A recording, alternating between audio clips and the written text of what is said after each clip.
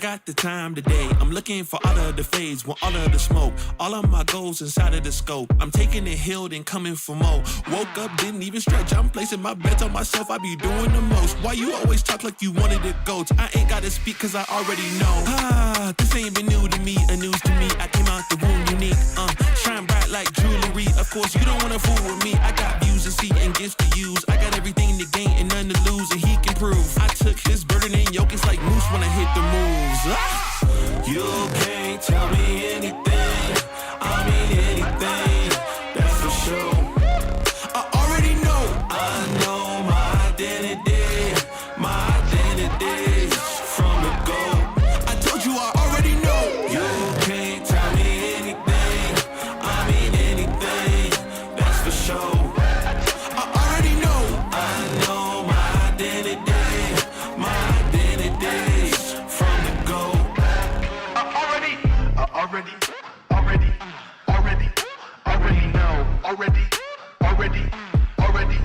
Already know. I already know.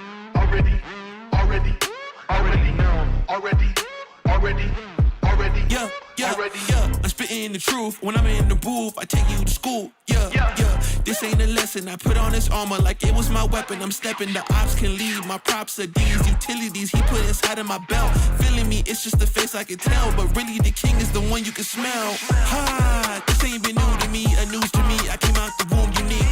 Shine bright like jewelry. Of course, you don't wanna fool with me. I got views to see and gifts to use. I got everything to gain and none to lose, and he can prove. I took his burden and yo, it's like moose when I hit the moves. Yeah. You can't tell me anything. I mean anything. That's for sure.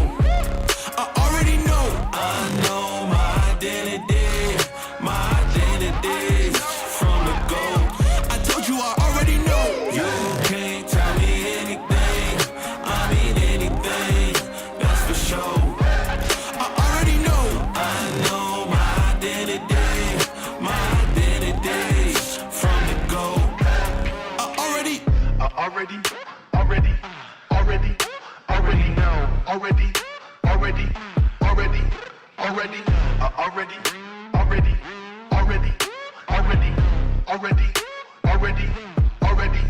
Already know. Nobody's safe. Nobody's safe. Nobody's safe. Soon as we step out the cage, we raising all of the stakes. Make no mistake, either you stay in your place or we putting you on a plate. Look at our face, we put the fear in the dirt. We had to struggle for change, pick up the pace. We put in infinite work, that's why we stay getting paid. Y'all running late, we moving on to the next. You still been stuck in a phase, there's no debate. We draw the line in the sand, we say it straight to your face. They underrate, till we put the team on our back. We took the city to state, what it's gonna take. Another S on our chest, another beat in the grave.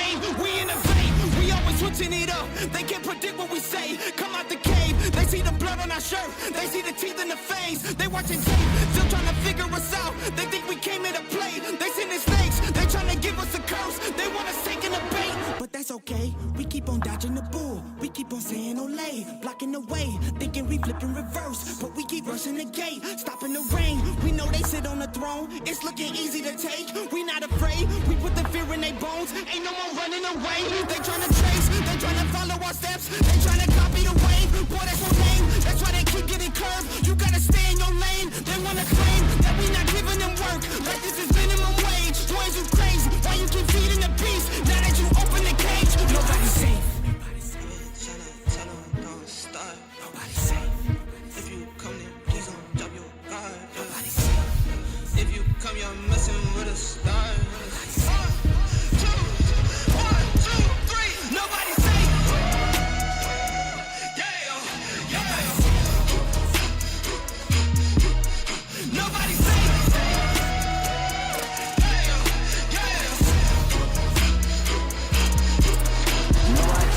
For my folks, for my mama and my pops. I don't care if you the cops, anybody could get boxed. If you aiming for my head, then you better take your shot. If you miss, then this fist gon' be cleansing your clock. I don't care if you the press or the feds or an op. If I stretch out these hands, then prepare to get rocked. If your friends said that you had a chance, understand that they tried.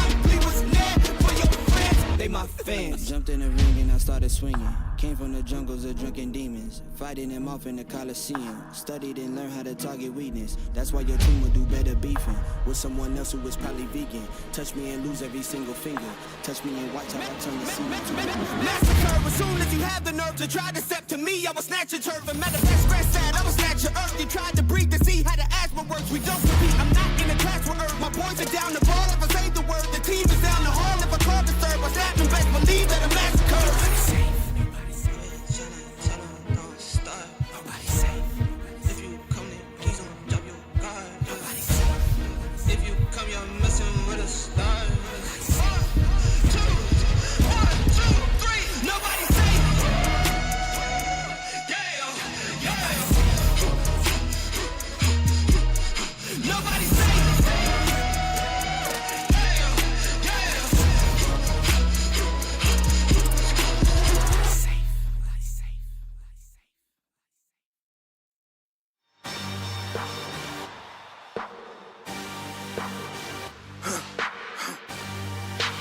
For the victory lap though.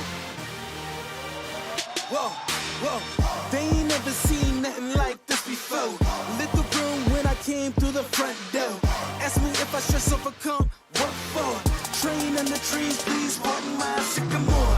Touch burning sands, cross lands and stormy shore seasons in the year, yeah. Ain't no challenge for champions and chain no fear. Yup, the champ is here, switch gears. We keeping haters in the rear. At the blood, sweat, and tears, and my goal so near. I see my victory so clear. I see my victory so clear. And today, we break through. And today, we break through. And today, we break through. And today, we break through.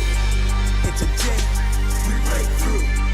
And today, we break through. And today, we break through. I know it's lonely at the top, but that's not by speculation. But the position that I got, I climb too high to fall, way too hard to drop. Stop clocks on the speed bag. Every out under pressure, no jet lag. This is greater than trophies and saluted flags. Titles of fame, the cost is paid. Yay, I carried the cross I made. Dealt with the dealer, baby, the hand was played. New level, next stage. Learn to lead it to legend. Now tell me what's my next stage, yeah. I said the champ is here, switch gears. We keeping haters in the rear. At the blood, sweat, and tears, and my goal so near. I see my victory so clear. And today, we break through. And today, we break through. And today, we break through. And today, we break through. And today, we break through. And today, we break through. And today, we break through.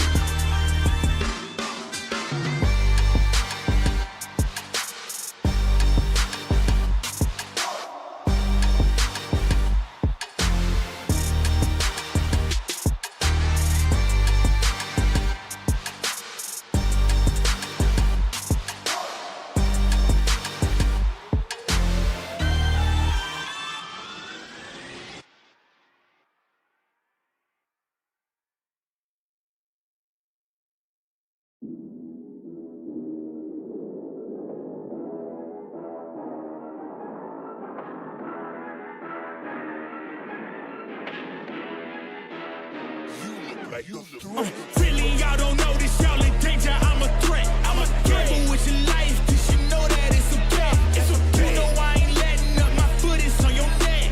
Take my word for it, it's a promise and a threat. Really, y'all don't know this, y'all in danger. I'm a threat. I'm a gamble with your life, cause you know that it's a bet. It's a bet. You know I ain't letting up, my foot is on your neck. Take my word for it, it's a promise and a threat. I ain't never really wanna flex my gifts, but I think it's my time. Let me check my wrist. You can never get my shine, I'ma keep on grinding till I reach the top. When it's just in my jeans and I ain't looking back, cause I'm feeling like Chris, bro. They can never slow me down, but they need to hate me, now I'm feeling like Chris. Rock with the team, cause you know that we winning, we with it, we going, we flowing again. I might just go by a Benz, I might just blow my advance, whoa. I did it all for the feeling, alive but I'm making a killing. I'm gonna break every ceiling, cause I need a million, but I don't need need your money, you can pay me in respect. Cause once I do it big, what's to follow is a check. I need 100 bags, nothing more, nothing less. And the ops feel away, cause I'm next, I'm a threat. Oh yeah. Really, y'all don't know this, y'all in danger, I'm a threat. It's a gamble with your life, cause you know that it's a bet. It's a bet. You know I ain't letting up, my foot is on your neck. Take my word for it, this a promise and a threat. Really, y'all don't know this, y'all in danger, I'm a threat. It's a gamble with your life, cause you know that it's a bet. You know I ain't letting up, my foot is on your neck. Take my word for it, this a promise and a threat. I ain't been feeling spectacular, flow so sick it's hazardous. Y'all still suck like Dracula. Sip this beat, let's back it up. And I don't care about critics cause they talk too much. And I know that I gotta keep on grinding, finding myself. I ain't gonna stop until I know I had enough. Mama, I made it, I know that they see me. I'm popping these bottles just like I'm a genie. I'm glad that you made me. It's all in my DNA. I'm up my chips like I'm working for Frito-Lay. And bet the bag on myself. I don't do this for my health. Every threat is a champion. Got the title, need a belt. I don't need your money, you can pay me in respect. Once I do it big, what's to follow is a check. I need 100 bags, nothing more, nothing less. And the ops feel away, cause I'm next, I'm a threat. Oh yeah. Really, y'all don't know this, y'all in danger, I'm a threat. It's a gamble with your life, cause you know that it's a bet. It's a bet. You know I ain't letting up, my foot is on your neck. I don't take my word for it, this a promise and a threat. Really, y'all don't know this, y'all in danger, I'm a threat. Gamble with your life, cause you know that it's a bet. It's a bet. You know I ain't letting up, my foot is on your neck. I don't take my word for it, this a promise and a threat. Still young spits, but you call me young boss. Eating real good, so a man's gon' floss. Got my weight up in my view real posh. You a frisbee man, so that mean you get tossed. Got a new clip, studio in the back. Numbers ran up, had to spit it with the chaps. Realest in the city, in my record, I fact. But your man's only chat when he do it in the raps like Spot go lost and don't really care what it cost them. You don't wanna cost them. My lifestyle awesome, couldn't decide if my gal want it too, so I bought them. Don't run trap, but I run up a check. Run, do it real big, gotta one up the next. Point to the sky with the run up, I'm blessed. I'm young, rich and black, so you know I'm a threat.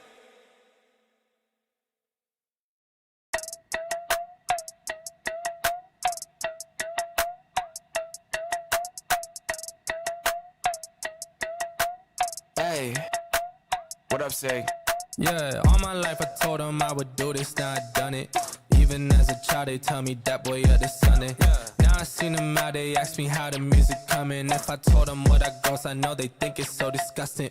Told them matter of fact, I said I'd rather not discuss it. Seem like every day I got another check that's coming. Training for a marathon, I'm building another pace, but I ain't have to train for this shit. Always knew that I would run it. I came too far for a grown man to tell me how to get mine. How y'all still talking, I don't listen, I swear we never align. Y'all ain't never done it, still give advice, I don't take directions from the blind. Just stay on my job or y'all unemployed, I told them go and apply. That's some real facts, but they won't listen, don't take opinions, y'all only give them. They crash on the road now, but I stay my line, I was always driven. Had to get it out, tunnel vision. Steph Curry, man, I'm never missing. Back in the day, I was in the office, now I'm getting paper like it's done to Mifflin. All my life I told them I would do this, now I done it. Even as a child they tell me that boy you're the Sunday. Now I seen them out, they ask me how the music coming. If I told them what I goes, I know they think it's so disgusting. All my life I told them I would do this, now I done it. Even as a child they tell me that boy you're the Sunday. Now I seen them out, they ask me how the music coming. If I told them what I goes, I know they think it's so disgusting.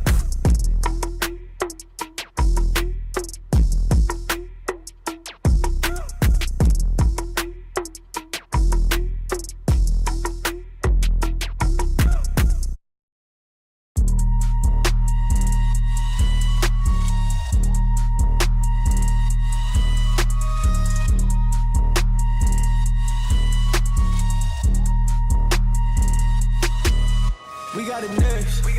That's how you finesse. We come for they next. We come to collect. Did it all on my own, yeah. When it brought it back home, yeah. Now they calling my phone, yeah. But I'm all in my zone. They not a threat. Tell them reset. When they at they best. We still not impressed. Did it all on my own, yeah. When it brought it back home, yeah. Bought a watch with the stones, yeah. Caught them watching my throne, yeah. Ain't no one doing the shit that we doing. Ain't nobody moving the way that we moving. Hop out the Sprinter and shoot us a movie. We pull up to Paxton and get us some jewelry. Rocking the newest, but that shit ain't new to me. Watch how I do it, you think that it's two of me. They just be fluffing and that shit is foolery. Coolin', but that shit ain't cool to me. I'm as hot as it gets, yeah, they not on the list. Took a shot of success, hit nothing but net, yeah. Said they hit the rim, changed up my number and took out the SIM. I'm on my hustle, I'm back in the gym. I can be humble or I could go in. I go for the win. We got it next. That's how you finesse. We come for they next. We come to collect. Did it all on my own, yeah. When it brought it back home, yeah. Now they calling my phone, yeah. But I'm all in my zone. They not a threat. Tell them reset.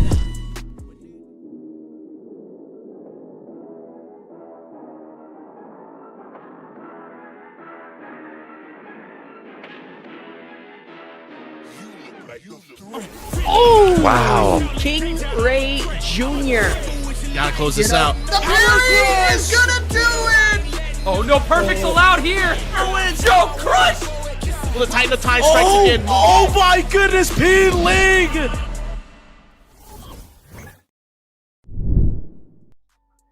Welcome back, ladies and gentlemen. We are here. Breakout Fight Series. Let's go. Week number 75. I'm going to do the old school intro. Sorry, stars. Mr. Leapfrog back at it again. Hopefully for good. My fault. Kept us late here. That's totally on me. But tonight, blessed us. UBL. How you going? How's it going, man? Feeling pretty good. You know, it's gotta be a interesting week. It's been an interesting day. It's been gonna be an interesting bracket, I think, for sure.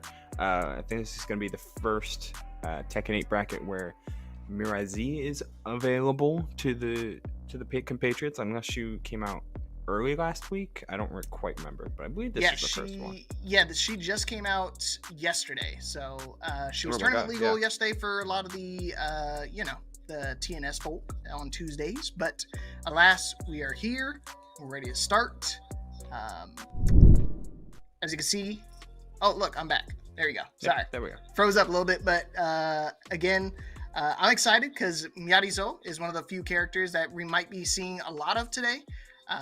Monthly top 5, you can see right now, kind of crazy spread of characters. We had a lot of Warongs, a lot of Lilies, Asuka, Leroy, Steve. Is there anyone surprising to you that you didn't expect to see in our top 5? Leroy, right off the jump, right? Like, you know, Warang, Lily, Asuka. All three of those are not only strong characters, exceptionally strong characters, but also relatively direct when it comes to what they're good at, or in the case of Asuka and Hwoarang, kind of they're good at everything. Steve is not unexpected, though is a little bit out there of a pick, but generally a very positively seen character. But Leroy was like, he's not seen anywhere. Right. And that's where I try to tell people, like, North American Tekken has always been like kind of a toss-up for like what people are feeling, because we see Joe Crush from TNS. Normally we're seeing him on the Jack, and then obviously just winning TNS recently on the Kazuya. So definitely a mixed bag. We're going to have to see what people are going to kind of lean towards. It's just a vibe type of deal. Because, I mean, I was talking to Stars just a minute ago. He found his new main. He's no longer mainless. You know, finally got the Miyarizo, and he's going to be rocking her forever. I mean, I'm going to try her. I've been really enjoying her. I've only played her for a couple days or for a couple hours. And, you know, I know the simple sample 4 combo, but at the end of the day, she's still a lot of fun. Yeah, and I think that's kind of the hope that you can have for any character on release, is that, people are going to pick her up and going to have fun messing around with the character, especially for the first DLC character that's brand new to Tekken as a whole. Like, all you can really hope for is that she's a lot of fun, she has unique mechanics that you can thrive off of, and some cool tricks that you can pull off, namely the wall cling, the unique like stance, staff stance that only really is effective on hit or block. It's one of those stances where you can't raw go into it, so you got some flexibility there. You've got at least some technicality and execution requirement, and most importantly, she's just gotta be fun. Mm-hmm. I think you hit the nail on the head. I think fluidity is something that not a lot of people talk about with certain characters.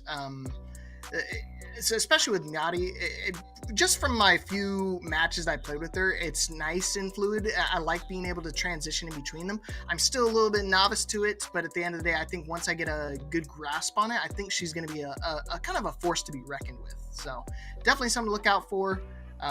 Again, my apologies. I had lasagna in the oven and it started boiling over, so my fault. Not Awful gang. Can't let that happen. That's a crime. But I think we got our first match up and ready. I think we got Pharaoh Zone and was that Kill Zone Ant?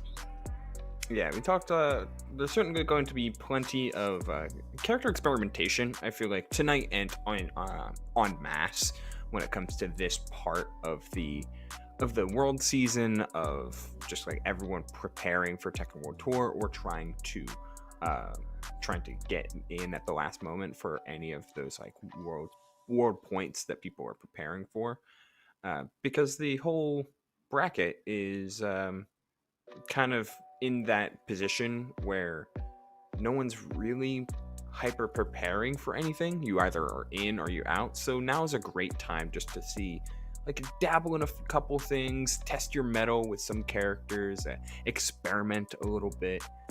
So hopefully we see a lot of players on a lot of I told Medusa, I said, like, I mean, now is the time to do it. Just throw out the character. Who cares if you lose? Who cares if you win? It's just it's a game at the end of the day, and especially when these are free to enter every single week, it's definitely good time to get your experience, get your reps in. But let's see how Killzone wants to deal with Pharaoh Zone here on the Jin Kazama.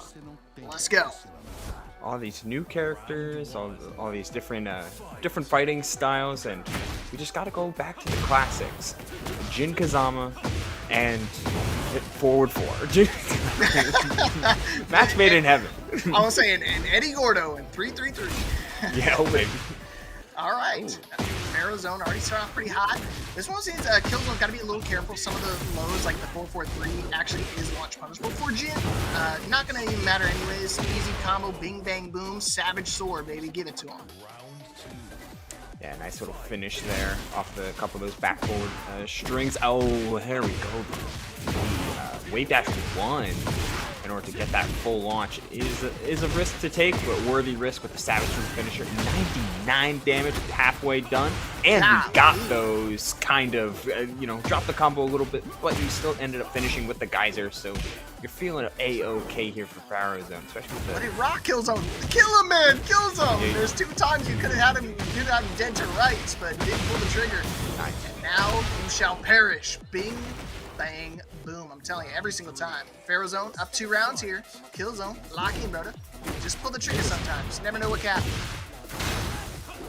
Oh, I love to see the awareness from Pharaoh Zone. And a couple of facets, right? We're seeing, like, the 3-1 into median line, a wall ender, block on that low, counter hit. We got the pickup? Not quite getting the pickup. Okay. Off the 3. The good thing is he didn't die, because, I mean, I would say launch punishable, boom, just throw it out. I'm telling you, you never know what can happen. Clean wall spike, gonna do the regular wall combo, still is already a low wall spike, so not gonna be able to get a big off of it. But hey, just throw the big moves out, you never know what can happen. Beat smash, locked and loaded, maybe he's gonna throw it out. Gonna go into the manual stance transition. I don't know why you try to go for that, man. 1-2 into that, you're just asking to get picked up and picked down. 3 rounds straight for Pharaoh Zone, in the zone. Let's go. Yeah, mostly picked up, picked down, and literally picked apart, it felt like. There was so many instances where Pharaoh felt like purely confident enough to sit back, pause, and check on so many of the attempted block strings that Killzone was attempting to set up, and you can't really have that. Dude, if anybody knows about pause moments, it's definitely me. So it's definitely something I got to look for when I'm playing in the future. So that way I can try to optimize my approach a little bit. But we go from a big stage like the beach over to the boat. Let me drive the boat. Now, this only really benefits Jin in a lot of ways. Jin wants you to have walls. Jin wants to be wall accessible at most parts of the stage. He's not a character that he's a character that can do a lot of things well, but his jab game is markedly less than his mid-range game. So yeah, that's the last place I want to be, right? Is back to the wall, especially against a hungry Jin like Pharaoh Zone. So definitely gotta keep your eye out for it. The thing is, I feel like Eddie, not really known for a lot of lateral movement, but still able to make his move. Pharaoh Zone, gonna go for a setup. Oh, goes for the Zen low, but out of range. Close but no cigar. Oh, tried to catch in with the wave dash, trying to get some movement going. Unfortunate sidewall combo, missing that Zen 1+2 again. Nice. Really wants that setup. Oh, you got those? Oh, no. I think Not it was the like, down jab. yeah, it was like a weird angle. Sidewall saving lives! Goodbye. And you were talking about how the walls is exactly where Jin wants to be. And he's right at home. You're going straight to the Shadow Realm, my friend. Welcome aboard. That's gonna name my boat. If I ever get a boat, that's what I'm gonna name it. The Shadow Realm? Yeah, man. That's peak, actually. Mia isn't invited, though. Or Asherbot. Y'all gonna have to take a little tugboats inside. Oh my Again! Just letting it rock. That's confidence, man. You gotta have it, especially you got the two. Okay, Zenshin set up off of the Devil Step. Oh, look at all these bus frames. They just don't stop. And then Sim cleaning up with the 2-1 finish all over that man from the word go. All right. Hey, one more time. Oh my gosh, another you counter. tried again. He just knows exactly when to press. That's why he's been catching a lot of the QCF1s. Finally, Killzone has a chance, has an opportunity. That's all he needs. Aquara! Here we go. Let's go. Majinka. Majinka! Do it again. Oh, he almost got it. Oh, shoot. The handstand that time tries with the forward 4-3, ends up paying off. That's it. Yeah, you're not going to get a high wall splat off of the Zen 1 there. One last chance, Killzone. What you got left in the tank? 4-4-3 gonna get ducked. Gotta look for an opening. Try to step in plus frames straight into the hell sweep, of course. It's the Jin Kazama way. Main character energy, main character buffs. Buff Jin, right? He doesn't need buffs, but he could stand on not getting nerfed anymore. Low key. He's fine. Like, literally, he's fine where he is, I think. From, like, a overarching current power level. Now, in Season 3, if they want to nerf the whole cast, I'm down. But, like, if they're planning on trying to keep the game around this power level, I think a lot of what we saw from Jin there showcase from Pharazone on that Jin showcased, like, where the strength of the character lies, how you can set up appropriate positions to accentuate that strength, but most importantly, a lot of those openings were created because Ant wanted to press just too soon into him a lot of ways. Most of the strings we were seeing from Pharazone, he was committed to the full string, like the back forward 2-3s, you gotta let both rock. And luckily he was able to find a counter hit on the 3 to continue, but if you let the whole string there, you lose your turn. It's a tough balance. I'm glad you noticed that stuff, because like those little things, like that's why he was so dominant that entire set. And it doesn't look like he was just repeating the same 4 moves over and over again. He could have. He definitely could have, but he definitely mixed up the approach a little bit, just kind of caught him with a couple of different counter hit opportunities, and just knew the timing pretty well. So gonna be paramount for the matches going forward. So Pharazone, I believe he made top 8 a couple weeks ago when I commentated, so looking like he's gonna do it again if he keeps playing like that. Good to see an early start. Always a fan of some Mishima play. There's a lot of good ones, a lot of fun ones, and I saw Zilla lately being on the rise. Zilla's actually in the bracket too. Another one. Hell, love to see it. Yeah, we got a pretty fun sweet bracket here. 55 players across the board with some good names, some classic names. R&B, the Real Nasty Beetle, logging in their own Jin. Peeling, of course, RV Chris, some consistent attendees. King Servbot, shout outs to our own Breakout series, doing a great job running these every single Wednesday. Just about 75. We're creeping closer to that big 100. Yeah, dude. I can't believe I was there for number 1. And we're here at 75, man. You know who was with me on number 1? It was Asherbach. So it's nice to see that we got the same familiar faces. Craze has been doing a great job keeping everybody here. Stars, as per usual, holding it down on production. But Mia, I'm not doing that. The only people I would keep off my boat is like you, Asherbach, Servbot. I would invite UBL and Nathan and 5-4. 5-4 is a good. Yeah, he's cool. Oh man, now that you say it, I see a pattern here. I'm doing like that. I'm doing the Sergeant Dokes right now. Star, I don't remember what you look like. Yeah, you're good. I don't. I mean, he has a cool button up. Like, he has a really cool Hawaiian shirt. You got to see his swag. He's got the exaggerated swagger of a black teen. I didn't exclude them. No. Yeah, Stars is. We'll see. Depends if he puts me in Shadow Realm or not. If he doesn't, we're good. He'll be invited. Oh, okay. We're good. He said I better be invited, otherwise it's straight to the Shadow Realm. We're good. Always respect production, chat. When you're sitting in these chairs, always respect production. They're invited to the boat. Yeah, like me, like Brickman could come. Grey Crow can come. You and Hoodless, bro. You guys are taking the tugboats. I'm telling you. That's the nicest shirt you own. That's kind of sad. That's unfortunate. A Hawaiian shirt? Come on. It's a cool one. It's like was it like a ghost probably a great Pokemon shirt. type? Oh, that's sick. Oh yeah, I've seen those around. There's like on the Pokemon typings, too, with, like fire, water ones. Yeah, those shirts are great, but like. Yeah, I gotta get me one of like a Vaporeon or something, and then we'll be good. Yeah, there's a water one. I'm pretty sure. And I think there's like just an evolution. I don't mind about like the I don't care about the water types. I just want Vaporeon in particular. Okay, I know what you want. No. Hey, you know what I actually want? You know what I actually want though? I want y'all to claim these Matcherino codes. Exclamation point Matcherino. My bad. Get those codes claimed. We're down to 44 codes left. Oh, look at that! It looks like there's double. Is that a hundo? Oh snap! We might have 100 codes to claim. Stars, is that real? I'm claiming my code right now. Am I just blind?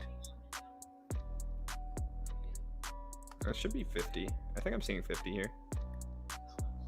Oh, okay. 50. All right. I got excited. You know, back in the day, if you guys are a real Tekken head, when you used to watch ICFC, that they used to get a full 100 codes. So if we can get up to 100 codes one day, that'll be exciting. Yeah, that would be pretty sick. Matcherino is just like, it's one of those things where it doesn't feel like it's a great contributor, and it always feels like they're just perfectly in sync with a bunch of brackets to just be an easy way to help contribute to an event, right? Whether it be the staff or the players. It's a quick donation code, 50 cents, and if you want to do more, by all means, it helps out everybody involved and makes for a great time. So shout out to Matcherino, shout out to Breakout. I'm not bald, and I can read perfectly fine. Two things there. Appreciate it.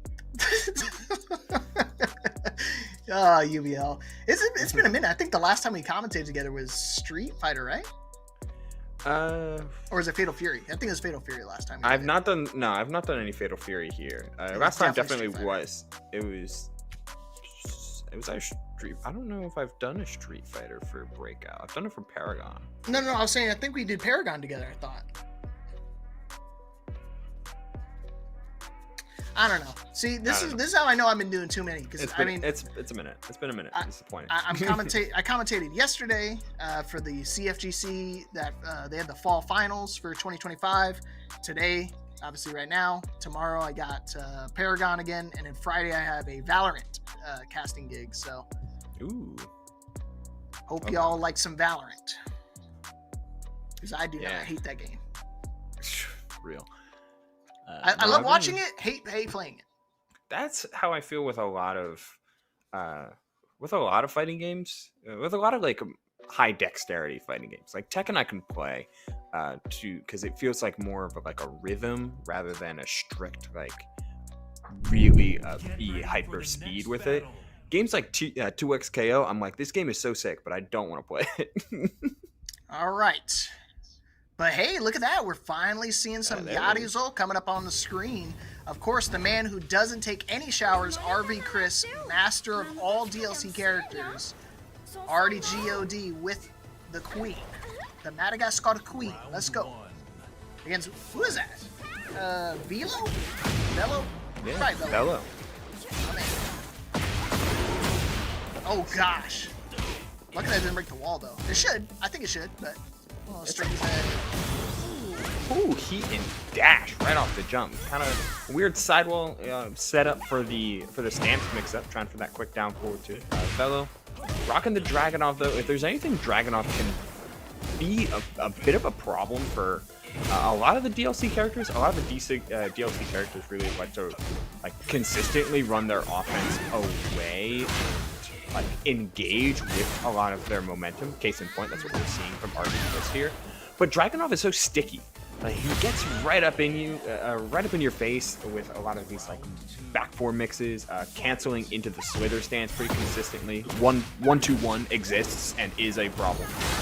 Yeah, I think this is one of those few characters. I think Dragunov has really lived to the test of time. He's been getting nerfs from here and there.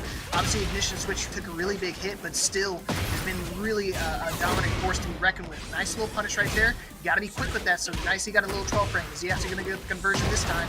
Yes, sir. Don't take the wall. Yeah, going to keep the wall pressure in a great spot in the corner with heat. Yo, he's threatening. I'm just waiting for it. There it is.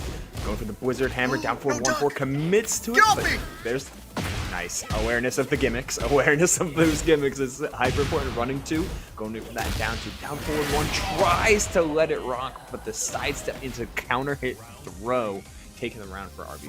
Yeah, it's totally unique with this character though. When you get the throw break, you actually can, if you're close up to the wall, can get a little wall jump.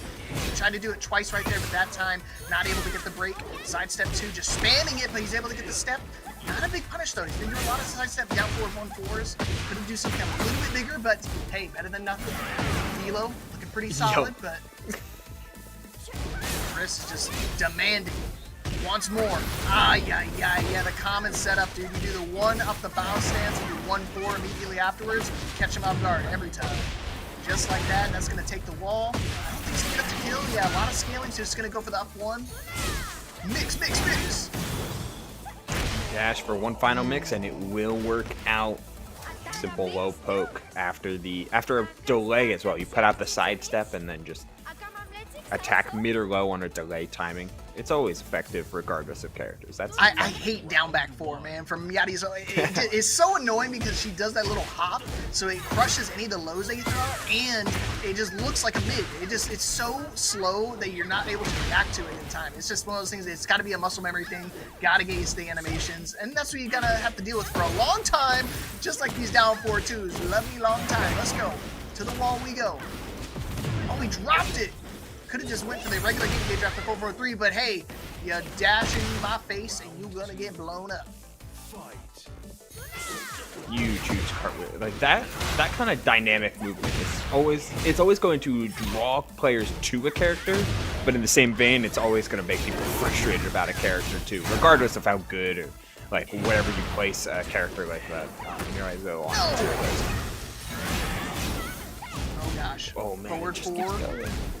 Another crazy thing that not a lot of people are. I know Chris is definitely gonna take advantage of that. When you forward 4-2, you can actually choose the direction you want to swipe the ball. So depending on which side of the wall you're on, you can really take advantage of that. Not gonna take the heat engager. Knew it was a low wall splat, so didn't want to let anything big happen. Now you got to deal with the bow. Oh. 14. Still has heat. Got to use it at some point. No. You're not gonna be able to. You can't go an entire round without drinking that blue Gatorade. It is just, it's the mechanic of the entire game. Gotta spend it. Gotta quench your thirst here. Set point for RB Chris. Sheesh. Oh my gosh, the big swinging snake fists from out of nowhere.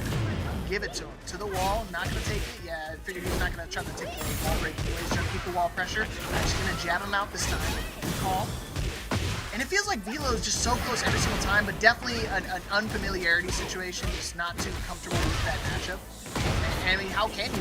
The character's brand new. If you didn't buy the season pass, guess what? You waiting a whole another week, buddy. Give it to him. Yeah, you get a couple guaranteed. Well, the Blizzard Hammer's guaranteed. The hatchet kick was certainly not. Oh man. Find a huge hop kick. Last hit scenario. No. Just took him to the wall with the claw. Real scrappy match. Velo is definitely showing some good signs of life, but at the same time, it's just one little counter is all Chris needed to kind of run away with that match. Yeah, those are the tricky ones when it comes to learning a new character or learning a new matchup. First and foremost, is like you end up pretty easily falling into their pace of play. It feels like, and Chris, all he was doing was like, let me play jabs, so let me play my heat engagers, let me try and really take advantage of the bevy of mental frames I'm getting, because clearly you don't know what the proper punishes are, and I'm just gonna start swinging and taking full advantage of that. That's the good part about brackets like these. You get to learn, but at the same time, it's gonna feel rough. Just seeing all the animations, I see you're calling out there, Leith. It's like, you see all the animations and you're just not familiar. Yeah, again, it's definitely one of those things, like, nothing to scoff at Velo. I think is one of those things. If he played Chris's Clive, something that we've, grown accustomed to, or even his Armor King, I think we definitely would have had a little bit different of a score line, different results at the end of the day. But still, we're going to have to learn at some point. I try to tell people, you got to rip off the Band-Aid. You got to just start learning. Just hit the YouTube videos. I know Foxhound's already hit every single move in that list, and he's already been testing me. He's been telling me I got to learn some Malagasy, so that way I can start talking about move pronunciations. I'm like, dude, you're lucky I even get the notation right. Hey, as long as you keep the general idea straight, like side step left, right, 1, 2, 3, 4, mid, high, low, you can heat engage your heat dash. You get there eventually. Yeah, I try to tell people, and when you're commentating other games, man, it gets real confusing sometimes. You start mixing up notations and stuff. Like Fatal Fury does like their notations with like numbers. I'm like, bro, max number I know is 4. Anything beyond that, I'm lost. So it's totally unique to each and every fighting game. That's why I've fallen in love with Tekken, because it's so easy, but it's so complicated at the same time. Yeah, it's a combination of a few bits rather than trying to rename everything. 1, 2, 3, 4, left, right, up, down. More or less, keep it simple. Yeah, I was gonna say, speaking of complicated, we got another Leroy Smith on the screen. We haven't seen that in a while. My man True to King hit me up on DMs just to tell me, he's like, hey man, I'm not from Venezuela, I'm from there. I'm like, thanks man, not a TO. Gotta live. Oh my god, round 1 staff? What? That's a Leroy player right there. Yeah, don't need it, I guess. Want to take this first round, heat smash in order to get the Hermit mix. Quick check, tries for the down jab. Trying to look for the duck right there. You're gone. Oh no. Oh, guaranteed. He didn't do anything. He just froze. Oh no. He even did the harder pickup, right? Like, he got the full launch off of the 3-hit string. It's like, all right, we're there. We're locked in. We're ready. And then no combo. Just wasn't. Okay. This time we got a combo, right? Yeah. This time we're going all the way to the wall, even. Are we? Should have just done regular down forward 2-1 or something just to get the extra wall distance. But either way, DW in a really good spot right now. Not able to get the tornado. A little too far. Oh man, marching him down. Whoa! Sidewalking again. Luckily ducked. Oh, Jaguar step saving lives. Oh, the boy. parry. And now we play the one final mix. Oh, chooses to sidestep out of the stance. I love the option of foregoing a mix-up is always so powerful in a game where you're almost so ready to guess. I respect the effort. Yeah, it's one of those things, like the Hermit stance is so strong, you have to respect most of the options out of it. And when you're respecting it, he's able to get that lateral movement. Hey, you can't lateral movement this. Tracking all of his throws right now. Gotta pay attention to that. Tijuana Twister, what's the mix now? Oh, the raw attempt at a Jaguar sprint. Not gonna find it. Got a solid conversion off this, off the low block. 51 damage, finds the wall, and what a counter hit. Gets a full wall splat thanks to the heat already being engaged. Sidestep, heat dash, checks with the mid that time, and a DW flipping the script, taking the 3rd round. Yeah, man, 3 rounds straight. It's one of those things you rarely see people get the proper punish for the Jaguar Sprint 4. That one puts you grounded, so you have to get something that kind of floats them out of there, and you're able to kind of still get the pickup on the conversion, and DW did it perfectly. He's done this a million times. GOD number 2, don't you know? when you're up there in ranks with Leroy of all characters, you gotta expect all the tricks and all the traps to be shown off there, and just those little checks and the amount of stagger, especially that Leroy can put you in, especially in heat with the sidestep 1+2s and everything of the like. As out of Hermit stance as well, all aspects and all avenues of that Wing Chun stance, fighting style rather. Like, it can put you in a lot more. You're not as negative as you think, but by playing off those negative frames and sort of zoom, you can take full advantage of a pretty large amount of mental frames that you can. Yeah, it's one of those things, dude. Like, again, the mental stacks we talk about time and time again really do start to add up. Try to go for the throw, not going to work. And another round 1 staff usage. It's one of those things, like, when I see Leroy players, I mean, we don't see too many of them particularly anyways. Yeah, just go for the easy combo conversion. Oh boy, please don't mess this up. Running Exploder, of course. But yeah, it's one of those things, like, you rarely see Leroy players use the staff to begin with, but to use on round 1 is super confidence. Yeah, I mean, you might as well, right? I guess the overarching idea is you're just never anticipating such a one-time use resource to be used so frequently. It's the same idea with, like, Heihachi's Warrior Instinct. You're never expecting that when they're like half health or something. So sometimes that mix-up is like, sometimes that alone can be a mix-up, is what I need to say. Yeah, mix on mix. Okay, is able to successfully survive the heat, but not going to be able to survive the round. DW, we got Da King and Da W right now, locked in. You see DW just really taking advantage of like King's, lack of quick little poke tools. Yeah, they're just keeping on him like glue, like Gross. white on rice, forcing King to either overuse. Whoa! Nice Jaguar step, baby. Give it to him. Full charge.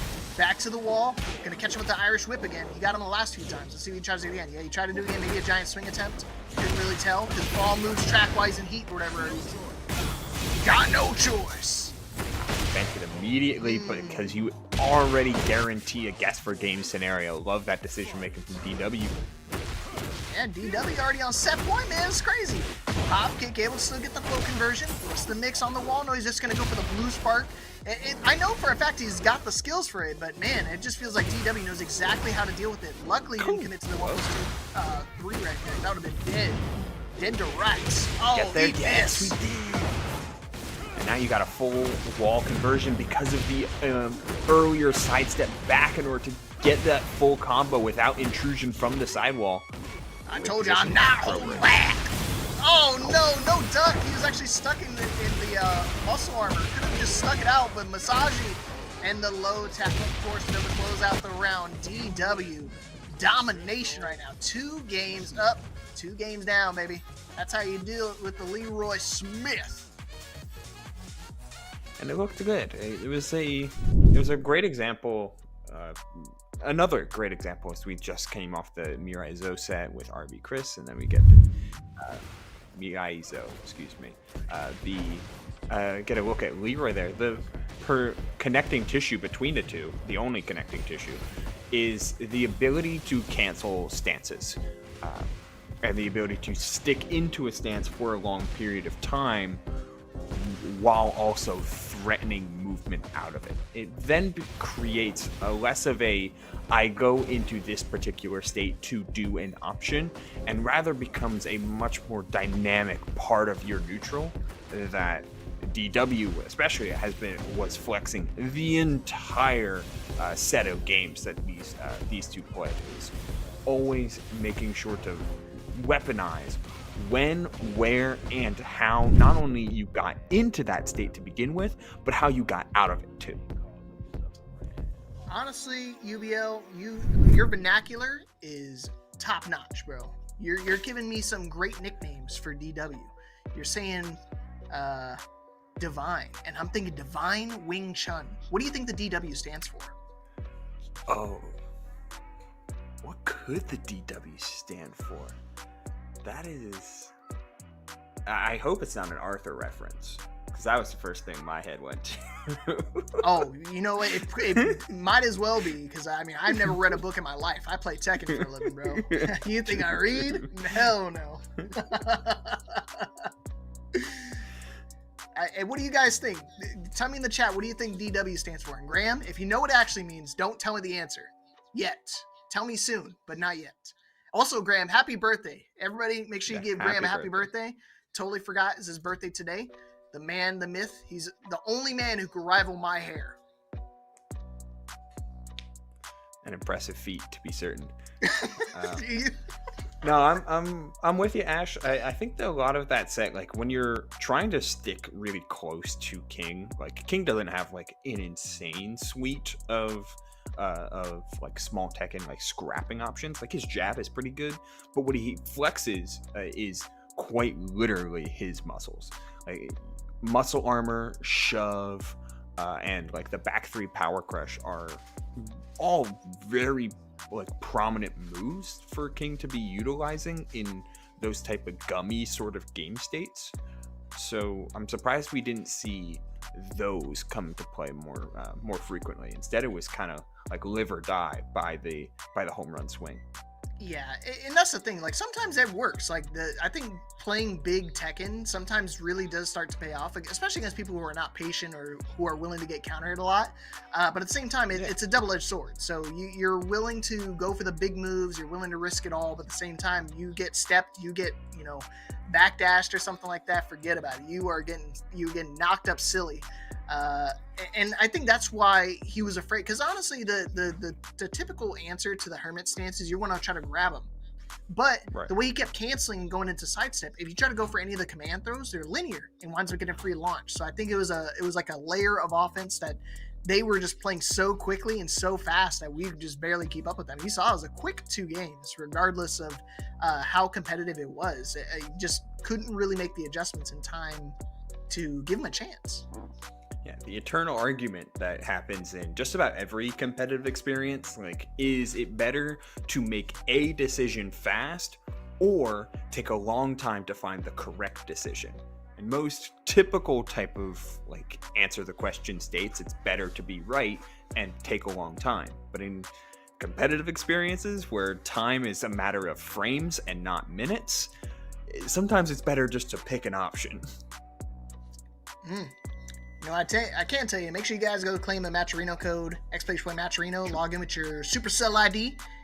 If you got one of those, it means you play Clash Royale or Clash of Clans or Brawl Stars. And either way, make sure you add me. Or Google, YouTube, Facebook. If you're really old, get those codes claimed for us, please. Oog the Legend up next against Neolas. That bear picture is crazy. Rah! Rah! And then the other one. I'm sorry, what? That was her sipping the coffee. I promise, I was only the coffee. Finally, we get the new stage, bro. I love it. Ooh, Bow Horizon. Yeah, the Baobab and the tree in the background. It's right. Big nature fan over here. Love those type of trees. And you know what? Big fan. After Azucena's massive changes out of like the first initial version, where running 3-2 was like a war crime. Seeing Azucena now, she can still be frustrating in a lot of ways, but I think they made her gameplay a lot more of that type of like striking MMA style with the different hops, parries, and bombastic, like flashy approaches and step shooting. It's pretty interesting. 100%. Honestly, I think a better way to describe it is she went from decaf to regular coffee from season 1 to season 2. I think now she's a lot more viable in tournaments. Definitely something to look out for. We have a couple different really strong Azucena players like her, like Neolas, Q-Tips, and the Gooner himself, Gojo. Dang! Electric underneath the high! He actually might be dead. Oh no, not with that guy. Yeah, couldn't get to the wall. Needed a little bit different, but hey, you still pick it up. Alright. Looking solid, 1 round apiece. While I'm yapping, you guys are duking it out. Look at Mash. I love it! Look at that! The G-Clef! 1-1-1 for the win. bit early in order to pop that heat burst, but you do want to threaten some heat dashes, and of course, Bear Electric. It's a difference maker. Got full conversion. It feels like Oog's the only difference making he's about to make is he's going to wind up landing on one of these. He tried it. On his back. Way your back bent. That's an endangered species. You gotta be careful. The Bear Twin Pistons. This ain't endangered twin pistons. Go for the unscaled ender. Try to go for the Not throw. again. The backswing blow, saving lives. One more time, and he's gonna go for the low out of stance. Good call right there, Neolas. 2 rounds to 1 here. Now the sun sets. Finds the throw. That's so far twice that Neolas has done the backswing blow in kind of a running scramble like that. You gotta see if they commit to that option. Sometimes insistence is worth it. Nice pickup off that trade. Hey man, I try to tell people, persistence always outweighs resistance. They can only block that move so many times before they finally get caught. Ooh, luckily you just done a low parry there. That is launch punishment against that duck. So, still in a driver's seat right now, able to recover quite a bit of health. And indeed, twin pistons again, looking for the whip punish. Play solid till you don't. Uh-oh, what's the mix here? Going for the mid.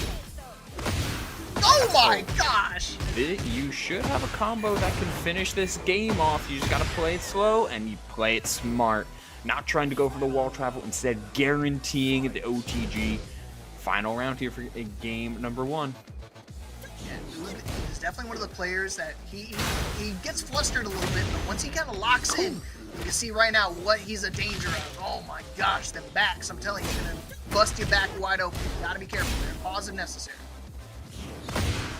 Electric! Give it to him! Play solid till you don't, UBL. I told you this. Can't mess around with that. Guaranteed OTG one more time. Power crush, and then lets the wall rise and rip. Try to go for the backswing blow, but unfortunately he's already ready for it. And that's the thing. I think if he was a regular, regular neutral probably would work, but going against a hunting bear, last thing you want to do is try to swing into it. You're just gonna. There's so many counter hit options, so many great moves out of hunting bear. I think it's one of the most underrated stances in the game. Yeah, it does a whole lot. Not only can it evade highs, some highs, not all of them. The bears are big, but evades some highs, opens up a bevy of powerful options, including a heat engager and unbreakable throw that removes all gray health. Of course, the immense damage it can convert to unscaled at the end of combos. Like the hunting bear stance is flexible and powerful. What has been killing me about Oog though is his usage of QCF21 a lot though. Like that's been a pretty flexible and like well integrated part of his kit. Yeah, that is the play solid till you don't move. You just throw it out randomly and see if your opponent is willing to pay attention for it or try to duck it. Because he has the low iteration as well, but right now, don't talk about any iteration except the P on my screen. 7 gold letters right now for Diolos. Solid. What's that flag? Jamaican? Jamaican me crazy. Ah! Jamaican electrics, baby. I think that was a direct punish to your joke, actually. I can feel it. So go ahead and punish this. Boom! Perfect right back. Gotcha! I like it. I gotta make a joke about the American flag now. Can't do that though. Go to jail. Yeah, that's illegal. No, it's not as bad like the UK. At least I won't actually. True. Nah, just enough time. Oh, we're letting it rip again. Oh my goodness. Oh, that told you play solid till you don't. Oh. Back one. Don't do it. +2. Sticking in that hunting bear, and yeah, we're just gonna put him out with the 2 jab. Ew, why did it look like that? Like her hand was like sticking through the bear's paw. That was a weird. Somebody get a screenshot of that. Cool. Flip the table. Oh, 1-1. Not luckily didn't let it rock. Okay, never mind. Time. You just gotta wait for those nice words on the side of the screen. Counter hit, and then you see tornado right after. OTG hunting bear going to spin the guard break. It was a guess for a game, but we're changing the questions at this point. No trade confirmed that time, but it's a final hit. You still have a massive amount of heat available, a heat engager that you know Neolos was trying to set up for, but Uga is not interested in letting that game continue. When you have to press into him, that means Power Crush gets all the more devastating. Yeah, Ooga Booga, go back to Madagascar. Crazy stuff, man. Nice job from Oog the Legend. Locked in, knew exactly when Neolos wanted to try to close out that round and was able to kind of power crush every single time. It's the, I don't want to say it's like it's, you know, invented by the Pakistanis, but it's really popularized. It's like one of the checkmate moves. Like if you try to do anything to try to open up your opponent, you're just met with a power crush. And as long as you have enough life, you just guarantee yourself a win on that round. Yeah, the Pakistani playstyle kind of lends itself to flexible use of parries and power crushes. While there are so many other types of play that are typically seen in like Latin American styles, where you're trying to be like overly aggressive to never put yourself in those situations, or European styles that are willing to play more movement focused and take smaller whiff punishes to chip over time. Korean focus, which is all about perfect defense into optimal conversions, finding those the one precise opener off of like defensive play.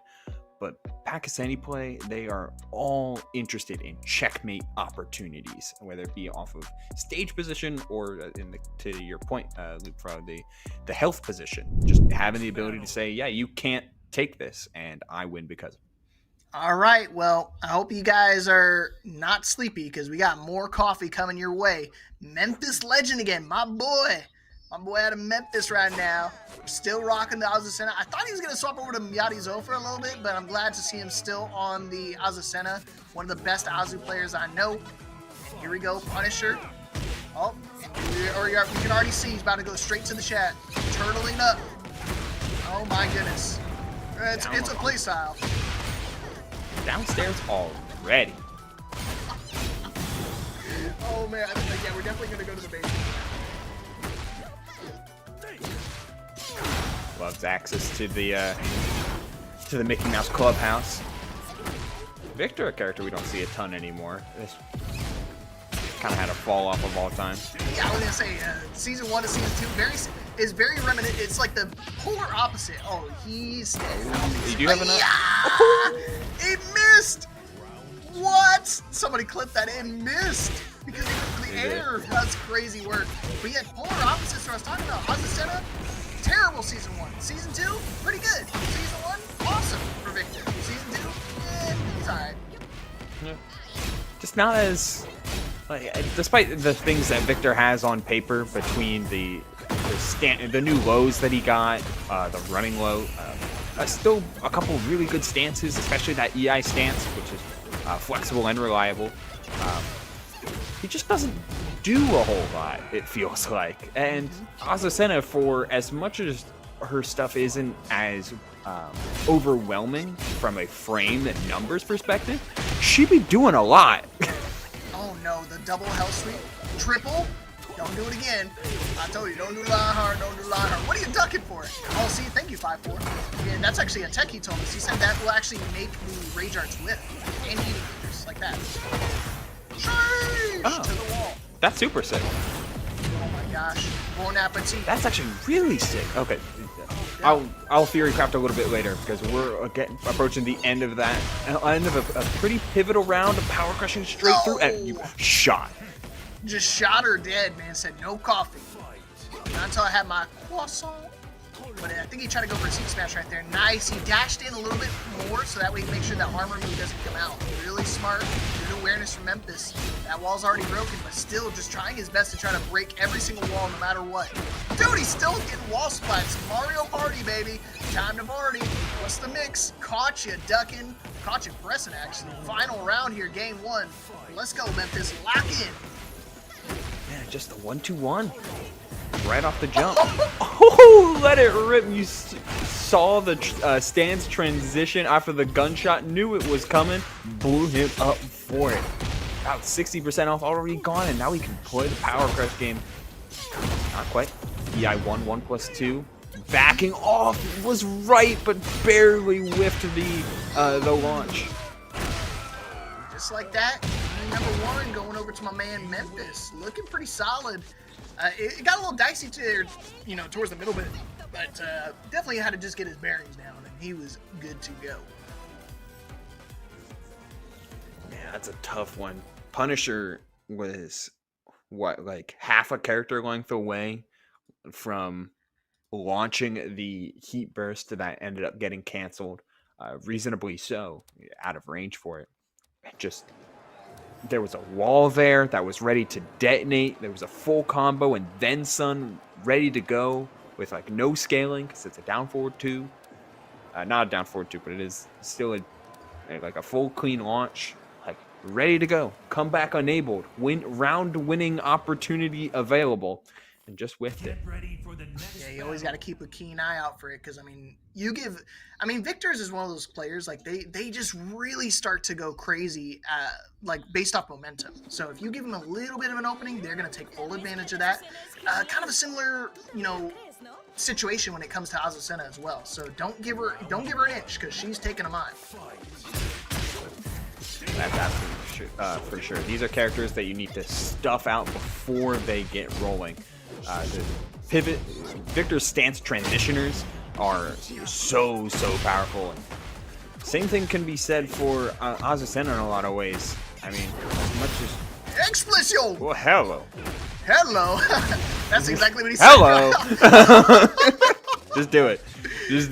It's safe, right? So might as well do it while you're in heat. Take full advantage of it. Yeah, only safe in heat, but when you got an opportunity like that. Yeah, you might as well use it. Take notes, 5-4. Just throw that crap out. Ooh, nice combo conversion. Does he know where the wall is, though? Sheesh. Yeah, a little too far. One of the bigger stages, man. I was surprised when I loaded into it. I was like, man, where are the gosh darn walls? They are everywhere. They're like so far away. I think it's like a low-key balance. It's a low-key balance aspect. Like Tekken 8 wants there to be walls on every stage, but this game is sorely missing more bigger stages because games go too fast with too few critical decisions with the moves stages like the boat stage. As good as those can, as much fun as those can be, they're boring quick, right? Yeah, things just happen too quick and then the game ends. But a stage like this, there's a whole lot more room to reliably play your counterplay. Yeah, man. You're talking about it already. Too fast, too furious. Don't want the game to end too quickly. Not able to get the punish that time. Not quick enough. And that's what I was talking about. You duck or dodge that gun shot. You gotta be really quick on the launcher because he has so many moves. Dropping the combo off the counter hit, but either way, I think Memphis still in a good spot. He's ready for it. I don't know if he ducked it or sidestepped it, or maybe he was out of range. Good call from Punisher though. Random down forward 2C. Run up, stance cancel. Got the low. Explosion! Okay, punish it? No, that's what I was talking about. You gotta be quick with it, straight into the heat smash. Punisher, living up to his name, running up and punishing you bad. You've been a naughty girl, haven't you? I don't think that's what he sounds like, but I don't speak French. How's your French, UBO? Non-existent. Parlez-vous français? Pardon. Gesundheit. My man. All right. Yeah, no, that was good. Like we started off at the beginning. Like these are two characters that you need to stop from getting the ball rolling, because when Azucena is allowed to flex her Libertador stances in general, she's a hard character to check because you can't reliably jab her.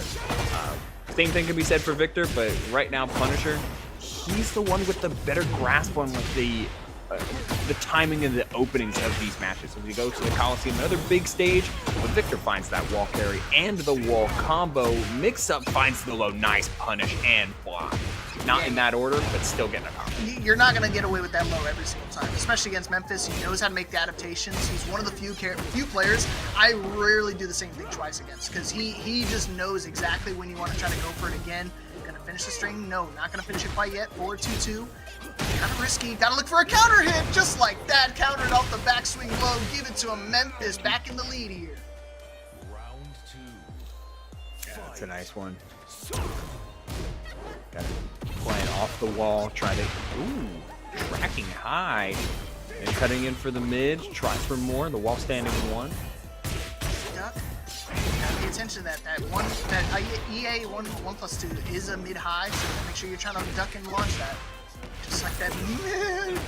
Almost turned to a sheep. My bad. I got excited for a second. 2 rounds up here from Memphis Legends.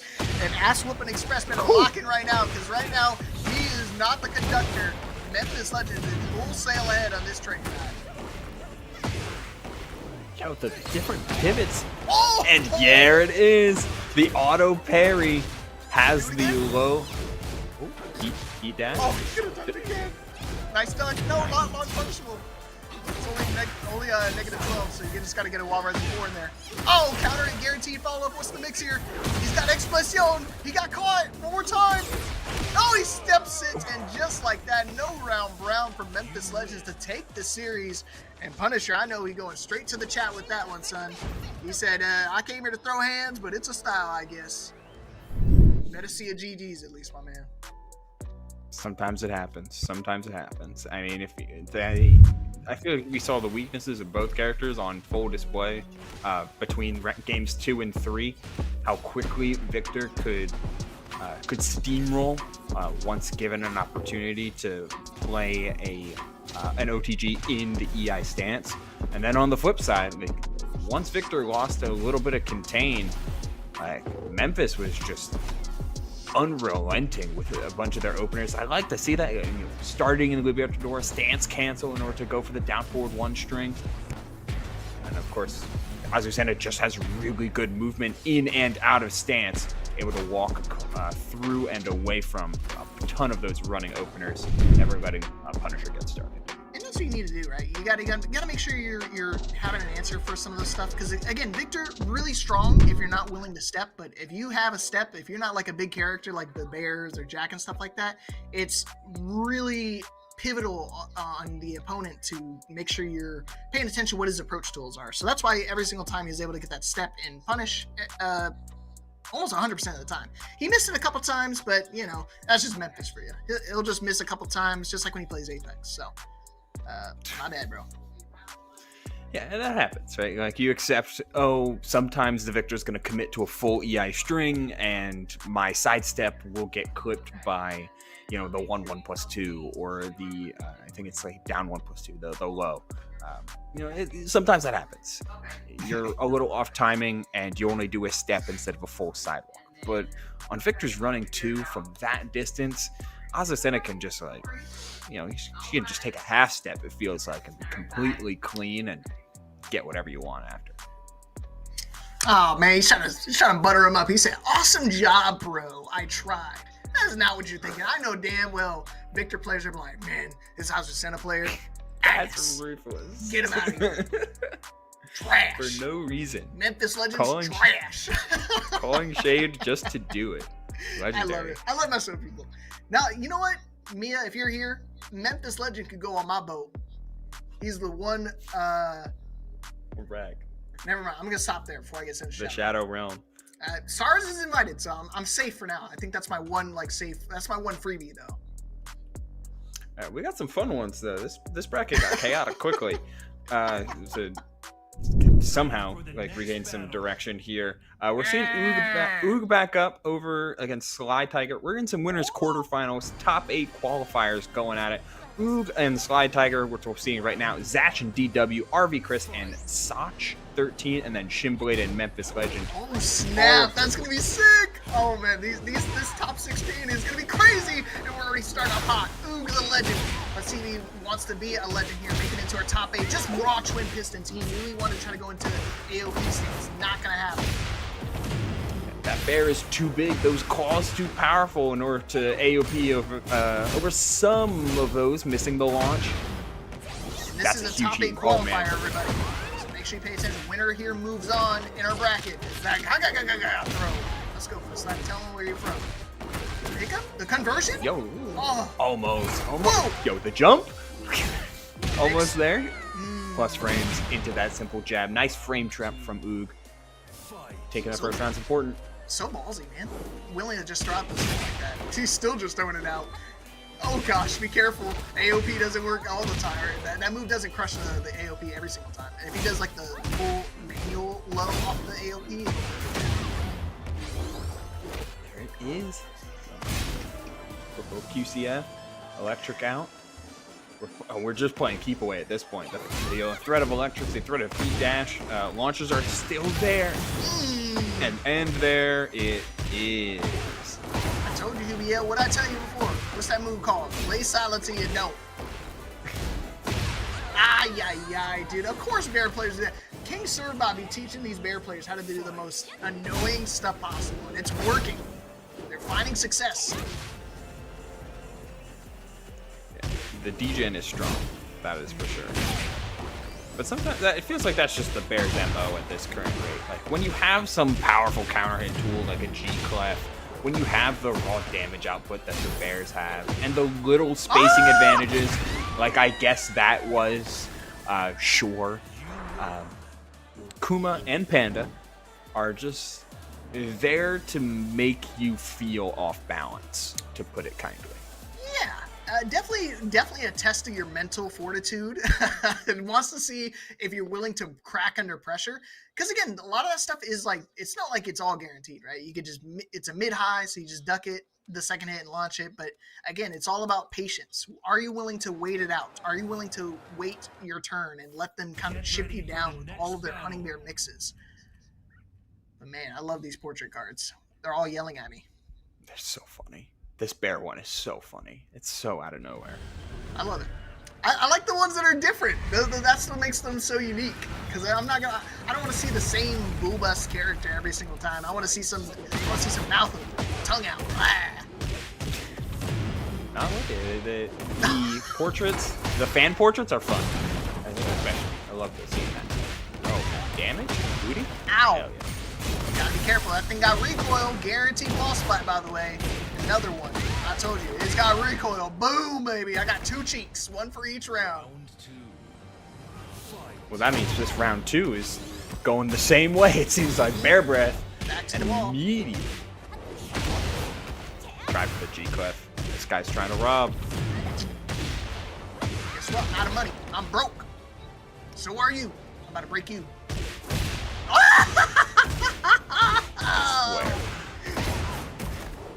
Oh, cool. Why?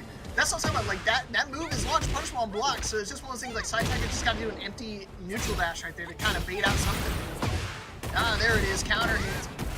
Guaranteed combo, heat smash. This breaks the wall. It should be dead. Oh, it killed him anyways. Round 3.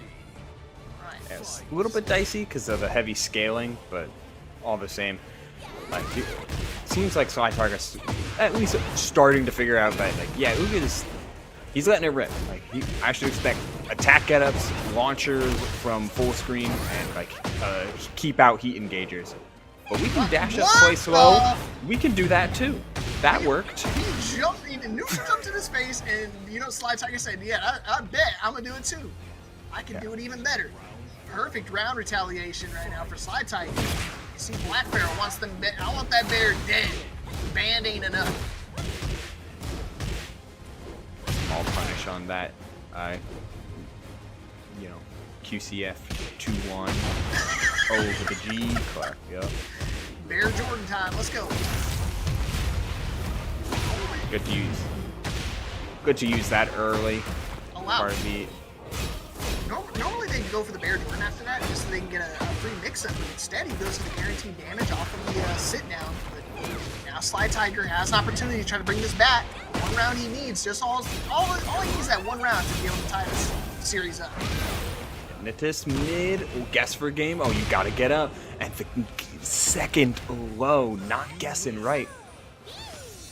Oog on the back foot. The win is going to Sly Tiger. The extra space helping out on the Phoenix Gate and starting to figure out at least a few of the timings that Oog was kind of hyper fixating on when it came to looking for big keep out and big call outs especially. But it's hard to call out a character like Zhao Yu too consistently because of the variety in movement and the AOP being such a problem.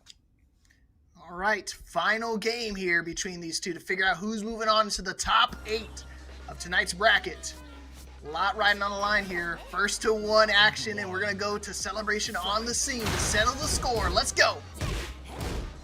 Oh, a small stage is perfect for Bears, but Xiao Yu is a character that can snowball just as effectively. We've seen the power of hypnotist stances in the previous game. Can we get that open? But it's so easy to look at the damn. Oh, and we can do it again. He could have got a tornado. Maybe. He could have just leaped. Oh my gosh, and Sly Tiger gonna mash his way out of the corner. Great option. Caught him pressing. Now what's the mix here? Oh, we got him again. Another wall ready 3. Oh no. And again, just anticipating the attack get-ups, whether it be the Bear unique one or the generic one, all the same, able to get routine pickups and resets.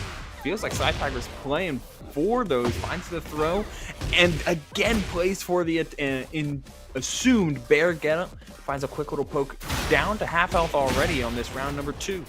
Yeah, I think Duke's definitely got to slow it down a little bit. There you go. That's what I was talking about. You got to do some Bear shenanigans, because one of those things, I think he was doing too many big stuff. Like, he always been doing his one-on-one or twin pistons the entire set, and eventually it's gonna, stop working because they're gonna start blocking. You see right there, spring kick not gonna work on me. Sly Tiger tried to get himself out of trouble, and again, that's where you gotta be careful. You want to press to get out of corners and get out of dicey situations, but armor, the checkmate, we spoke about it earlier, UDL. Yeah, now is the time to flip that switch. On both sides as well. Both sides have been playing up-tempo, high risk, high reward, let it swing, let it rock, and look for the big play. Now's might be the time, if you're really trying to change up, to pull back a little bit and use those defensive options. And Sly Tiger has that sidestep ready for a small conversion and a reset on this wall. One more time, the wall splat, finishing it off. All right, set point here for Sly Tiger to move on into our top 8. I believe we made it last week, so this will be 2 consecutive weeks here for Sly Tiger to make it into top 8. Let's see if we can make it happen. Great start here. Engage. Going for the low counter and no throw break. Bear players can't break throws either, man. It's just the whole Animal Kingdom can't break them things. Shot it through twin pistol and get interrupted. Trying to keep out jabs. Oh, God. 2-1, knocked down. Hypnotist makeup canceled. Oh, the defense is starting to play out real heavily for Sly Tiger. We're backing off. Back turn, nice check, but taking a little too long. The simple launch and simple combo will lead it to a simple finish. Sly Tiger taking game number 3 and the set along with it. That's how you make, dude. That's how you make adjustments, right there. That is textbook Tekken right there. That is beautiful.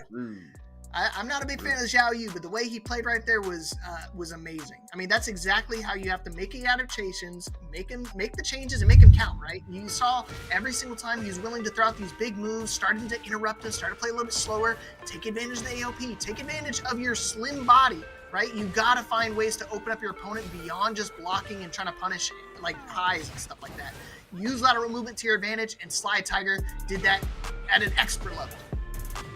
Yeah, that's what Tekken's all about here, Leapfrog, right? Like, what the game that Tekken becomes, 9 times out of 10, there are those rounds that just kind of happen where sometimes you get farmed, and that just happens. But the 9 times out of 10, it comes down to this war of the clock. And the war of the mental clock more than it does the war of any specific frame and frame perfect punishes. Of course, that always helps you get from the mid-level to the high level and the high level to the top level, being pristine with just what you can do at what times and just how to optimize when you can do certain things and what you're doing at those times. But the base value of the gameplay always is, how do I get my opponent to press?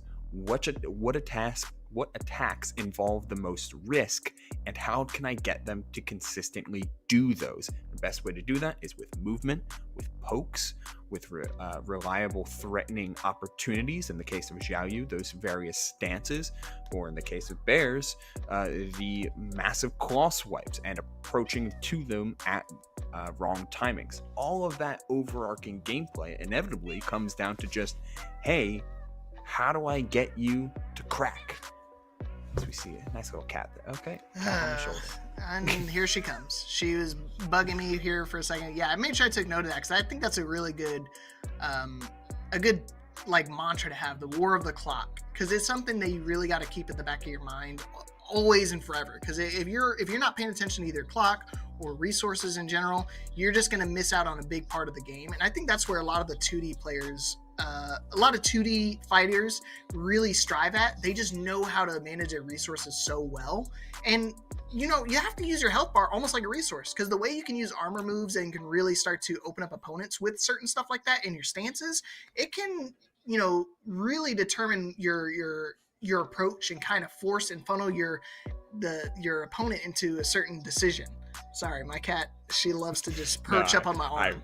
I love the instinctive, like, she is stepping too far, I gotta have the arm brace, the bridge. but you're exactly right. I mean, the way that Tekken plays, despite there being a bevy of safe moves, attacking innately comes with a bevy of risk for every character across the cast consistently. It's not like a Street Fighter where there's opportunities where you can put out a completely safe move, guaranteed there's no way your opponent can interrupt it, period, whether it be off of like a safe jump setup or even just a full screen fireball. Like, there's just no way that they can punish that type of opportunities. Bevy of fighting games has those, not Tekken. Every attack has risk. That's how I try to tell people, like, it's always a risk, and without great risk there's no great reward. So you got to do some big stuff sometimes. And I try to tell people, like Grey Crow, one of the students I'm teaching of the game, like, he's trying to play Jin and he starts playing so solid, like, on defense, but like he never really finds a way to open up opponents. And I try to tell him, like, hey, just start a house sweep, man. I know it's a big move, but guess what? Scary. You can kind of get in your head, man. No diddy. The Harada Arrow is there for a reason. We all can take a little bit more punishment now. Let the hell sweep rock. Try out that can. Those type of plays are important because they can allow you to facilitate your defense.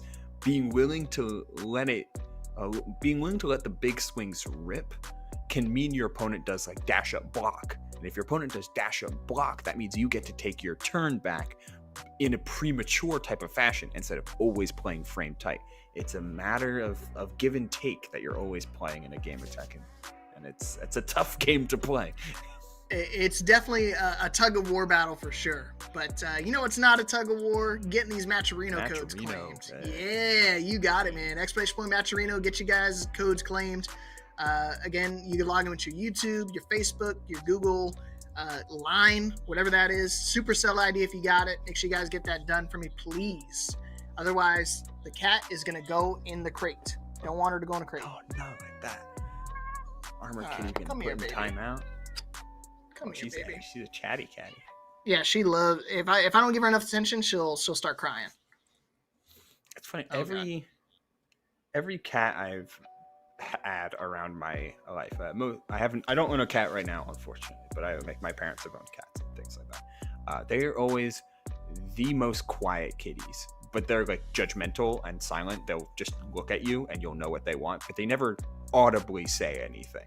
Oh, this one will literally beat me while I'm sleeping. She'll grab her paw and start smacking me in the face and wake me up so I can pet her. Oh yeah, they did that. They just never meowed about it. They would just be physical or visual, not audible. You're blocking the shot. So true. Get out of here, man. So real. All right, go. Oh my gosh. Ruining it. But hey, look who we got up next. We were talking about Leroy Smith being in our monthly top 5, and Lily. I think Asuka was in there too, right?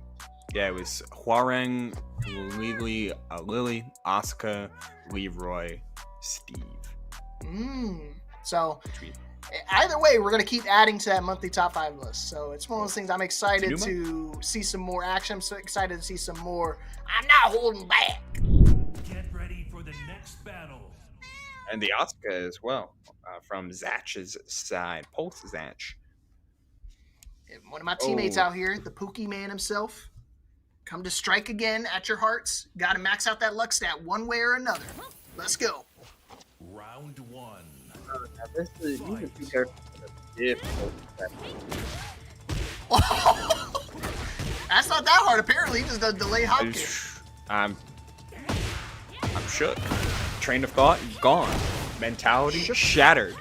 I mean, not Zatch's mentality's on point because he's the one that health lead at this point. But I mean, that's your opening play.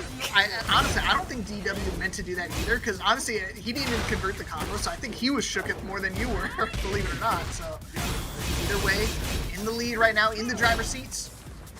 Ooh. Oh man, sidestep 2 again. Can't believe it. Okay, up 3+4.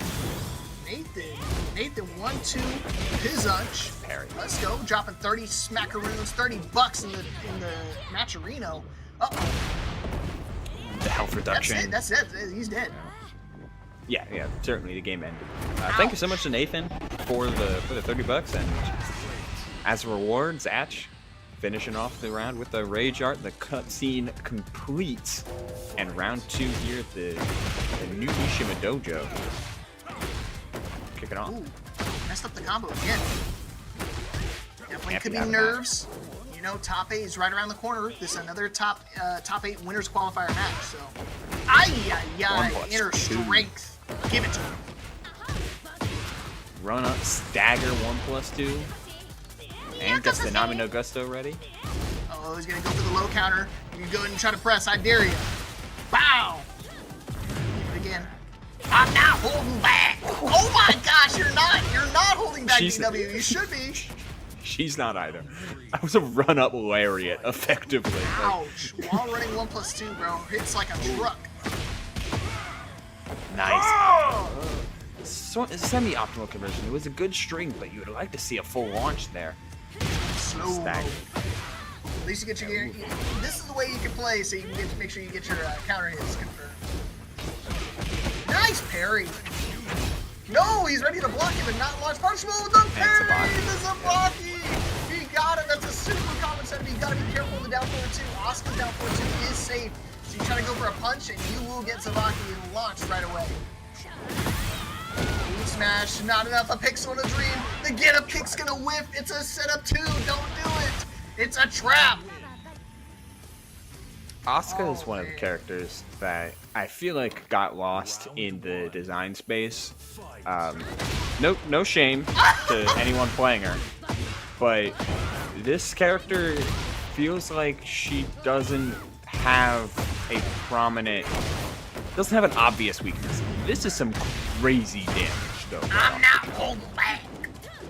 9 half health gone. Oh, he did a canton of it. Crazy. But hey, you know what? You say don't shame the Oscar players. I'm definitely shaming. King Ray, Zatch, they all gotta go. Oh! Clean wall splat, easy combo conversion, bing bang boom.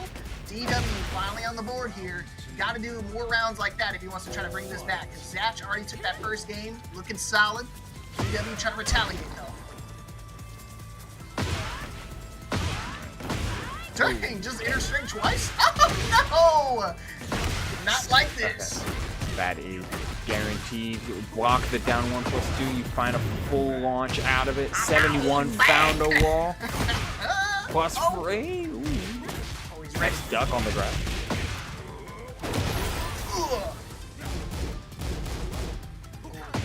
Press, luckily he was able to for the low. See, that stance a little bit longer would have caught him, just like this staff would. Up forward 3+4 just to get the kill right away. Good call. All right, one more round here for DW to tie up the set. A couple low pokes, trying to take back command of the set. Asuka again. Yep. It's a character that's hard to press into. That's hard to block against her too. Once she gains command with these Nami no Gusto stacks, the damage that she can apply means you need to even up the game. But then she hits you with a Sabaki or a parry, or that heat smash that's a low crush, and then the can immediately after. And how could you forget the can? Of course, low high counter launcher does 100 damage unscaled for whatever reason. Golly, to the wall we go. This Asuka champion is very solid. Oh, hello. He's gonna do it. Run up. She is. Ooh, he actually parries. Good call. He steps in again. Not even the big punish. No duck. Oh, don't do it again. No. He's going to go The below low this block time. was crazy. That guarantees the install. Going low with the wall rising 1+2 to try and finish, but a nice block. Oh, no throw break. The generic really caught him off guard. I think he thought he was going to go for another shifting clouds parry, but this time actually he's going to run up and get the throw, and DW was not ready for it. Maybe he had his fingers on the 3 and 4. The guaranteed opportunity for the nominal gusto, and then it's back on board. Big damage, down 1+2. Plus from you gain off those charge moves. We're going all the way with these down back threes, but the low parry. It's not a ton of damage, but it's a decent amount of healing. Oh, he steps it! Hermit! Yeah. Get back into it, old man. Here we go. The down back 3 is safe on block. I tried to go for the can, but luckily he didn't counter it. Counter it this time. Heat Smash is gonna do it! And Zatch moving on into our top 8 on winner's side. Guaranteeing himself at least a top 5 finish here tonight. Good stuff. Maxed out luck stat. I told you, man, those random cans were not getting punished. Even when he did get stepped, it just happened to go his way. Cameraman on his side, paying off the crew. Tisk tisk. Okay. The cans, the side swap off of it was like a high low. I don't even know how they whiffed each other, but Hermit Stance versus Can somehow swapped sides. 3D game that we play. Just a little bit of comedy, a little bit of tragedy, but all of it entertaining as these two went full on back and forth, swing for swing, haymaker for haymaker. But that's the type of game that Asuka wants to play. Not only is she great at throwing out massive haymakers and dealing a mess ton of damage, she's also great at defending against those same haymakers. As long as the game doesn't get too scrappy and too messy, and even then, she's really good in those game states too. Asuka has a lot of control over just the general tempo. Yeah, 100%. And that's why I get frustrated with it. You know, all jokes aside, she's a really strong character, and I still can't fathom why the Asuka players say that she needs more buffs. But I digress. Nope. And Memphis, please do not chime onto this. There's no team event. It is not a team event. It is a single 1v1 solo dolo event. This is not a team event. Stop encouraging her. No, 5-4, it's not. Not a team event. Get out of here. Memphis, don't you have to go play Shinblade? Oh, you're on stream. Never mind. Hold on. Don't play him. God dang it. All right, who we got next? RV Chris against Sack. 13. Leo. As another uncommon character. We're actually going to have a full unique character list. I mean, we would have had Kuma, Zhao Yu, Asuka, Leroy, Yariso, Leo, and then Steve and Azucena. So we're guaranteed a completely unique winner's side top 8. That's awesome. Not to mention loser side, which is slowly catching up. You can keep up with the bracket, !bracket in chat. I mean, King Servbot making a solid losers run, beating Swavy, King Rays, and Gabehart to currently sit at 13th, guaranteed 13th. R&B and Omega with an X, Omexa. Omexa is currently playing. Pharaoh Zone got put into losers early, but has since not dropped a game, currently also sitting guaranteed 13th. A lot of games happening, a lot of Tekken to be played between winner side and loser side, and of course all the way to grand finals. It was Real Nasty Beetle that put Pharaoh Zone into losers side. So keeping up with the bracket, but it's winners quarterfinals that we're going on to. And as you said, Leo, not as common as they were at the start of season 2, when a lot of the light glare and extra stance buffs that Leo got were amazingly tracking and did a absolute insane ton of damage, and like optimized Leo was going crazy. They toned that back a lot, which put Leo back into the more specialist type of area. Yeah, 1000%. Memphis, you're stupid, dude. I was looking it up, thinking I was thinking that like it was somebody random, And I didn't realize it was you. You're messing with my flow here, man. UBL's giving us some double jointed craziness right now. Holy crap.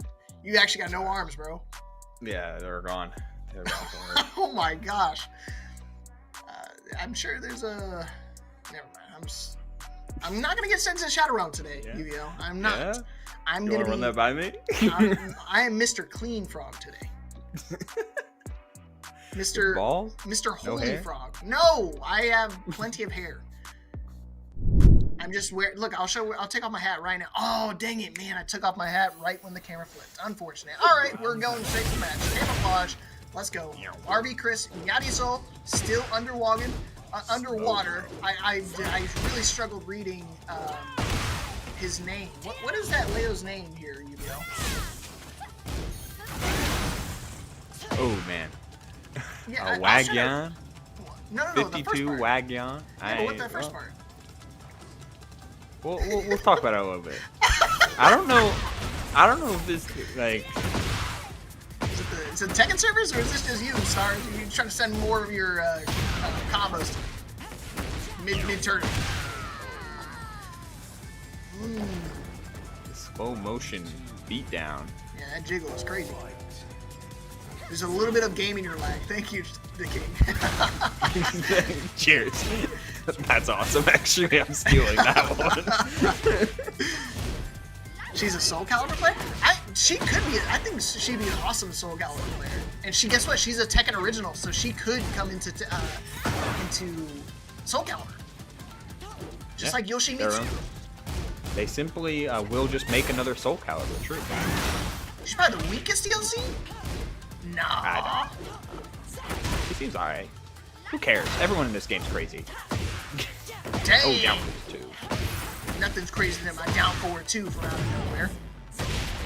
Safe down forward 2. No, not Leo's. Leo's is a negative 12. Leo's is not safe. The other way around. Mayadi Zo's is, for whatever reason. Yeah, that's what I meant. Talim assets? Probably. But I don't know who Talim is because I'm a Tekken 7 player, or a Tekken 8 player. So it's new to me. Even the back 3+4. Oh crap! You got a Setsu. Send it in the Discord, in the general chat. All right, back to the match. 2 rounds up here for Sack. He's definitely got the match of it. Seems like going against Yadi Soul. Oh, just kidding. Immediately ruined it with the 4-4-2-2. Make sure you're taking notes of all these combos. You're getting to see every single string. Every frame. Oh. Every jiggle. Nice. Keeping up with just the mid extension. Haha! Checkmate! You got him again. Yeah. Everyone always wants to get something started too soon when it comes to those endgame scenarios. The dangerous part about playing at low health is when you get to run up with no fear and do like run up grab or run up low. That's the type of stuff that can really put your opponent off balance. All the same, this is some RV Chris Mirezo. Full offense, nice side step, guarantees the wall flat off of that string, and a nice sidewalk to keep the combo going. 63 tornado, get the other wall here. No grounded hit, nice blocking. Dude, it's so hard not to try to slow down our commentary with the match as well, because it's like going so much slower than a normal match. So it's like we're trying to keep pace with it, not overspeed, and just like that below, not enough to kill. I thought it was gonna be enough to get the win right there, but it's okay. 4-4-2 from out of nowhere. Sock taking that first game, shutting them Yadizo down. I wonder if Ari Chris is gonna make that change. No, he's gonna make the full limit. He said, I understand what to do. Let me cook. Oh my gosh, you're back. Hey, how about we just not watch a full round and then just let the game play at normal speed? Oh, did it hear me? Nope, it didn't hear me. It did all that speed to catch up, bro. It could have just played at normal speed. Yeah, we either are at negative speed or ludicrous speed. There's no in between. Luda! Oh, nice step, dude. I swear, Sonic actually knows exactly when to step.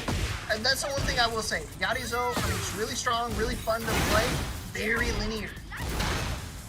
Yeah, it seems like a lot of these multi-hitting like setups she has. She has a lot of like jailing stuff between like 1+2's multi hits and things of that nature. But a quick sidestep on a lot, seemingly for most of the cast, can do it. You know, bears and big bodies notwithstanding. But Leo is not a big body. Okay. Man, Caught him out off the guard. mid. Hit him with the Mao 2. Look at these prominent setups, sidesteps. Like sidestep left pretty insistently on Sasha's part, and they're able to reverse field, get RV Chris right against the wall. No throw break here though. Generics. It sucks that the coolest one is a generic, man. I want the cool ones to be like the 1+2, but either way, RV Chris back in the driver's seat, trying to tie things up here. One more round is all he needs, and we're gonna go to a final game situation. But Sock, not out of this yet. Still could be in this match. Yeah, things can change at the moment's notice. Threatening these forward 4-2s, trying to stay at just that proper range where raw stance is also still an option. That's a lot. And forced crouch out of 2 of those.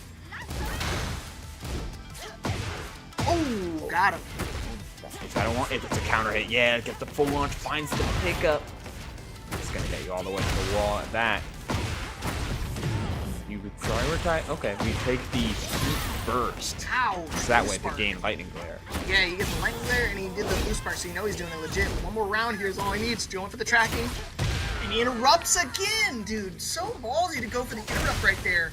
And just like that, Sock now on set point to move into our top 8. RB Chris, what do you have left in the tank, dude? You gotta lock in right now. Miatizo needs your help. Again, the sidestep left, sidewalk left at that point. Getting all the way by that running move. With the running 3 from RV Chris. Keeping safe. 1+2. Yeah, he's gonna do no 1+2 right there, just trying to catch him off guard, but no tap, no punish. Going for the sweep again. Luckily it's not counter because I think counter does launch for that one. Looking for the wall, for the break. Oh. I can't believe that whip. Another check. Man, Sasha's insistent on whenever they have the health lead, they're pretty insistent on mashing on RV Chris's like plus frames or any sort of like whiff opportunity. Putting it out. Oh, let the heat smash get spent. The mix. Oh man, 1+2 throw, had a Tekken right there, one more interaction. Oh, the big low, still alive. He's not gonna kill, even if he finds the wall here. Ah, he dropped it, trying to go for the 1-3 to get into the bow stance, but unfortunately, that was a crucial drop, and in the moment he needed it most, gonna come up short, and Sock actually gonna take out RB Chris's Miatizo and move on into our winner side top 8. And like I said, I mean, we keep talking about how crazy these character selection choices are for a lot of the North American Tekken players, and it's still gonna keep going, because now we have a Leo in winner side top 8. A Leo! Cool to see. Leo, I find fascinating as just like a character design. He's one of the characters. They're one of the characters that has like a lot going on from how they orchestrate a lot of their combos, like stance within stances type of stuff. But it's one key, one key state that you want to be in, plus the lightning glare, which is a lot harder to get outside of just being in heat state compared to some other installs. He's a character that I like seeing optimized in a lot of degree, and seeing a good Leo on display, it's a nice treat. All right, yeah, as well as I like seeing it. I like the uniqueness of both of the characters, so I'm glad we're probably still going to see more of both of these players, because I don't think RV Chris is going to be out quite yet. Still has an opportunity to make that top 8 in the loser side of the bracket, so don't count him out. Don't count your eggs before they hatch, but Serbot still has a long way to go to try to make this top 8, but we're going to the next match in the winners top 8 qualifier, and you can already see this is a gigabanger. These guys are friends. They've been friends for quite a while. They've played against each other several times. The one and only Shin Blade going against Memphis Legends. Let's go. Azucena Steven Fox. The character has gotten some pretty good placements as of late, if I remember right. Got placed well. Newman Shi just won that last TWT major event. I mean, I think people were kind of sleeping on him. I know Falcons obviously knew knew who they were signing, getting somebody like Newman Chi, but Shinblade has tons of videos on YouTube between him and Shinblade actually playing. Obviously, it's an online situation, so you have to kind of deal with that. But it just shows that he's willing to go the distance to get the reps in, to learn across oceans, across the world, to try to find out how to really optimize Steve to its max potential. Yeah, there was a Steve in the top 8 of the Tiger Uppercut as well, 2025. So good showings all around. I think you're exactly on point there, Leapfrog as well. Like Steve had a similar type of trajectory that Leo had, where it's like start of season 2 on the up and up. Everything tracks. That heat smash can just reach everyone from around the earth. Firefox Fury is plus 11, riding high. Everything's so easy. Lionheart is insane for at least the Tekken 8 Steves. The Legacy Steves were not a fan of the direction. But then a bunch of changes happened, and while the direction of the character got at least streamlined a little bit, the strength of it was definitely lowered quite a bit. Yeah, 100%. So, and that's where I think it really helps with a lot of the new players, like me, for example, because okay, we're gonna restart PC. Do you need to restart stream now too, Stars? Yeah, is that a restart of everything, or is it a restart of just the gaming PC? Oh, you have 2 PCs. My fault, yeah, man. Yeah. Sorry, I'm not rich like you, bro. I don't have 2 PCs. I was trying to find out, bro. No, but again, I really enjoy watching Steve play, or just new players in general, kind of dissect the characters. I think another example, I'm going to allude back to Joe Crush picking up Kazuya, one of the characters that people say is like, oh, it's one of the hardest characters to play. And look at him. He never played a Mishima before, went and dominated, won 2 TNSs. 2 TNSs, the biggest, fighting game online tournaments. And he won 2 of them with Kazuya, the character he's never touched before. Not hardest character, bro. He only need to use like 4 or 5 moves, and he really kind of opens up the opponent. Well, I guess the argument then, what is actually difficulty, right? True. Like, is difficulty how hard it is to execute the optimized combos? Is difficulty like frame perfect inputs on key moves? Is difficulty knowing when and how to orient a neutral game, where and how to position yourself? The answer is all of the above, of course, but like Kazuya might not be super difficult from like what he's looking for, I guess, because he's, you have Hell Sweep, you have Electric, you've got some good moves in between. Twin Pistons is a very extremely solid wall rising move. Everything kind of fits exactly where it should be. The hard part then becomes executing it. I guess it's a hard discussion. It's a delicate balance, right? You need to know. Also true. You got to know how to do the execution, but at the same time, you need to know when to use it. Because at the end of the day, you could perfect Electric. You could be a main man Swede all day long and do nothing but electrics, but you have to be able to know when to actually put those into a real environment. Because unfortunately, your opponent's not going to just stand there and go, hey, try to hit me with 6 electrics in a row right now. I want to see 6 perfect. No, they're going to be blocking. They're going to be stepping. They're going to be doing stuff. So it's up to you to be able to, navigate all of those different options. And that's what makes like all these different, like both competitive experiences, like various fighting games, or like more track-esque competition, like how speedrunning is so interesting, because you have players that are the lab monsters that go into it from a nitty-gritty type of perspective, training mode experiences to try and optimize everything. And in the case of speedrunning, that would be the routers, the players that are not interested in doing full speedruns, but are interested in trying to line everything up to see what would be the fastest. And then you hand it off to a player who's got a real good feel, either through some sort of developed skill or having a lot of experience of the game sense of it all, and knowing how to do those optimized things while also knowing when. And it takes a certain right place, right time combination of a right amount of information and a right amount of execution to have some of the best players, which was also in turn what makes the long-standing success of players like Knee so impressive, because they've been doing it for like decades. Yeah, and it's hard to have that consistency, because I think at the end of the day, what, Shinblade, what are you doing? Playing the Miyagi-Zo? I did see him a bit. I was kind of lurking in his streams from time to time. He was on Miyagi-Zo for the last couple days. So let's see if Memphis has got the lab knowledge against it, though. What is this Azucena outfit? We got the Court Jester up against the default outfit, but with a pixie cut. All right.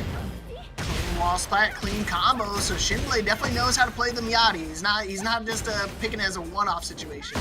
I was thinking maybe he tries to pull it out to catch Memphis off guard, because again, they do play with each other a lot. No diddy. Man, oh man. An early start, had the B&Bs and the corner lockdown into a nice bow mix-up. Running 3-2. Nice. No launch. Oh no, you gotta launch that, man. It's one of those few moves that doesn't have a stagger animation on the block, similar to like Fang's down back 3 and stuff. You gotta get a launch out there, and as well as a muscle memory kind of kicked in for Shin. All right, what's the mix here? For the low, and he's ready for the launch. So yeah, Memphis definitely ready for that. Not getting the full combo thanks to the sidewall though. Counter hit throw, and it does connect 1 pixel away. Spring kick. No, he didn't do it. Alright. 1 round apiece here. Back and forth action right now. Memphis trying to lock things down. Do a flip. Oh, missing on that low follow-up. Still gets a chance to go into stance. Plus frames into the counter hit. Nice frame trap. Oh, the tail wagon. Got that lemur tail, huh? I didn't know up forward 3 has an extension off of the heat, so that's going to be kind of cool, especially using at the wall. Guarantee countering, missed a follow-up. I think he meant to do 4 forward 2, maybe missed the pivot a little bit. Wow, shoot him dead. Oh my gosh. They did heat smash after heat smash. Spend it, back and forth, spring kick to get out of trouble. Down forward 1-1, go straight to stance, going for the low. Now what's the mix again? Caught ya, ducking. Bing bang, boom, give it to him. Yes sirree. Shinblade. 1 more round here, close out this first game. Simple down forward 1 to start, and then find the crash. Another spring kick. Wow, we're just grabbing all day. Memphis finding a lot of counter hit throws, but that's a counter hit launch. A little bit better, a little bit more desirable. Though we're not getting the amount of hits that we typically want. Has to realign. Nice wall combo. The claws. Cat scratch galore. What's the mix here? Gonna mix him up with a go straight into mouse stance again. He's gonna spend the heat just as fast. And another low high. 1 more mix. And the down back 3 to close out that round. Game number 1 going over to Shinblade on the unorthodox pick. Made the swap over to the Miyagi. Looking pretty solid. Trying it out, and it looks good off the rip. Of course, long set, a lot of games to be played. No swap over to a different stage. We're sticking right on and right along. Are we going? Another launch. This is max distance you can get. 84, and the claws are out. 88, consistent combo, consistent damage, and that's what we need from a developing character. What's consistent? Yeah, you can't mess with Miyagi-Zo though. You mess with the bull, you get the horns. Be careful with that down 1+2. Big combo conversion. Speaking of which, here we go. Memphis going for the mix here. Another one. How about that? Going straight into the heat dash, trying to catch him off guard, and he did. Caught him with the counter hit. What are you pressing for? Yes, sir, you're dead. Look at my suit. That was nice and well scouted from Memphis. A couple of times over, they would cut off that string midway through. That time, not so. Let the full 3-hit string rocked. Memphis winning out the round because of it. Running 3 is going to catch the backswing. Whoa. Wahoo indeed. This about evens up the game here. Alright. I don't think he's going to be able Critical final wall, you see him just go for a spike, look for an OTG mix-up, going for the big low. Immediately into the power crush. Oh, big whip, but no punish. Still has an opportunity. Nice little crouch jab to kind of relieve the pressure. Gotta fight his way out of the corner, though. And there it is. Nice. Oh, I missed the follow-up, though. Oh, got his dash. Guaranteed follow-up after 48 damage and the 1-2-2. Can we get there? No. We're not fine. Okay, the jabs come down. The jabs come down. Just interrupt 1-1-2 from out of nowhere. It's one of those things, that move is it's a really good string because it's not really, and again, it's new, but at the same time, it's not really, you don't think about ducking it instinctively. Yeah, especially since it's 4 hits, it can throw you off a little bit on the extra timing of it all. Agreed. Ooh. Sidestep 2 into sidestep 2. This is the Miyadizo way. I hope you're taking notes, my ass, because I'm telling you, I love just throwing out those random sidestep 2s just to kind of catch your opponents pressing, especially off of like side. It's safe. It's very simple. You just do the double down forward 2, double sidestep 2. Launch for launch. The Kingdom for a big damage follow-up. You guys are all about being flexible though, but nowhere to go in the corner. Not able to get a chance to do any sort of any extra tricks or traps. Shinblade on the back foot, but that 1+2, right into it. Wake up, Shinblade! You gotta wake up, man. Oh no, not like that. Not with buttons. I meant just waking up regular. Oh my god, this bro is pressing, mashing. Look at that. Go for another mix. He could have went and spent his heat dash right there, but not gonna spend it quite yet. Gonna do it again while rising 1-4. Caught you, pressing. Could have killed. Dude, what are you doing? Down forward 2, man. Oh, it's okay. Down forward 1 will work. All right, set point here for Shinblade. One more round for my boy in black. This is winner side top 8 point though for Shinblade. Trying to get there. 1-2 for the follow-up. It's Shinblade. He's locked in. Giving you the stare, the death stare. Looking for the sweep, not gonna find it. Another one. Give it to him. What's the mix? Low! No launch! No punch! How many times have we missed the launch? Missing the opportunity. Shinblade getting away with murder and the dropped combo at that. So this is a good position to be in for Memphis. Hey, this is comeback position, comeback potential. It's a scrappy affair though. Oh, and let the Rage Art rock. We're blocking that. Yep, down forward 2. Simple combo, simple finish, and a little bit of a taunt too. Alright, good stuff to my man Shinblade. And look at that, we got a Miyadizo in winner side top 8. Shinblade looking pretty hot. And I'm not talking about the character. I mean, I sort of am, but mainly talking about his skills. Yeah, it looked real good. Looked real good throughout the slow-mo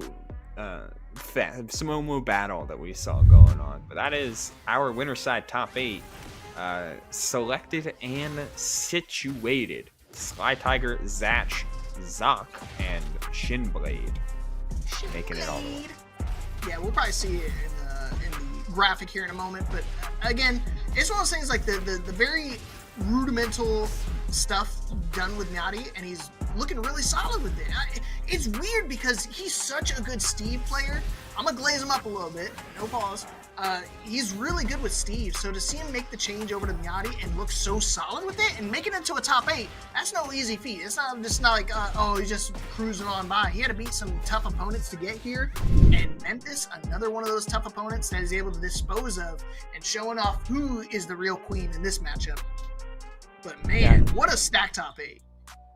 Yeah, it's looking crazy thus far, and that's not even going to account the losers side of things, which is, already starting to fill out in its ways thus far, with Oog already making it, and the other 3 matches set to go with RV Chris and Azak, Memphis, as we just saw, and R&B, and then DW up against Pharaohzone for those final 3 slots. 6 fantastic players, and only half of them are going to be dropping out at 9th. This bracket's looking spicy thus far. A lot of new characters, a lot of returning faces, and a lot of favorites that unfortunately are not going to be able to make it this top 8. Yeah, what's crazy, we could have a completely unique top 8 as well. Again, complete. The only maybe mirrored character is if RV Chris is playing against Azak right now. So as long as RV Chris, if he wins that, we're going to see 2 Miyagi Zos in the bracket, or at least in the top 8 portion. So still has an opportunity there. Real Nasty Beetle got a good chance. Long Style trying to make it the long run from losers. Definitely could do it here, but Memphis got his work cut out for him. But again, really great showing right now in our pools. I'm excited for top 8. I'm disappointed that I don't get to call these matches because I know Miasma and Stacks got the good matches, man. I mean, obviously we have good matches ourselves, but they're just getting even hotter as we move along in our down the line. Yeah, I'm excited to see how it all plays out with new characters and fun characters abound. I mean, there's potential that R&B and Farazone make it 2 Jins in the top 8 as well. Or whoever R&B ends up playing. We haven't seen them all stream. Maybe they're on the Miyarizo too. Who's to say? Hard to say. But know that you'll be in good hands when it comes to top 8. But before we get into that, remember everyone to fill out that match Reno. Still got some codes left. Still got some opportunity for the rest of this evening to bump up that prize pool up from now 37 to the greater 50s and perhaps beyond. We'll have to see. Yeah, I always try to make sure you at least get $40 in the prize pool so we can at least get top 2 paid out. But again, if you look at the match Reno, it'll tell you what the prize breakdown is. So make sure you guys get those codes claimed. I think there's now like 30 codes left. So log in, get those codes claimed for us, and get these players paid. But with that being said, our time with pools is over. It's top 8 action coming up right next. So we're going to pass it off to our next casters. But UBL, got anything planned this week? Yeah, I mean, I've got a job interview to finish, but also I'm going to be enjoying my time in the December air. I think it's supposed to snow up here in the Northeast, so I'm going to enjoy that, have some fun, and just embrace the coming festive season. How about you, Luke? Same thing here, man. I'm a big holiday lover, so I'm going to spend it with the lady. Go out and enjoy. I don't think it's going to snow here in Texas, but if it does, I'm not unfamiliar with it. But we'll see. Yeah. I got casting again. I'll be on the mic again tomorrow for Paragon, and then Friday I'll be doing some Valorant. So if you guys like seeing that, I'll tweet it out where it's going to be live at. So be sure to look at me Twitter. Look at me Twitter right there. Follow me, lads. Yeah. My fault. Didn't mean to go drop pirate on y'all. One Piece time. But with that being said, we're going to wish you guys a great night. Enjoy this top 8 coming up next. We'll be right back.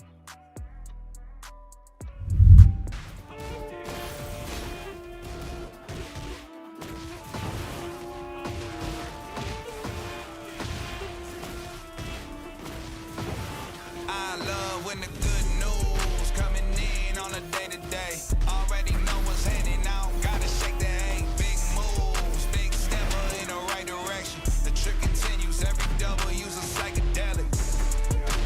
Journey over accolades. Divvy up the accolades and tell them boys to have a day.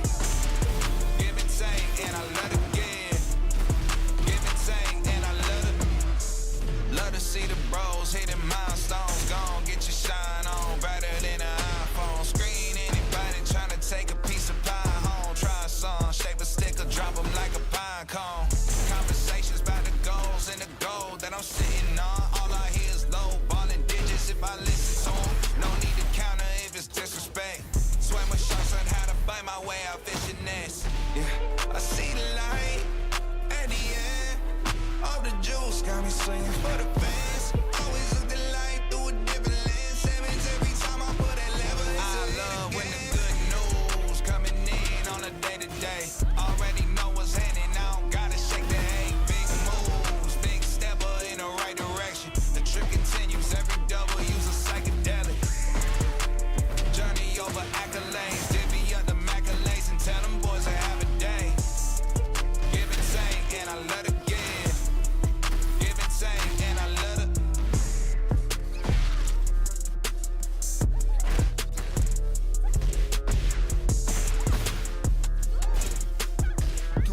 Oh! Wow. King Ray Jr. Oh, no perfects allowed here. Joe Crush.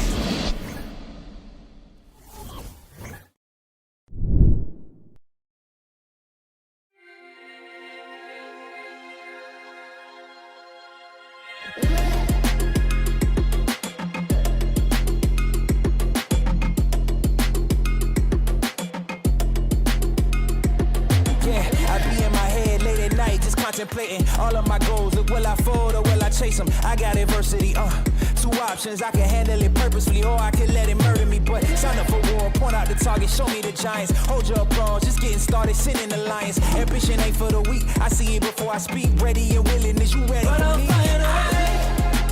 With or without your end. Oh, you try to make me stay.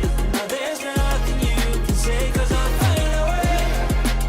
With or without my sins. Oh, you try to make me stay. Now there's nothing you can say, but I'll find a way.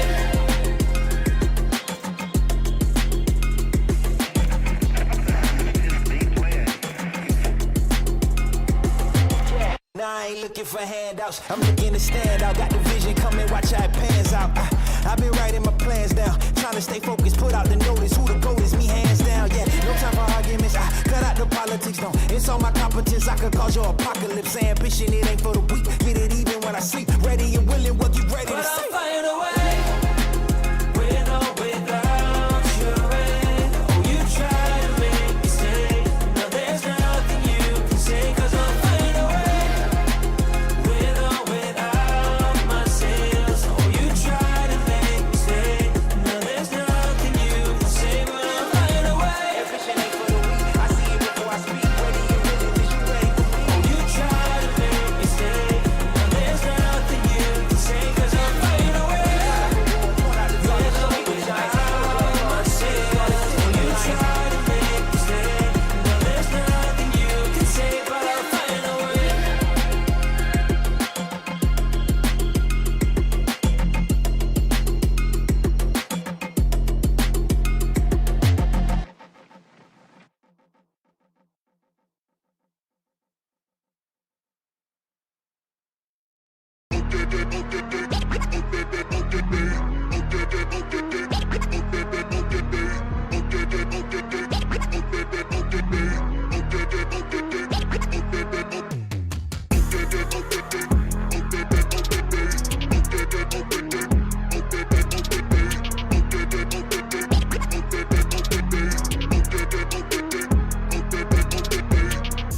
Big dreams, a whip clean, a shift mean green, sip lean, and the ops don't know. Free up my team with a big dream, and a me man never go pro. See man up in the trap, but I know how to react, po, no, I never so cold. Come run up in the back, get a bap, you don't want this. Sexy sturdy, come and get 30, wibble it, wobble it, curvy. Sexy sturdy, come and get murky, got girl begging up mercy. Sexy sturdy, come and get 30, wibble it, wobble it, curvy. Come run up in the back, get a bap, you don't want this.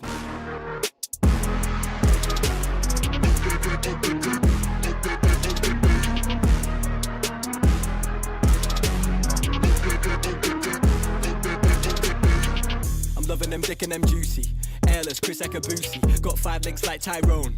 Now they all trying to recruit me. Pop sherry and cherries, I'm fruity. Got Sally and Debbie and doobies. On Monday it's Megan and movies. On Sunday it's Steph and them groupies. Too easy. I come and they leave me. I'm the boy that they see on the TV. If it's me on the cake, they would eat me. Now they want a slice for the appetite. Yeah, honeys, they be where the bees be. Don't give it a ring to them Gollum guys. My precious, they wanna believe me.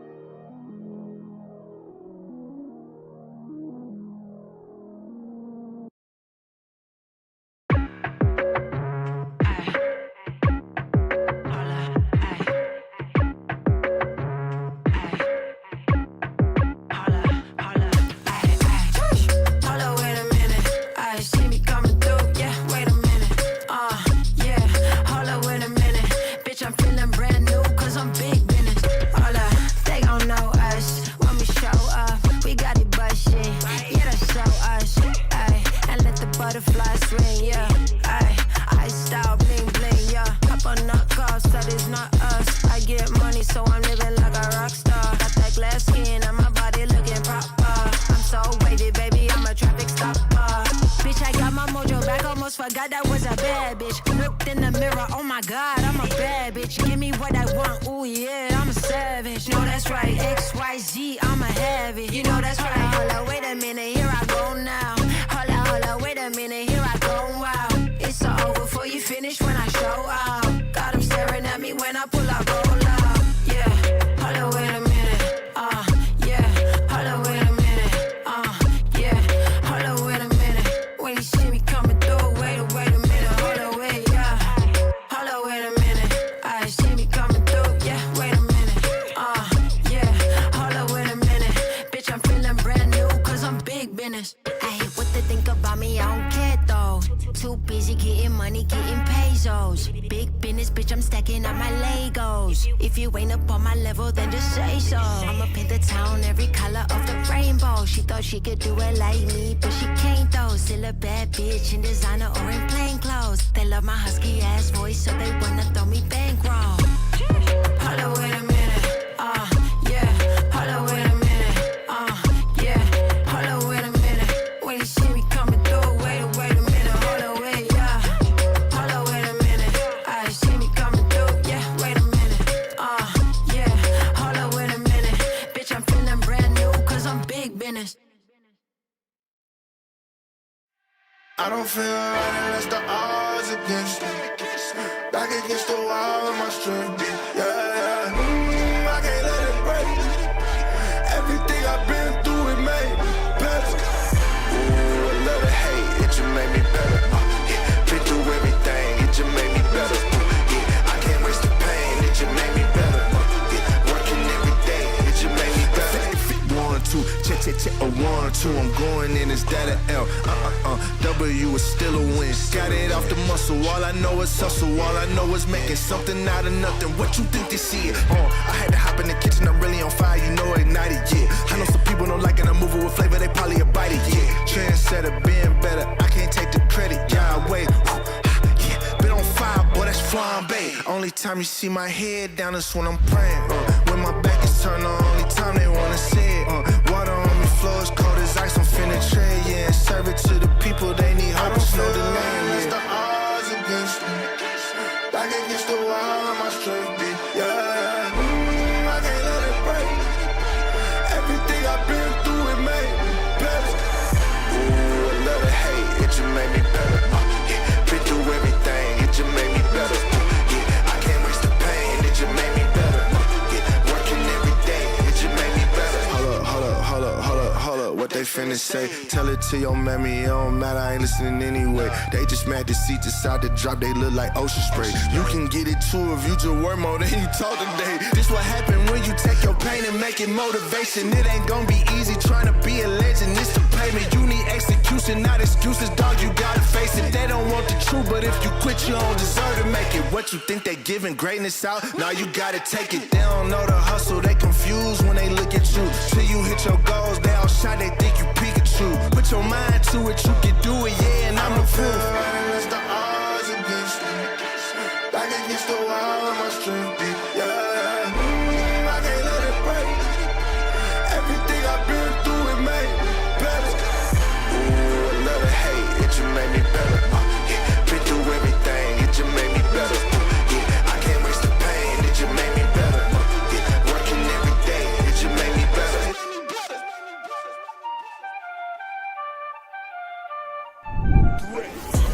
Plant the seeds. Free kick's not gonna do it. Lizzie, he's gotta make his big comeback. Rhythm not having anything to do with it.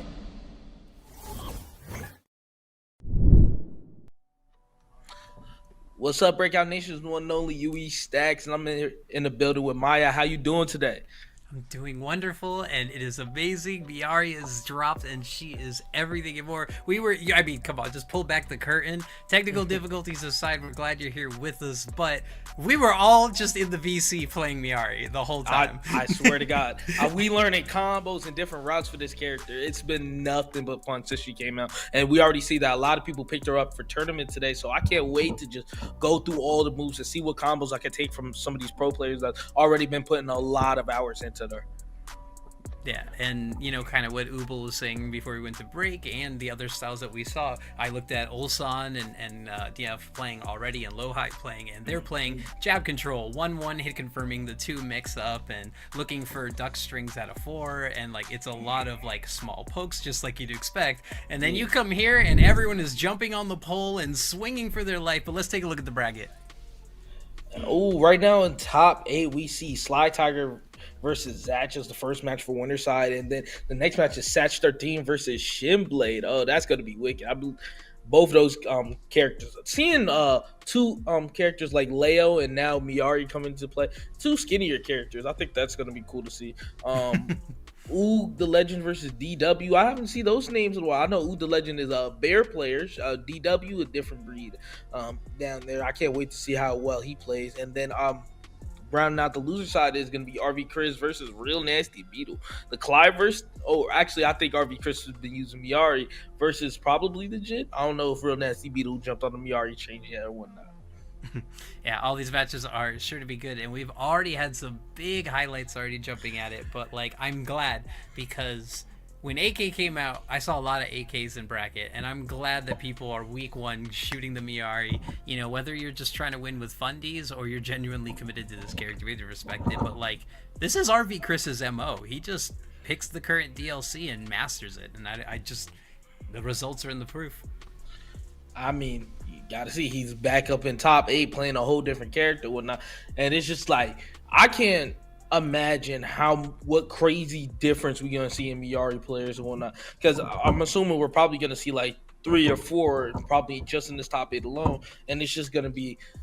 All right, does this one play? Do they play the same? What combos do they use? And especially the neutral, because what you said earlier about how some of the Korean players have been playing like neutral. I think I told you my favorite move on Miari is DF1. Having DF1 have that many different options out of it and still being -2 on block is like one of the best DF1s in the game by far. Sure. And I guess if I had to pick a favorite button, I like just her up 4. It's kind of got like Elena vibes, and it's a big counter hitting tool. It's kind of like my version of a can as someone who just wants to blow you up on a quick run. It's good, but I like her stance too. Also, one of my other mains, Anna, I'm very used to forward 3 down back cancel. Oh my god, it's practically an instant cancel, so you can just jab someone, you can down forward 1 like you love in your moves, and then immediately go into stance, and at nothing it's a 0 block and you just baited someone's mash, or you just blew them up. If they hit jab and you press 2, they're going in the sky. Yeah, man. They simplified like stance for this character when it came down to if you jump off the wall, or if you choose to go into the pole stance or go into a 4-3 stance. Man, like just adding simplicity to characters like that makes more people want to get up and play the character, and I think that's something that they're gonna always look forward for new characters as they come out throughout Tekken.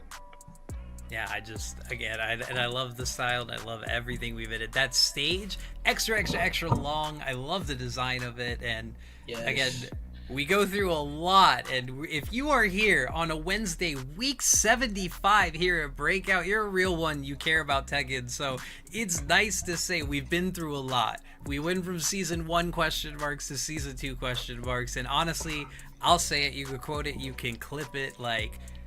Once we got through some balance problems, and still need a lot of balance problems. Hey, I'll throw my girl under the bus. She needs to be balanced. But we got great DLC releases. I love Miarisu, and I love Fakram, and of course I love Anna. But we have to get into the present.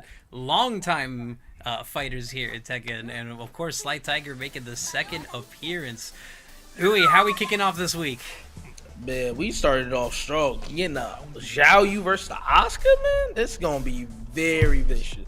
Like, obviously, both these characters have always been like very annoying to deal with, as Asuka brings a lot of pressure as you're playing offense, or excuse me, while you're on defense, she's playing offense. And Zhao Yu is just always tricky to hit, always going into like AOP, back turn. Like, she won't ever stay still.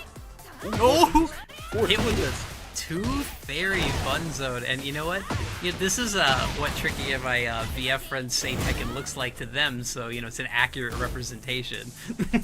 Man, just being able to like see the moves, break down, see when someone presses whatnot, it's always gonna be like, all right, you can catch people timing a lot easier just understanding this, and then seeing the moves that other players are able to use in like on defense, or whether they're just gonna mash it out, or whether they're gonna pick the right time to choose it. It's just like very, very like interesting to see how most of these guys like play and think. Sure, makes a lot of sense. And also, it's a really weird matchup because like if Zatch is gonna play offensive, it's going to play into the way Sly Tiger counters and studies, as opposed to just doing it, getting the heat dash and getting the whole combo. Never mind. And then, like you said, it can also play on the backside of Sly Tiger, because let's say Zatch does pick the right option to hit her out of her stance, whether she moves or whether she, as we say, the forward two end up with it, good lord. But like I said, it can always flip on his head and go in the other direction as soon as you find the right button to keep her in check. But right now, ain't nothing being in check right now. Sly Tiger going up a lot of damage, but can't get hits. Oh, the forward two after the kick, and that's vicious. The definition of a confidence player, you know? If I get you with one setup, you know what? I'm going to try some more. And then it just leads to more offense. Here we go. The lifting palms. Good elbow, keeping it out and knocking him down. Yes. You know, the combo. Ooh, the flip over. Ooh. Bang, bang. Wall damage. Ooh, oh my god. There. Oh, whoa. The AOP ducked the mid. Wow. Alright, you know what? Zatch said I got avoids too. The sidestep too. You know what to do. This is gonna be a clean slap out, and what a good answer back when Sly Tiger was dominating the beginning of that round. Yeah. And immediately caught him out the started around again. That jab into the mid, it's always like one of the moves on Zhao you have to respect, because your character will whiff her like on that mid, because she will duck her head a lot of times. Good lord. Ooh. Just immediately threw the launcher out. Didn't want to waste some time. I'm not guessing your mixer. You gotta deal with me. And yeah, I'm just gonna note, we are just going to fix the feed after this match.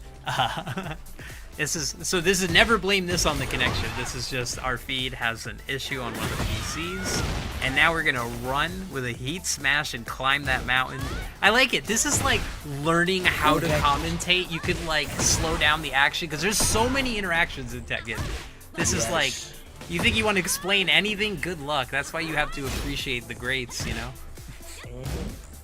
Man, like, shout out Tasty Steve and all the going through all the trials of tribulation, whatever commentary they have to deal with. Good lord. Yeah, because I'm a nerd. I never shut up. I would rant to you for days about just one interaction, you know? Back one, great wall left, one of Xiao Yu's best, scariest, and easiest exploitable buttons. That's a rant, and we're already 6 interactions ahead of it. Good lord. And think about like when you want to explain like one move and like the properties of one move, and then they immediately get hit with another move that you can also sit here and explain and go deep dive into. It's just always constantly moving. You got to keep picking and choosing when to like cut it short or when to elaborate on something so people can learn. Good low carry, good fish. They said we can't react to that. I reacted to that low. Ooh, the Sabaki, I knew it. Every time I see an Asuka do a DFC, it's always a trap. I don't care if it's a regular Sabaki, a parry, a kick Sabaki. Yeah, there's no way they're doing DF2 and they're just gonna stand there and let you swing back. Got that Gojo mod. Oh, and then we high speed it low.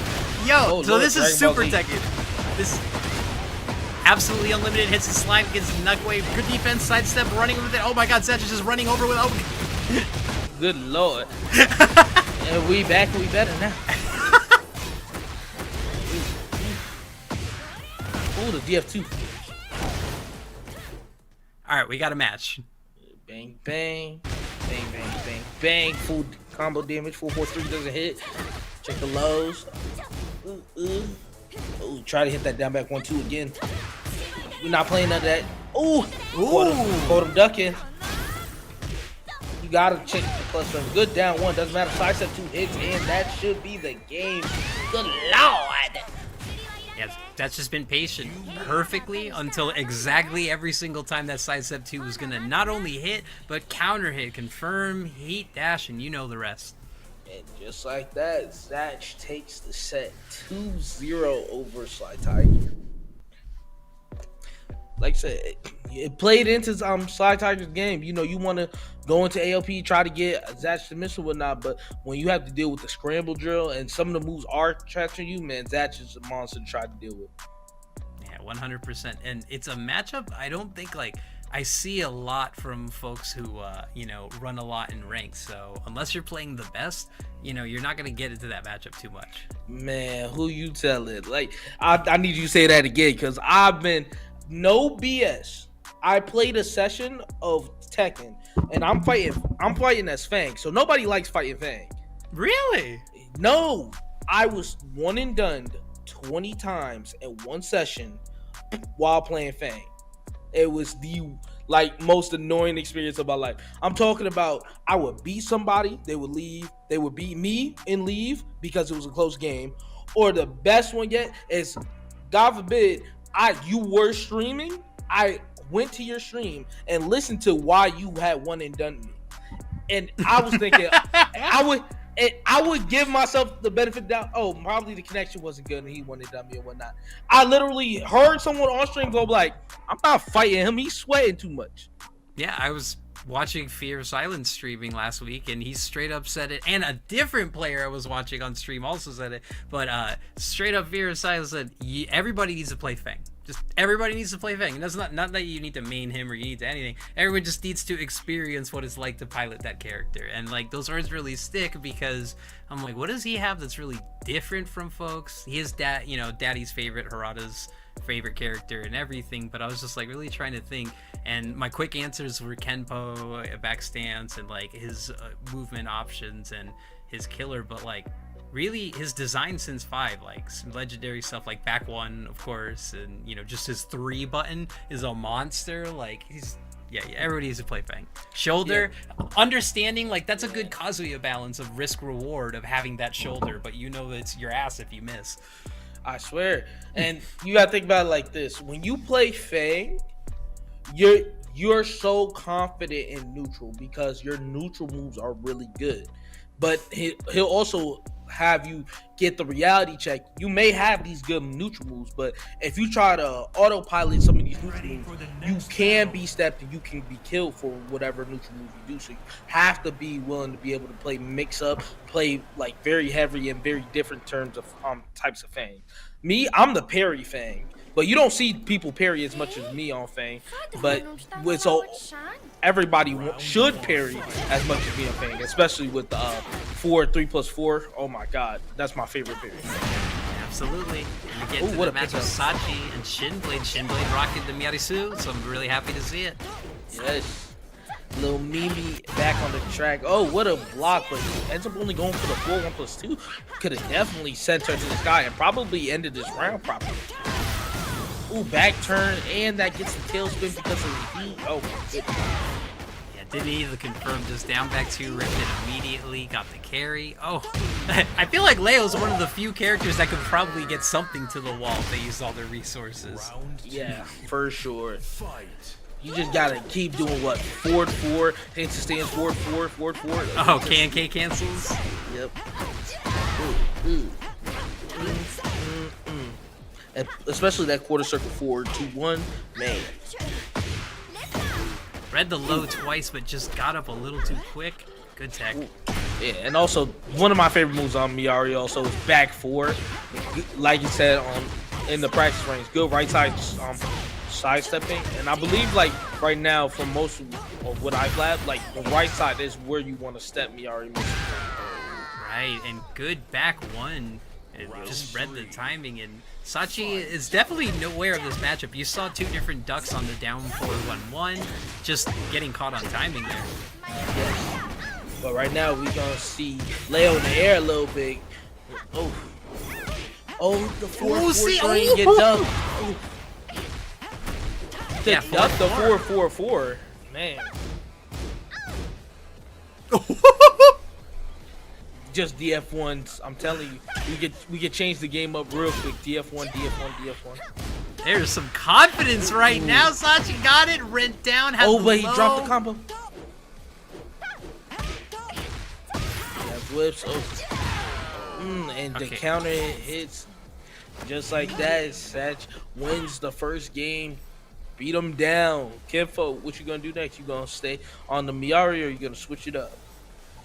Yeah, and let us know, chat. Does it look better? Is it a little bit nicer as we get a little bit of a venue change? That's going to be a weird stage because it's not an infinity stage because one axis is really close. But then, you know, normally with like Yakushima or any of the other ones that are big like Coliseum, it's circular. So it's really, or at least so wide.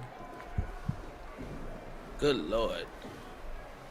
And then like I just love the aesthetic of the stage. It is very much known that this character genuinely brought like some of the best things we could have seen in Tekken.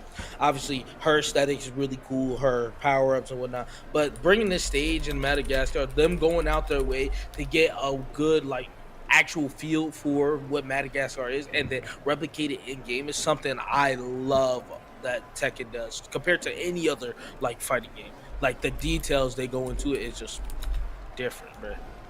Makes perfect sense, and I mean, it also comes down to like with the expanding plots and these ogres, and we're gonna reference this, and you know the theme of Tekken is showing international love. What country is gonna get the highlight next? Do you think it's basically you just need to follow Harada's passport wherever he's going that's not on the TWT trail, you know? Man. Wherever he goes and you put it in a game, hey, I'm here for it. I'm loving the content we got. Especially, I would like to say, as much as a lot of people been up and down about season 2 or whether or not, I say it was easily a step up from season 1, and I love the content we got. Yeah, I'm just also looking at like how basically she's this kind of character where I thought that we were gonna have an overuse of kind of maybe just using that wall verticality, but like we were saying before, you only get the kick or just run into stance. And I mean, I'd rather start small, but mark my words, like Tekken 9 or 8.5 Blood Ride Rebellion 2 or something comes out, she's gonna have basically a full toolkit on the wall. She's gonna be a Guilty Gear character. Oh man, she gonna have 2, she gonna have 1+2, 3+4. She's gonna be able to go off the wall, combo you while on the wall, and then put you on the wall afterwards. Like that's like the way Tekken is going and whatnot. And whether people gonna like it or they gonna hate it, I know that the game is gonna bring a lot of viewership with it. All right. Well, the other thing too is as we work through it on Winter Semis, is that you know if you have to face up against her, or if you're now starting to play with her like you and I are. Besides calling out someone who maybe doesn't know the matchup, what do you think Miarisu can cover that your means don't right now? Because with Anna June, Clive, maybe a little Victor, it's hard for me to find what she would cover outside of some very weird like gap closers. What she covers that Leroy doesn't cover is how well she can play in neutral. I've already talked so much about the DF1. She got really good jab strings. I think being able to throw out moves that can really like punish people for stepping into her or whatnot is like very vicious. Like getting hit with back 4 into a guaranteed 1+2 vicious. It's or down 1+2. And just being able to like control range a lot better, especially with Fang, because she got moves like 4-4-2-2. She got the running 2-1. Man, she got like those moves that are constantly gonna apply pressure from farther ranges compared to what Fang and Leroy does. So I think those are like the big aspects of offense that she can cover that Fang and Leroy don't. I think obviously defensively, Leroy and Fang, they got it defensively. Like she got to kind of sit there and just block while they can do like little slimy things to get out the way. But she definitely got her moves though, like up 3+4, go in the pole, duck, jump a low or whatnot. But yeah, I think that's probably the big thing about Miari that I would say covers compared to Leroy and Fang. Yeah, it's actually, now that I think about it, while Anna's stance speeds up the match because it's decisions and counterplay, I feel like, Miari going into stance is actually slowing down my matches a lot more because there's distance, there's range, there's additional movement, and instant cancels. Like, even jumping on, I can hold down back and still get down there faster than anyone can float anything out of there. So you'd think that she's like committing to flying in the air, but actually no, it's if she swings anything other than a jab, she's launchable. So like there's a lot of, am I gonna do it? No. I actually kind of like how she can slow the game down or speed it up based on how well she uses her moves and stance and whatnot. Like you said, Anna, she's completely mixed up. Like slowing the game down probably isn't going to be in her favor, but her speeding the game up is always going to be in her favor. But with Miari, she could play both styles. We can speed up, slow down. There's not a style of gameplay that Miari really can't play right now. Round one. All right, well, we don't point, but we don't give up.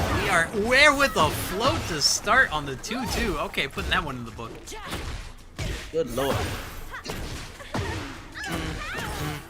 This is the combo we were laughing about in there. Down forward, one for the short, close. Yep. 76 damage.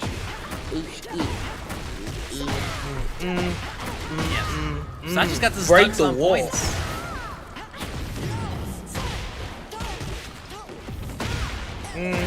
Damage. Good back 1-4. Catch every low. Oh, we got the oh, we were already at the wall and a slap. I don't. Oh no, he finished the string. He finished it. That was crazy. It's not gonna kill. So full heat, and we get to see him. Yarisu mix up. Let's see it in heat.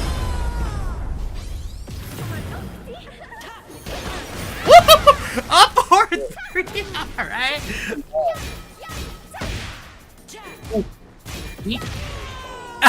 DF1s. We don't need the DF1's gonna save. The down forward one is just a universal trait, It doesn't matter who I'm playing. I'm just gonna mid you until you make a mistake. I'm saying. Ah, the King Ray defense. The King Ray defense, man. All right, 1-1-2, all highs. All right, the 10-0 unplugged by controller defense. All right, we're in.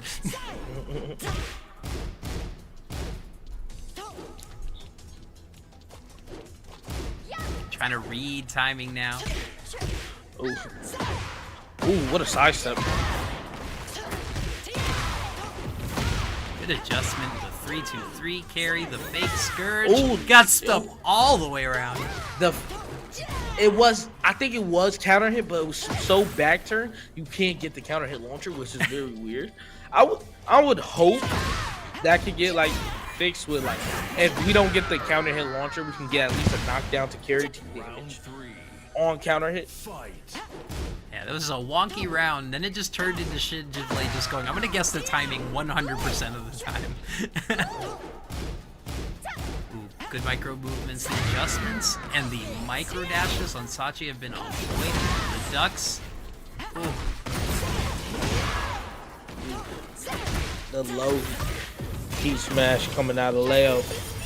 Oh, he seen the dash up. He knew the Rage Art was coming out. DF2 hits, and Shin is gonna be down 2 rounds to 1. This could potentially be his winner's life right now. Ooh, and Ooh, check the love. The DF2 hits. Oh, try to hit that down too from Yucatan. Oh my goodness. I mean, without a dash or some kind of commitment move, that's her longest reaching attack, so makes a lot of sense. It's a range 3 move. Ooh, yeah. no punish.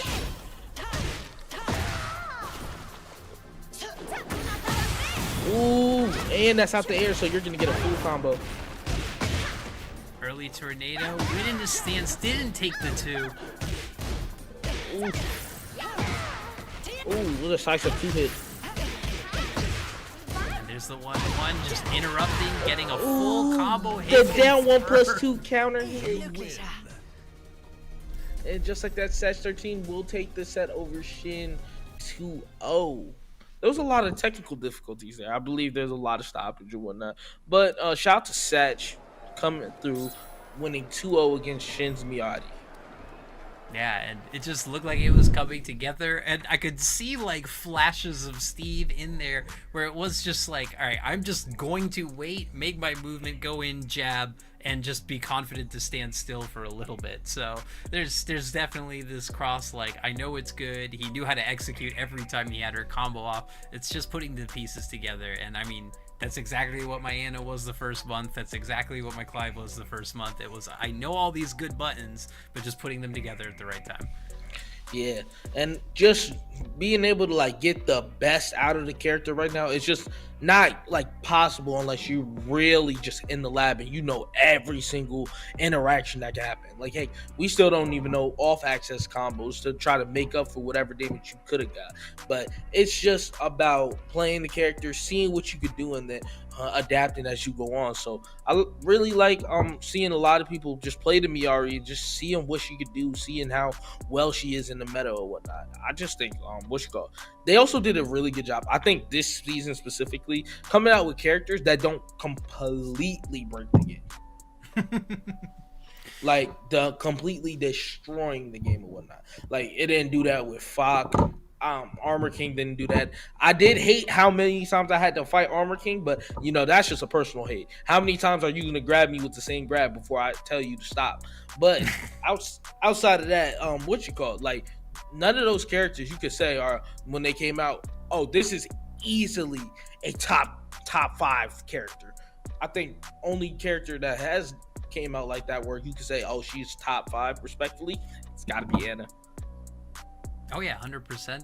And yeah, I just look at the rest of the releases. When you look at Fok, you know, it was a steep learning curve and has a lot of potential, but has a very specific niche. You know, people talk about Tekken 7 and the old Tekken, so I'm a Tekken 5 nut. Like, we want characters that have defined weaknesses, but it seems like everyone's getting their holes plugged slowly, and then when you get a new character or a rework character, they're basically going to have all those holes plugged by the design mechanics. So, you know, I always get worried because, you know, for example, Anna brought the fragile or the debuff system, but aside from applying debuff, there's nothing to it. So, like, what happens in Season 3 when we get someone who has got a different version of debuff? Or even, I'm still whining for it, I need poison back in this game. I need a poison character. I need someone whose whole heat mechanic is slowly dripping your life away, Aki style. But we will think about Season 3 when we're at Season 3.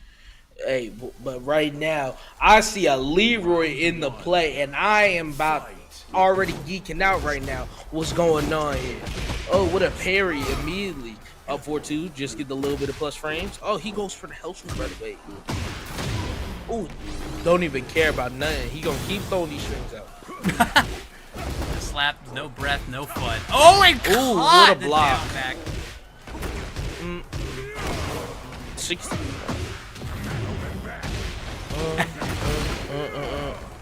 There's 81 damage. Ooh, that's specific kind of joy you're going through looking at someone playing your main and going, yeah, because obviously I do like with their characters when they can show like different routes or whatnot that I could probably take, or different routes that I can help them, like obviously, oh, we can make the most out of this route if we do something different. Oh, you said it best. I get excited and I'm like, oh, you hit me with that? That's going in the memory. Oof, damage. Right now, like, Oog does not respect anything he's gonna do. He's gonna keep throwing these buttons out. That's what I was about to say. Not afraid of the parry, not afraid of the pulls. DW says, okay. Ooh, what a Sabaki. Oh no. Oh no, that could have been a wall splat. Thank God he dropped it. And the 1-2 catch him from pressing. Oh my goodness. That hurt my soul right there. Because you just needed to press Rage Art, buddy.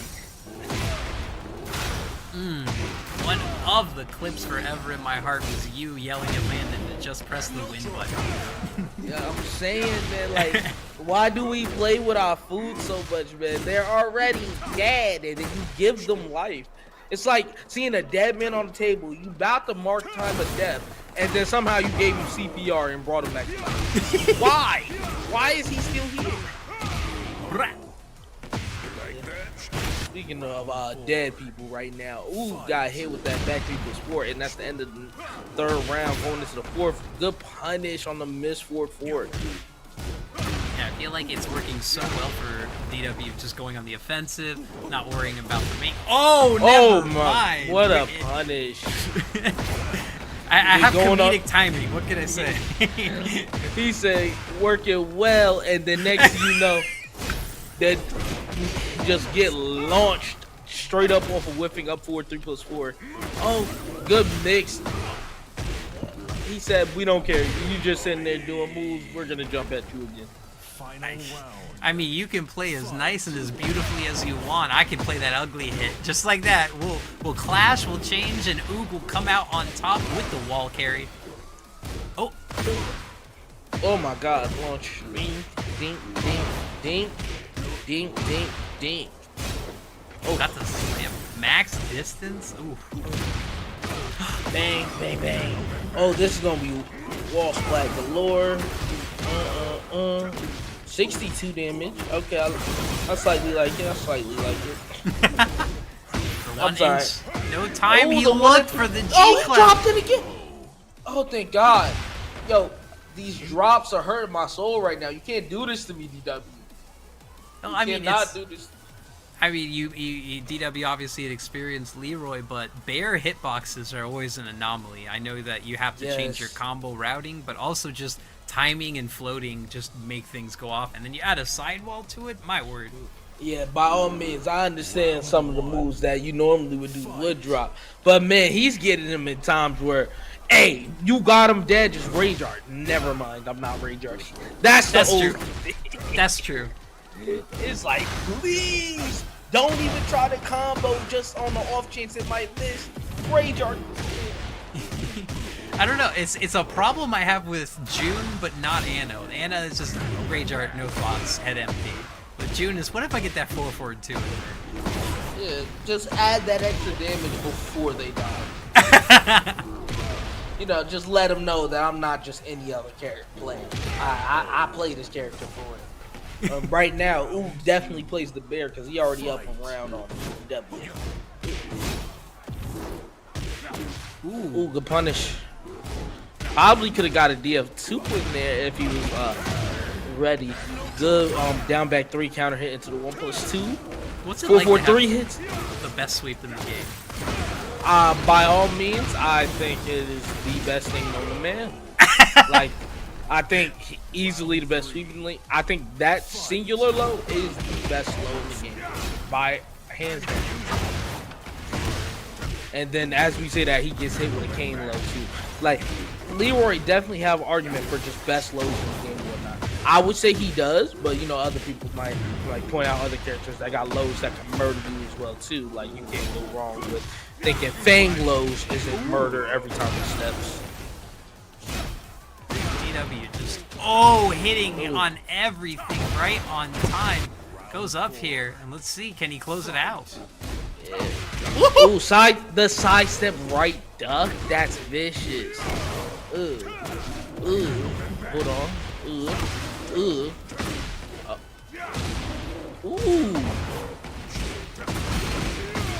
Damage. Oh, he just immediately does the launcher because he went for back 3. Bear pistons, but the back two not right against the wall. Again, poke into heat smash, pressure looking for more, and the low. DW looking stronger and stronger, getting their way through in the bracket. That will be it for Ook the Legend. He will be out at 7th place, and DW will move on. But hey, man, shout out to Ook the Legend. He came through, put on a clinic throughout most of the bracket, especially through his loser sides run before he was eventually bar out. And DW doing it with the Leroy. I can't wait to see more of the Leroy gameplay. Hopefully against a character that won't drop out of his combos a little bit more, so I can really see like what type of combos he's doing right now. Because I like some of the combo routes he chooses. It just always ends in just a weird angle with the Bears. So give me a regular character, and then I can really see like what I can steal from him. Yeah, and remember, like, Bears were a big problem end of Season 1. Rangchu ended up winning Season 1 of TWT, and, like, everyone seemed to talk about too much damage, too much wall, too much anything, and I mean, honestly, the balance and the adjustments through Season 2, no one's really talking about Bear anymore, but you just always, whether they're busted, whether or not they got Season 2 buffs, it's, again, 1-2 touches and you're basically guessing for your life. So, I mean, that's something you have to deal with whether you know the matchup or not. Yeah, like, Leroy is one of the characters that if you're not, like, constantly, like, learning about everybody else's character with him, like you could miss out on some like really great things with this character. He's so unique in that aspect, especially with his parry, because it's one parry that can parry anything you could think of, but you got always maximize what you could do off a parry and whatnot. Obviously he got like his parry stance where he could parry and get his 1+2 string off, or you can parry and then you can get launchers off if you know the move got a lot of end lag or a lot of frames to even come out with. Like, and when a specific one I can say is Zafina, where you parry any of her Azazel moves, where you know the mid might give her +6 and whatnot. You can parry any of those moves and immediately launch her if you're on the round 1. All right, welcome Deer Zone. RV Chris going against Real Nasty Beetle. They played a lot before, but not in the Miari land. Up 1+2 gets the spike already. I'm seeing new tech. Ooh, I said 2 straight into stance. Now we're gonna go with the 2-1 and it hits down 2 hits. Oh good lord, what a sidestep! 52 damage on this round 2 smash, yes sir. Fight. Yeah, RV Chris just has movement that should never be shadowed. I mean, just remember the trauma playing his AK. Ooh. He hit the 1+2 in after hitting the 1+2 in stance with a plus frame. Oh, finish the streak after getting blocked. All right, Real Nasty Beetle goes to town, steps and sets up the trop. No work. Ooh. Didn't check for the low, but the sidestep 2 counter hits. Ooh, you can cancel out of the stance with the 1 and still get the pickup. I like it. Ooh, no breaking the 2 grab though. Down 2 hits. Slow the game now right here. The running 2-1 just barely with. He goes for Rage Art. No. Oh, wait, no. He dropped it. But don't matter because 1-1-2, it comes out, it hits him right before he got the standing 4 off. RB Chris up to 1. You almost had another rage moment. You almost had it quotable, but I'm saying like they don't like the rage art in America. I don't care. Like, good lord. Or in NAC. Spike just keeps it simple. Goes for the chop again. Great micro step to the side. And you know Jin Heat Smash will never get changed. Good lordy. Good duck. The wall stand 1-4 hits. Then it gets the 3 and that's a wall swipe with the 2 out. Oh, don't get the flip over. Oh my god, the low got immediately jump pass with the side with the down. Yeah, I've been having a hard time placing her jump because it's very clinical. And it's track and 8. If people are swinging, it'll just find you. Yes, I swear.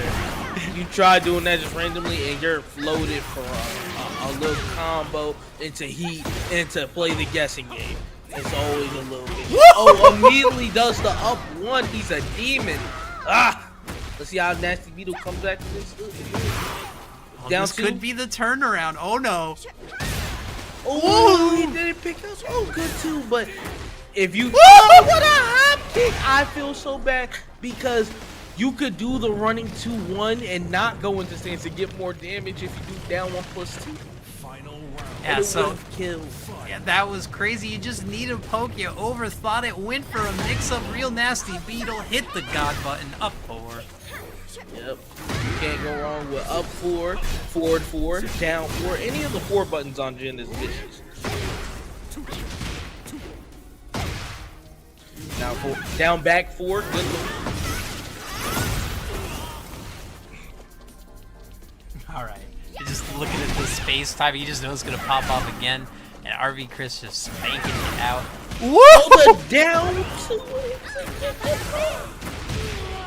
Getting that counter hit timing is hard, but RV Chris had it read, and a huge blow up after some beautiful neutral play.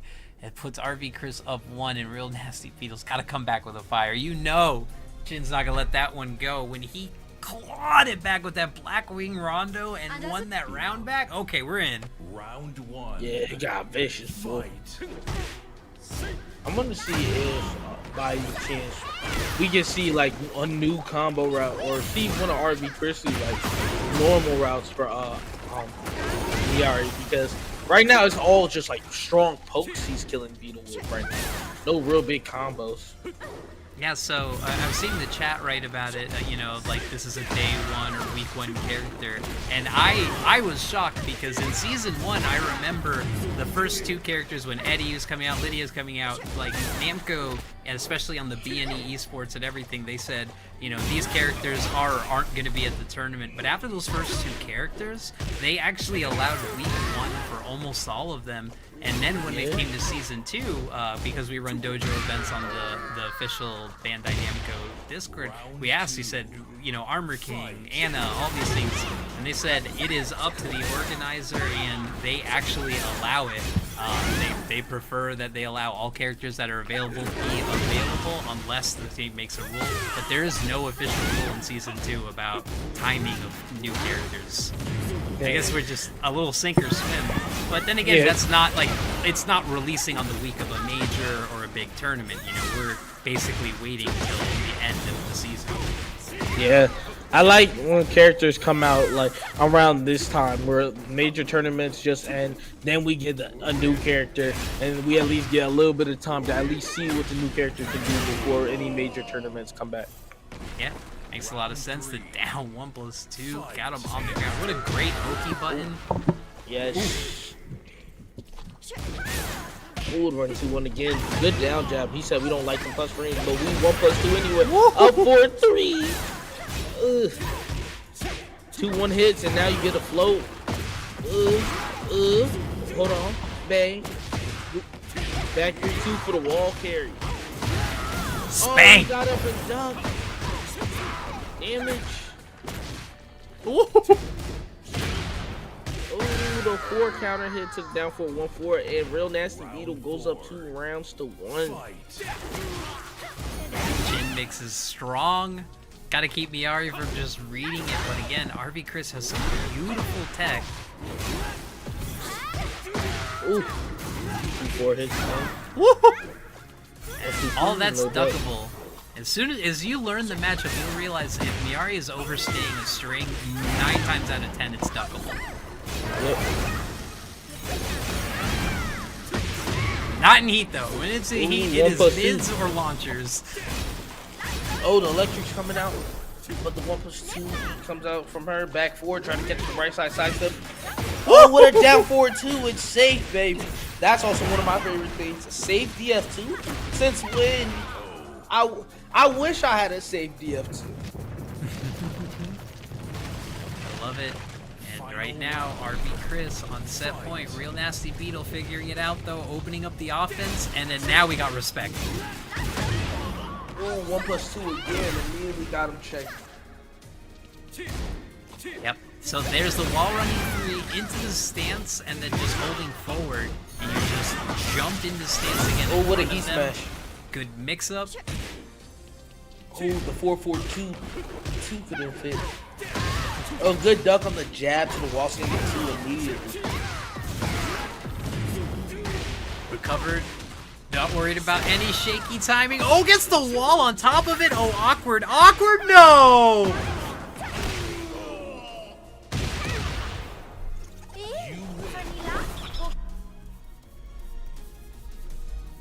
Why? Just why? Good Just why? Lord have Murphy. I saw it. He got that extra clip on the wall, but then of course Tekken hitboxes, sidewalls, double wall interactions, and of course the cameraman spinning it for an extra flavor. And I know Real Nasty Beetle just went through one because you made the risk, you did the extension, and you just got a frame and a pixel to the left, which cost you your entire combo. And RV Chris just adapting well, and I mean, it's got to be said, week 1 Miyarizo is just being able to literally adjust the back wall combo, immediately punish. Good stuff. Yeah, so shout out to RV Chris. Obviously, it's tough to say, but Real Nasty Beetle, you will be out at 7th place. Thank you for coming and playing through week 75 of BS, man.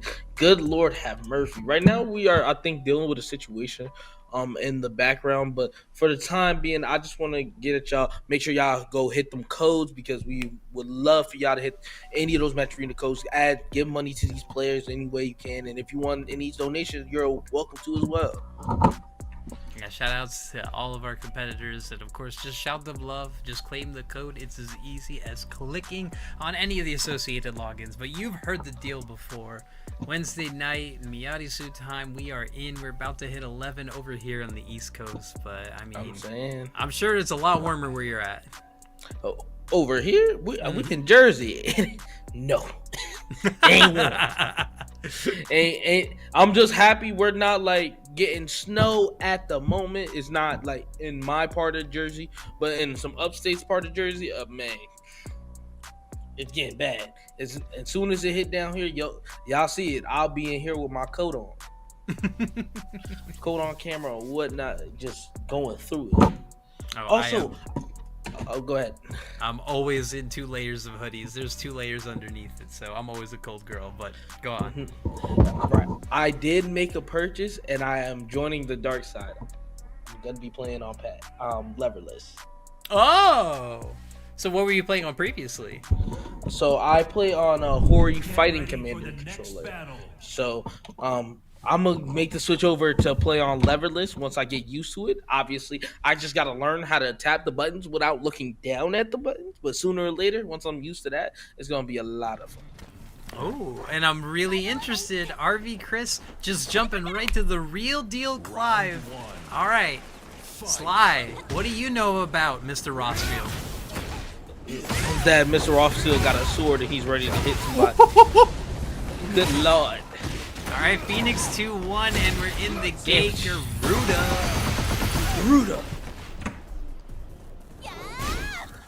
Or just how my friend G6 said, Garuga. Waited for the mix-up and said, I'm either ducking this throw or you're getting one, and took it right into the mix-up. Ooh, didn't pick up. Got a tailspin. The sidewall was helping him for a little bit. Just gonna let him jab until he finally turns the screen. Good punish, am I saying? Oh, read the parry! He knew the parry was coming out. That is definitely one of the moves I'm always waiting to parry on. Yeah, that was really good. Yeah, and you know, it depends on the player. You know, I'm a master, so people will expect that all the time. But RV Chris really poised and has been holding it down. That's the first time I've seen a parry out of any character from him. Ooh, the 3+4. Ugh. All that hitting on the ground is so vicious. The 4-4-2-2-2. Ice Spikes going through and just give it the Flame Bash. Go to work.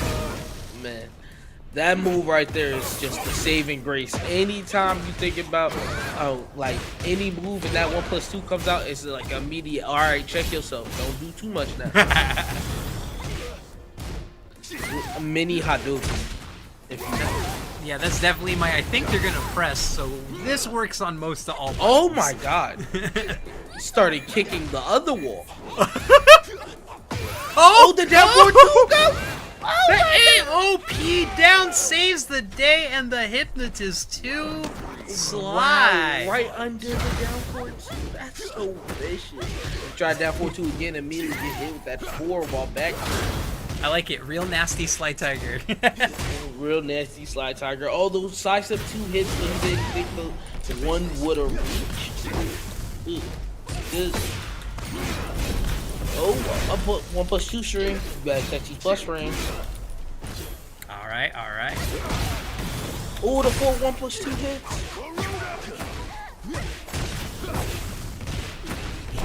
Yep, and then just set it down, give it the laser beam. Not enough to kill though. Yeah, but it's a lot of damage.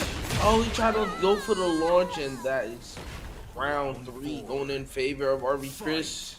Yeah, usually when you see that button, you're usually gonna get a Phoenix mix-up, so smart to run through it. The palms are not hitting this time.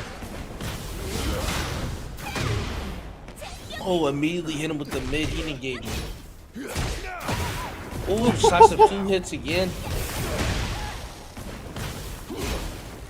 Alright, ran with it, and oh, didn't take the 1! Could've got the wall splat. Good patience, but the last press gets the heat smashed, and RV Chris runs it back. Final round. Fight. Oh, slice of 2. 4-2-1 does not land, but he's going for the hell sweep. 4-2-1 hits into the 1+2 for the regular wall combo. Yeah, Slide just slowly working their way out of the corner, prioritizing good movement until getting clipped. And now just more angry. Clive actually takes the sweep, doesn't take the hit because of the frame. Oh, does not matter. That is a reverse sweep in favor of RV Chris. It was looking dire right there. They immediately took 3 rounds right back on Slide Tiger. I want to see how a Slide Tiger adapts to this next one. Yeah, and I saw with the wall standing one, with the prominence of Order 1+2, and a lot of just moves. It was just catching in movement. So it wasn't the situation where like they mashed or got red on it. It's just that, but those are the most frustrating moments where I got caught literally in between something. So you never know. Man, you get caught in between any moves. It's just like a backbreaker, man. You just don't want to deal with it. Get ready for the next battle. Right now, we're gonna go into a different. The Elegant Palace, probably my favorite map in the game right now. Really? It's between this map. I really love the new map, and I would like to say the Dojo, Mishima Dojo. Ah, okay. I love Descent into the Subconscious and the New Stage, so. I do like Descent into Subconscious, especially with the callback to like previous Tekkens in that map. Man, it's basically who's living rent-free in Jin's head, the stage.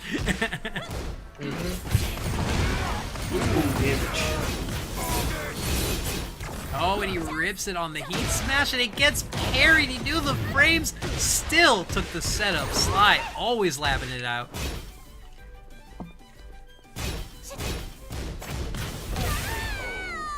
Ooh, caught him ducking. Round 2. Yeah, just in the column of heat smashes that give advantage in pressure situations. Short on the wall splat.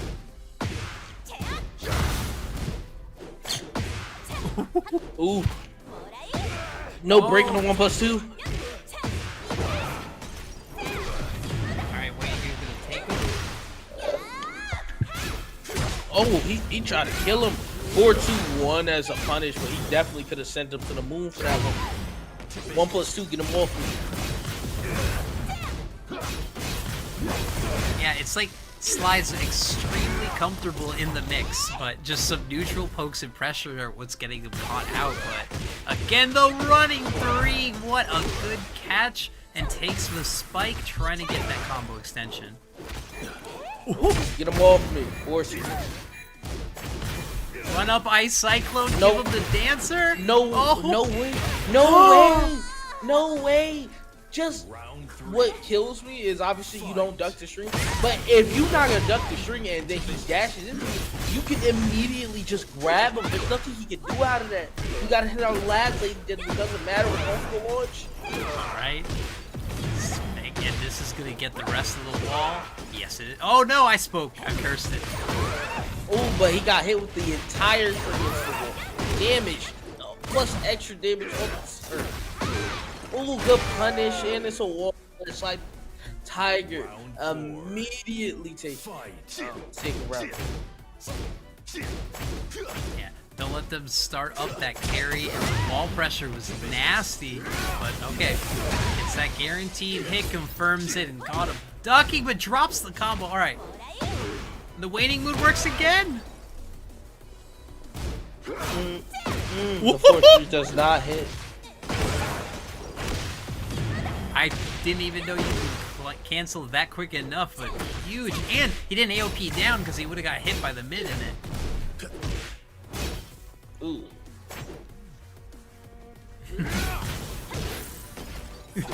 Great wall, saving the day again. Whoa, the counter hit down back 4. Damage. Oh my. Ooh. This is gonna just waste the time. Alright, 2 seconds slide. Get over here! That's so rough. You would just need the. You would have to duck Rage Art. That's what. That situation, you had to duck and Rage Art as fast as possible.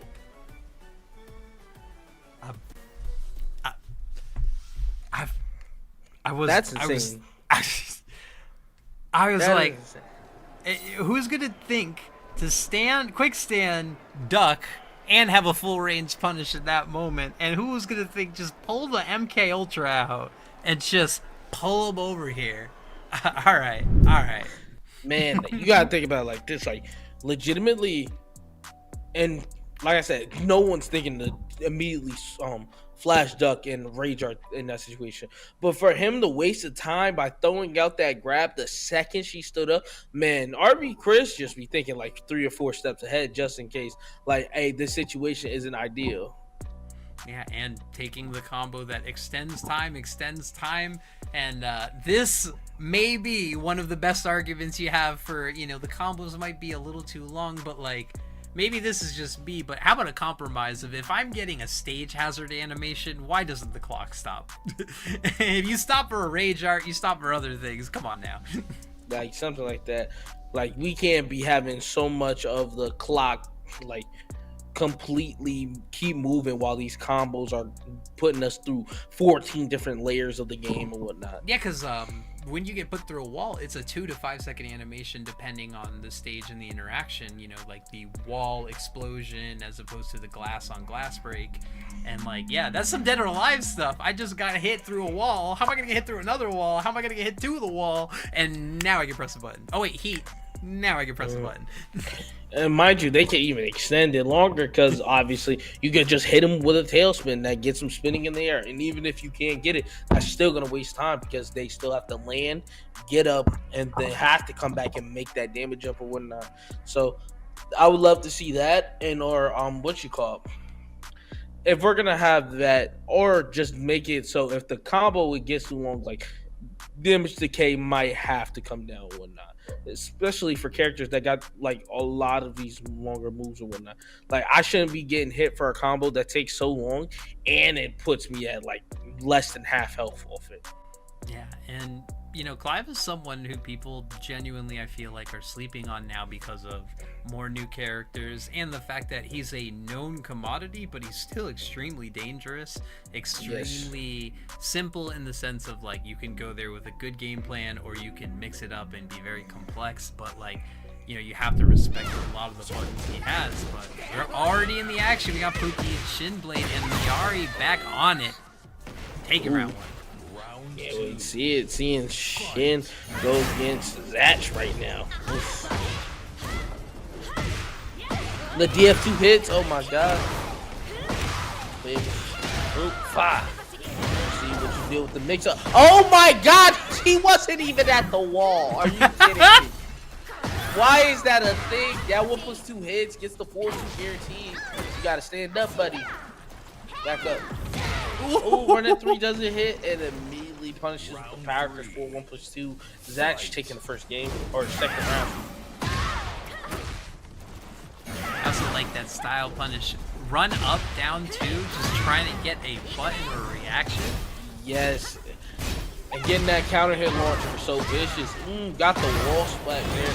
And then immediately goes for the snake edge. And then the forward 2 with the gusto damage. Good lord.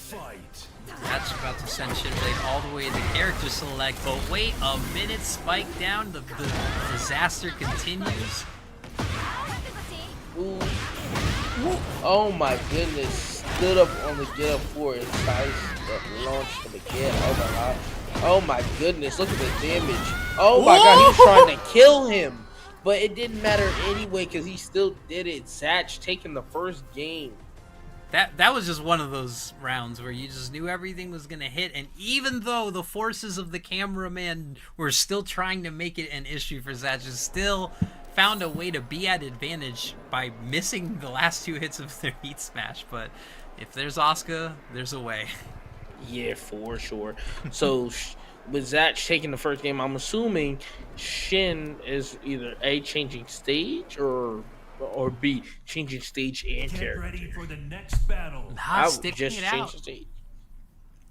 I respect that. You know, much love and shout outs to Shinblade. Yes. Round 1. And yeah, you still, this is a winner's final, so you of course have a little more time. Got the duck, but just late on the punish. Good lord. Got to go right back into heat. We're not playing none of these games. Maybe I'm an old head, but any 1-4 combo from any character like that, I still call it a 3-ring circus, despite that not being the actual. Yeah, of course. I would do the same thing. I do that for G clubs. Like, yep. If it, I'm telling you, I'll call it a G club, even though we all know it's not just 1-1-1. Just these moves. After one hit lands, the rest of them are gonna land. Well, a snake edge is a slow sweep of any kind, so I always do the same thing. I call any low counter hitting launcher a scourge because I just think of scourge. Yeah, we understand it. And right now, Zach is up around against Shin here. He's loaded down back 3 hits on counter hit. Let's see the combo damage. Immediately get 71. Trying to side slip, but couldn't get out the way of it. Oh my god, what a launch. Called it out. Put his life in on the line. Yeah. Down 1+2 is -18 if you get that wrong. Ooh, no break.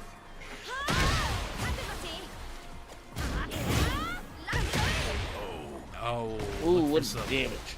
Yeah, look for a little bit of pressure, a heat dash. Oh, got everything he wanted. Side step off the start and broke the tooth. One thing I would never want to do is swing out Asuka in the beginning round. The side step 2 is always murdered me.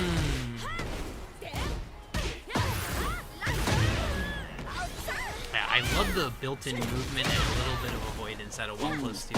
It's been this great, like, range 1.5 kind of swing. Yes. Ooh, damage. Round 4. Yeah, I feel like with both of these characters, like, it's who's ever flowing. As soon as you feel confidence, it's guess for your life. Just like that, and it caught on counter hit. Full tornado. Oh, back 1-4 hits. So maybe a little bit of a spacing trap. Zatsu to punish it, but again, not the right time. Perfect. Run up low. What an answer back. Ooh, just like that, Shin takes the second game. Yeah, I mean, this is, you know what? I let Zach kind of control the sides and everything. This time, answered back with just some blind offense and just ran the rematch. Wait a minute, I'm going to just run this set real quick. Right back at him. Fight. Amir. With a DF2. He said, you got one, I got one too. Alright, that's not shaken. taking the Gusto and White Mountain, not Tech. Oh no! Somebody pick her up. Oh damn it! Good lord. Gotta run up. Tsukuyomi created the space and then Tooth Fairy punished. That's what a recovery. Ooh. Do not whiff around me.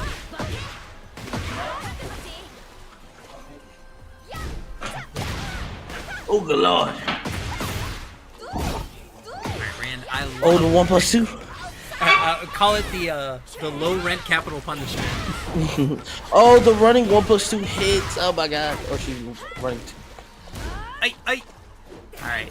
It just down forward 2. Oh, the down 1+2. Damage. Oh my god. He could have ran up, got the up forward 1.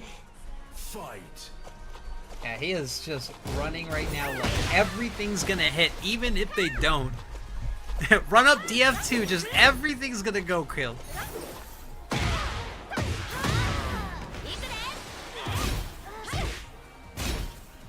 Oh, I'll send a 1+2 don't hit. And immediately punishes it with the forward 2 after the whiff from Shin. Oh my god, so much damage. Plus the guaranteed down 4-3. And down back 3 hits as he tries to get away from it. You can't go nowhere, buddy. Every single round, just run up, close out low. They've been doing it pretty much every round.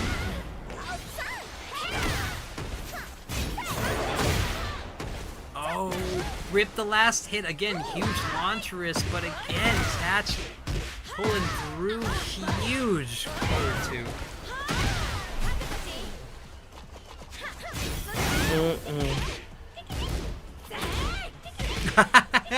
Oh my, he's playing on him. 1+2. Okay, finishes the full string. 14 fun.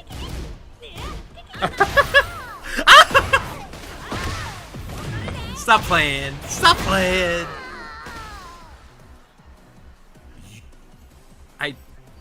You just wanted to rub the kitty cat paws on Zatch, and Zatch said, hands off the goods, Sabaki. Tough scene. I want to see Shin pull out the Steve, but I obviously know that Miyari is probably just going to be the play for the time being. He's really trying to get his hand, like, straight up, like, comfortable with Miyari. And the fact that he's already in winner's side of, in winner's finals with Miyari goes to show, like, how well he's been playing with her. Yeah. It's not even like crazy mix. I feel like Chris is using a lot of tech and a lot of complexity in it. Shipblade is just playing good neutral, playing just good fundies, and of course just reading Zatch's timing. And then when the rushdown works, it's a high-low mix-up for your life, but not afraid to rip the super risky things right now. Round for 1. Sure. Fight. Just want to see how he adapts to the aggressive playstyle with Zatch. Okay. It's very weird because they talked about in one of the last dev updates that they wanted to get away from a lot of hit confirmable wall standing attacks like 1-2 or with everything, but I look at Miyari Zo's wall standing 1-4. It's very, very hit confirmable. Mm-hmm. You got a lot of songs. Ooh, damage. So much damage. Plus, it's all recoverable health. Ooh, that wall stand there 1 to the 4, man.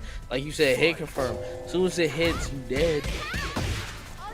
Yeah, and that's what we see. Just run up, jab, jab, wait for it. You confirm the 2. I guess that makes sense to her style or her design, though. She is the brawler. She's running up in your face.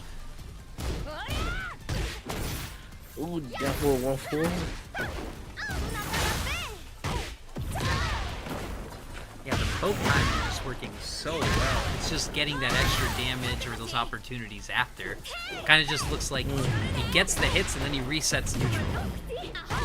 Ooh, sidestep, and just like that, he smash was ineffective. Zatch taking round 2. Fight. Oh, just had the confidence to go for it right back. I love the 3+4 read. The spring kick missed, not a big punish.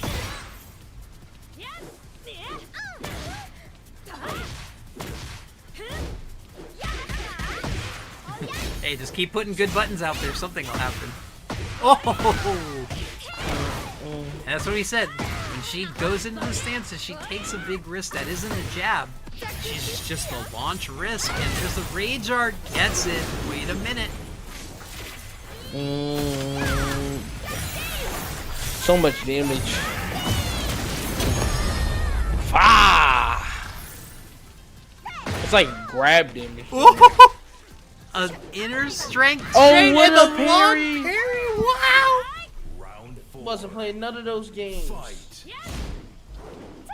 Zatch is on set point. Doesn't punish the 1-1-2. He runs up 1-1-2s again. And the 4-4 not punished. Oh no, he runs up. Okay, he's in his head.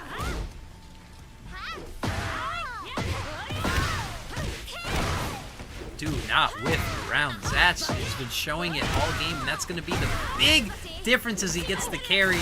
Spanked it, kept it mid all tournament.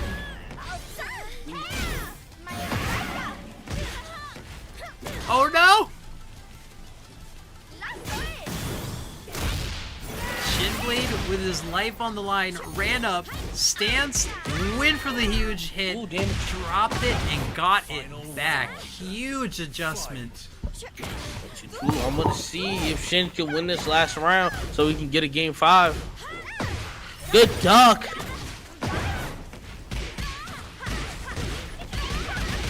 Simple.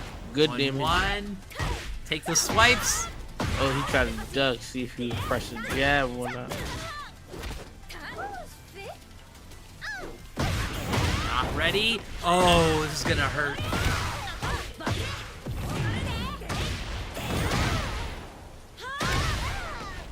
Oof. Oh, ooh. He was sidewalking and still got hit with the Oh, he pressed! He pressed! And just like that, we're going to a game 5. Yeah, but when you thought it was all done, there was a lot of drops, a lot of freakouts, but Shinblade locked in and took both rounds back commandingly. And now we're going to a final game here, and more knowledge, more time to figure it out for Zatch, but Shinblade just warming up with his new character. Yes, he is. Right now, round 1. Zatch gotta find like the off button to his offense. What a back 3. That's a good off button. Alright, we'll just take the gusto and go to work.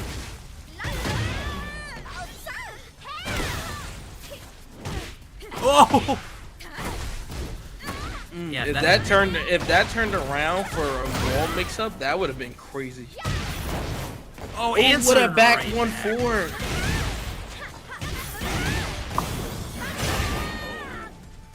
Wow, great mix, did it twice, he dashed it and got the kill, took that one back.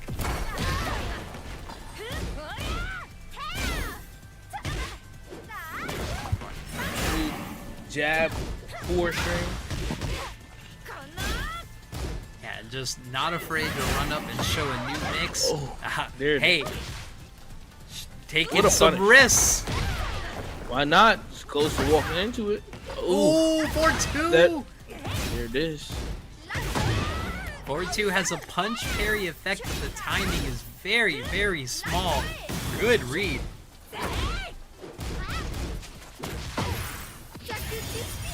Wait a minute. No. Immediately. Round 3. Good dash. Good keeping it safe. A little. Oh my! We're going for the good combos. Bang! Oh, he didn't dash up. Oh, that goes for a wall splat, but it's a low wall splat, so it don't get like a combo. Oh my God! The walls are not working in his favor. He had the closeout and then saved by the side. No! Oh, look at all this damage. Good tails. Good roll out the way. Oh, immediately does a low again. We not playing none of these games. And those lows are launched. They're so vicious. What is Sabaki coming from the side of Zach? He said, I'm not out of here just yet. Bang, bang. Oh, what a down 1+2 from Shin. Oh, it was ready. Small punish. He could have got bigger. Oh, and now he's gonna run in and just start the mix. No, you're gonna pop heat and keep it patient. That's a good pace change. Oh, and it hit counter hit, so it's a full combo now. Just like that, Shin will be waiting in grand finals with the Miyari Zo. Shout out to Shin sticking the Miyari throughout the entire set, even when he went down, because he was not playing none of these games. Zach will be going down to the losers finals, waiting for his opponent.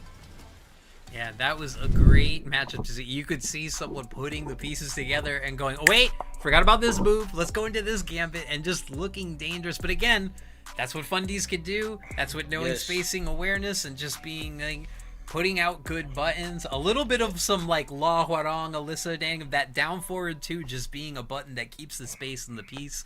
Really great work. And of course, Zach just had a relentless Asuka, just missing some punishes. And literally a few replay sessions in, we're going to see some -18 launches next time around.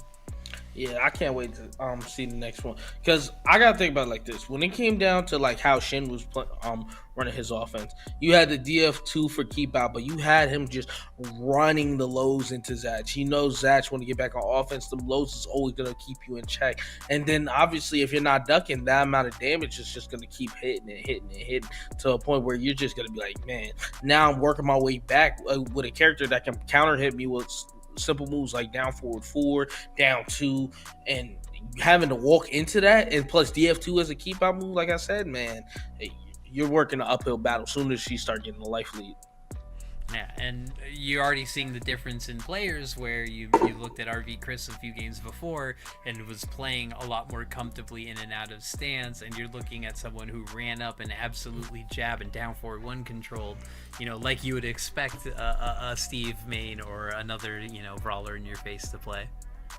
Man, I need DW to go crazy right here. No disrespect, RV Chris. I show no bias commentary unless it's Leroy. So well, it's all right. I got to pull for Chris, and I got to pull for the Deer Army, so we got equal opposites of magnetism here, so you are good. I want to see your style. I want to see your personality. We are real people as commentators. That's by all means. And he got Leroy looking fresh. Hold on. He said, hold on, I just came back from a bachelor party. That's what I was gonna say. I was like, wedding fit Leroy, like whatever. Hold on, man, that is so clean.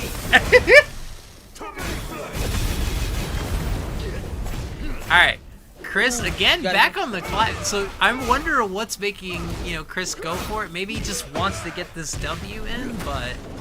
Yeah. Oh, he could have got the full crouch down on 4 string, but he ended up just going for the 4. I do that a lot too. Just get a little bit of damage. You don't want to always commit to that string. Ooh. Oh, he hit him with the 4-3. We don't play none of these games. Well, while we wait a day and a year for this beautiful conversion, I gotta ask you as the Leroy main, if you had to. Wow. Goes into stance. Delays it so he doesn't immediately press. Get him with the 4-3 or 3-4. You put out good jabs, good things will happen. Yes, they will. Damage, and then do we get the? Oh, he sidestepped behind him to get the down back 2 1+2. Didn't know Leroy got butt punchies. Let's go. Heat dash, just spend it all. Oh, the sidestep 2 1 hits. Speaking of late confirms, that is one of the easiest hit confirms. Yes. Mind you, for it being the hit confirm, I'm glad enough it's launched, but man, that timing is vicious. And that is round 2 already in favor of RV Chris with a comeback. Down by 4 hits. Are you afraid of Clive or AK more? As a Leroy. As a Leroy, AK.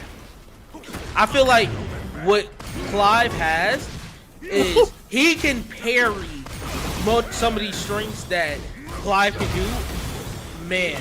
When it comes to AK, yeah, I'll compare you some of his strings, but as soon as he starts throwing the grabs into play, my head is gonna be going for a loop, and I can die to any of those grabs that AK throws out.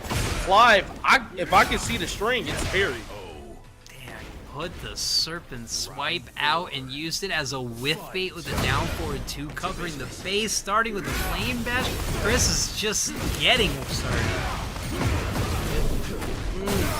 Oh yeah. And you see, he loves to use the sweep. Like, obviously, you don't want to keep going with strings that are like mid or high against a parry character. But you also don't want to keep doing these strings on someone like Leroy, because he can immediately take your string and turn it into his offense. But right now, he got up after the 2-1-2 whiffs, kills DW for trying to finish that string while he wasn't in it. And just like that, RV Chris wins the first game. I want to see DW just immediately get back in there and just like a little bit more patience. Just a little bit more patience on some of the shit, and be ready to parry out of like that Phoenix shift stance, because once you do that, you're forcing like only one option to really come out, and it's probably going to be the low. Makes a lot of sense. And yes, this is your losers semifinal, so this is also a first 3 as well. The winner gets to play against Zatch, who lost a close set. Yes, ooh, so much damage. Round 2. Get that ball out there and getting swung out of it, and you know, an early Leroy landing the counter hit. Oh, it's Christmas.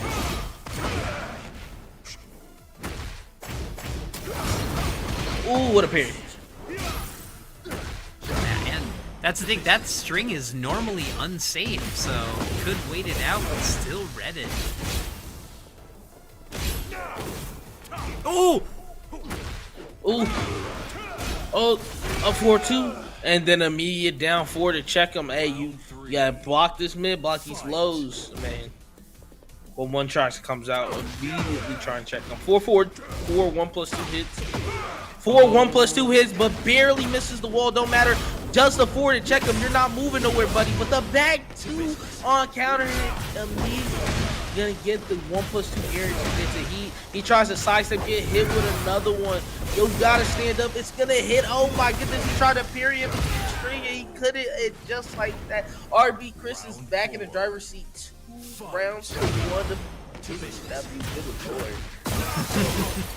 oh my god, he gonna do it again? Oh, I saw. He's doing the plus frame because he's afraid of just getting wall splatted in general. Good down back 4 1+2 immediately. Win go by the short charge, ice spike into the cane. Huge punish and an even better risk. Good damage. Ugh. No. Oh, he ducked. Grab. Oh my god, he needs to throw the grab in there, man. No, that could have been launched. Oh my god. Step back 4. What a parry!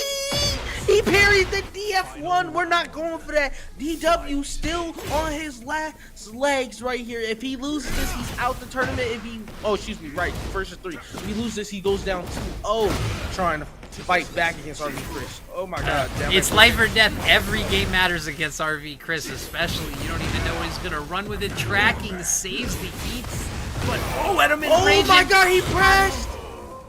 And just like that, RB Chris takes a commanding 2-0 lead over DW, but DW is right there. He has the right options. He just isn't taking advantage of some of the moves that he can legitimately parry. Like, anytime I see Clive go into Phoenix shift and he's on his pole, respectfully, back 2 is coming out. We saw it early, but just came up to the heat charge. You know, he just went up for the unblockable the guard crush the first time. Second time, Leroy jabbed him out of it. Third time was a counter hit. Yeah, and I do not see a lot of back 4 out of stance with DW. It's one of the few moves that track on Leroy, obviously. It's a homing move. but it's also one of them lows that keep you in check. Like, hey, I just can't keep pressing on this move. Right. And yeah, you know, Chris, for all his knowledge, is pressing a lot once he's hit into Hermit. If I get hit by Hermit, or if I get hit by the kick in Hermit, there is nothing I can press in the universe. Good damage. About 100 damage on that wall right there. Got back 4 hits. What a parry. Oh, he could have killed, but what a parry right back. And just like that, DW's up 2 rounds. The perfect parry was beautiful. All right, I need to see a good closeout. We got to build that confidence, because if RV Chris starts rolling the rounds back. Oh, the 4-2-1 hit. The sweep, and that's going to break the wall, so you're going for the combo, baby. Oh, we're optimized. Ooh. He said optimize this. Fah. Yeah, one thing I have to compliment, DW has put the cane out not in a final round situation, but in a clutch situation every time. And as I say that, he's about to eat a round. Oh my god. Oh, no way. Oh my god. No way. Okay. That could have. What a parry. And now we're back in the driver's seat a little bit, because now he got some leeway, but he finished the stream 2-1 hits. We don't play none of that. He tried to do the 4-4. Oh, good break. And just like that, RB Chris takes round 3. DW, you gotta fight your way back. No cane. You just gotta beat him in neutral. The sidestep 2 hits, but he doesn't confirm it. And then the 1+2, stop. You can't press no buttons. Down back 4 hits. What a parry. We not going for none of that. And he knew the down 3-2 was coming out, so he really punished. But we punished back on another parry out of Phoenix. It's getting crazy, ladies and gentlemen. Oh my god. Good 2-1-2-1 while back turn, and he immediately responds with a full crouch down for 2. Oh, I'm gonna see the 1. But instead took the 2, and suddenly we got a moment to breathe. Never mind. Not like this. Not like this. DW, please. I need this for Leroy. I need this. You got Leroy looking too clean. He can't just go out like this, my brother. Oh my god, he got hit. No period on that. Down back 4 hits. You can't step over there, baby. Oh my god, the back 2 to 2-1. Oh my god, he barely got away from it. He tried to parry again, but it ends up following him late, and it hits him. Good lord, fight back, DW. Sugar, get in there. Sugar, let's go. I oh love my god, RV Chris. 2-1. Oh, and just like that, it's over. 3-0. Going in favor of RV Chris, and he will be going to see Zach in the losers final. And sorry, DW, you will be eliminated at 4th place. It hurts my soul. My Leroy brethren. I mean, you know, I love RV Chris, but I just wanted to see more games. You could see DW saying, I know this. I have answers. I had to make adjustments. A little bit of fallout, and then clutch round finishers after clutch round finishers. RV Chris said, hold my beer and watch this, and absolutely closed out a dominant end. But, I mean, Leroy lived and died by the parry, and it seemed like every round he was reading. Yeah. It was working really good. It's just like, you gotta learn to take advantage of the parries in some of these situations. Obviously, we seen they win him around when it was like dire health and whatnot, but it was just not parrying out of Phoenix Shift all too often. You don't want to overuse the parry. Where in reality, out of Phoenix Shift, you weren't ducking anyway. You could have just threw the parry out. Hey, don't let him get them plus frame. And the best thing about it is if he parries that mid move, he can launch it. The mid plus frame, because it is long enough frame, so where he parries it, he could do 4-4-2-2 and launch it. We do our lab, and ladies and gentlemen, I really hope DW can implement that next time we see him, because I need to see him in top 8 again. DW, you already turned out to be one of my favorite Leroy players to watch, brother. Yeah, I love to see it, and I love the neutral. It's very rare that, you know, DW could sit at a far range like Clive's range where he excels and still be able to go toe to toe, and then the Hermit mix was crazy. I'm sorry. I looked in the chat. Buddy called me Big X the plug. How dare you? But also, he's my favorite rapper right now, so I'm not even gonna be mad at you. But call me Big X is crazy. Hey. Nah, but what you call it?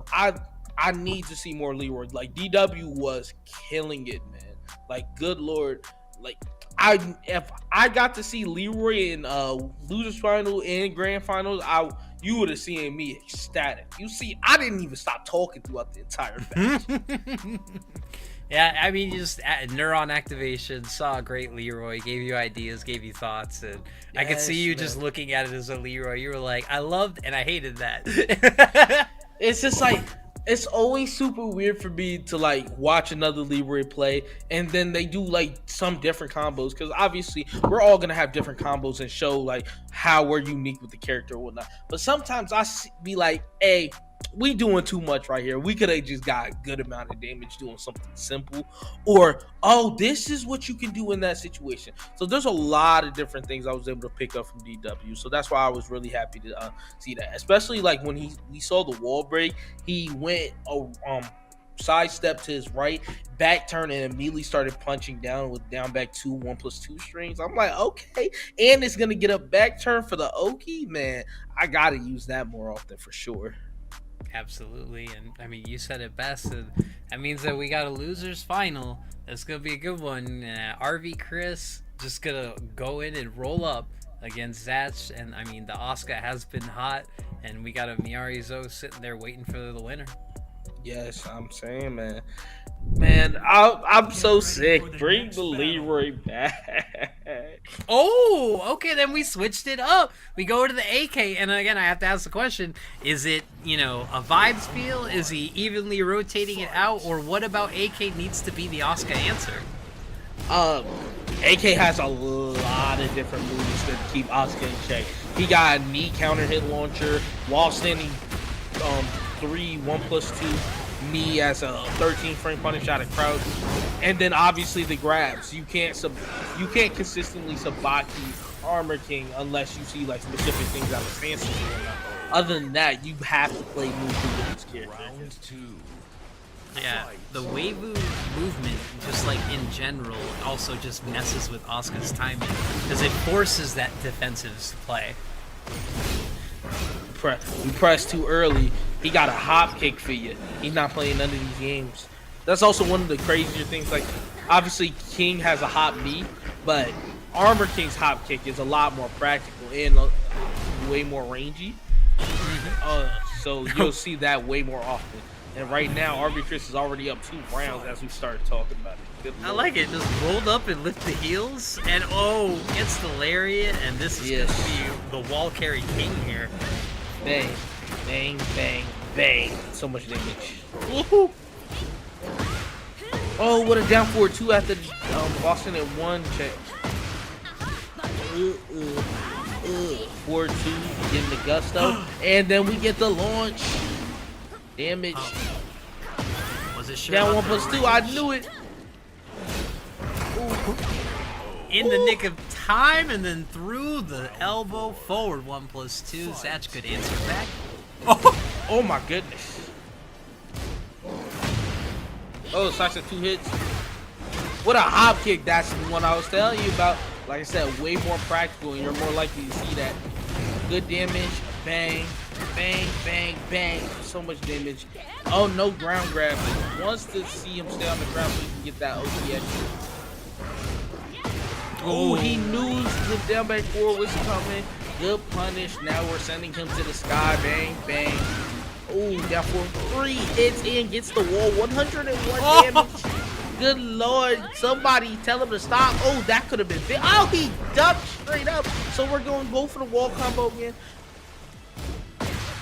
Oh, he's ducked again. That does have a fuzzable run with it. Oh, and for the cancel. Chris still getting optimal punishes. And then doing the handstand into the kick. And just like that, RB Chris is winner of game 1. I want to see, like I said, I think Armor King is a really, really rough matchup for someone like Asuka. Obviously, because outside of stance, like he could do anything. And trying to sabaki and you catch that knee, it's definitely not a fun time. I just want to say, like, quantum speed rematch. Yes, they weren't playing no games.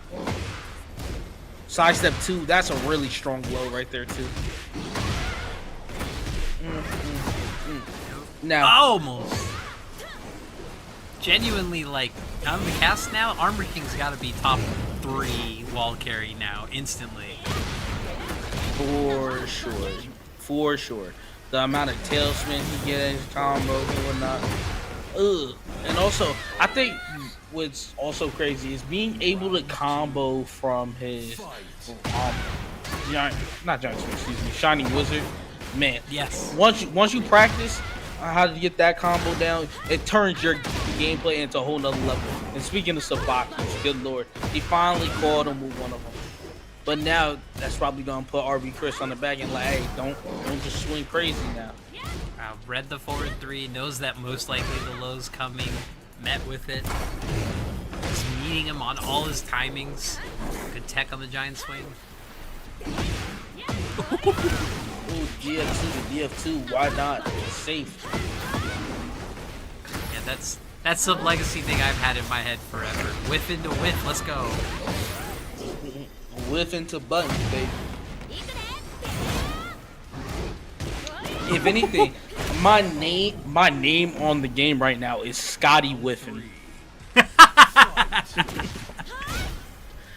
Oh my goodness, man. Damn. Can I be Whiff Chamberlain? Yes. Actually, I might take that name from you. I might have to take that. That is perfect. Oh my goodness. The 4-4 back to back into the 1+2. We're not playing none of that. He was trying to get as much wall carry before he did his combos. Slightly jump off the wall. Try to go for the Sabaki. Knocked him down with it anyway. Oh, the 4-2-1. As a unit, we all need to duck that string. Good lord. Everyone we know, we need to duck that string. Ooh, interesting. It might have been a down 1+2 moment from like a down 1-2, but we move on, we shake. RV Chris could have the momentum at 2-0, or is it going to be all tied up?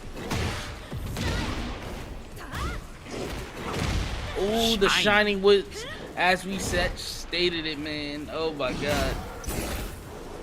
Get off me! The double!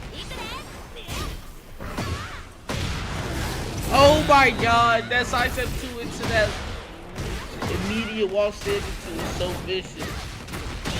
Fuck!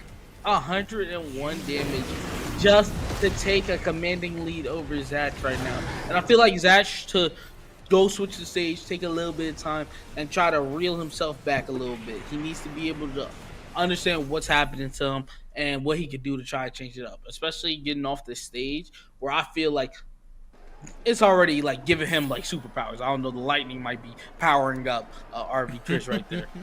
But yeah, just being able to like get your thoughts back and be like, okay, he's rushing me down, he's throwing moves out at me, what I can do to like stop it right now. Well, what's working right now for Zatch is two things. It's the keep out and of course the pressure. When Zatch lands a combo, gets the wall carry, and gets everything going, they're in top-notch position. But when they're in the back foot or they're guessing on these strings, they're just not working out this time.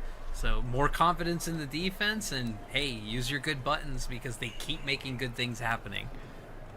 Man, now you just gotta be able to just look at also what is RV Chris doing to me that I could make it a little bit easier. Obviously, like I said, I've ducked the 4-2-1 string or 4-1-2, and then you see the grabs are coming out. He's not hitting me with too many grabs, but he isn't afraid to grab me to keep me in check. So always be wary of that. And also, he's just like, he's not gonna let me press out of frame because he's gonna look for the counter hit. So I might have to be a little bit more patient. Ran in. So, what a ducky! By the way, they ended up at the same stage. Well, it was Destiny. Oh, all in Destiny. The Canyon comes out, and the elbow.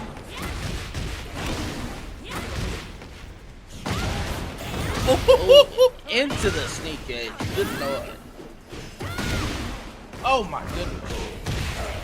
Okay, that's an answer. What confident too. He went for everything to work.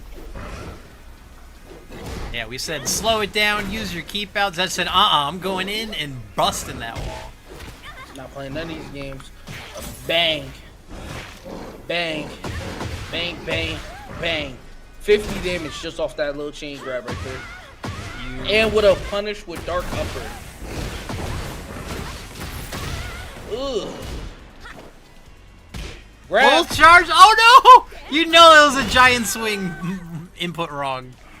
Yeah, honestly, I think it was supposed to be a giant swing just to kill, but he could have did shiny wizard and just got the wall.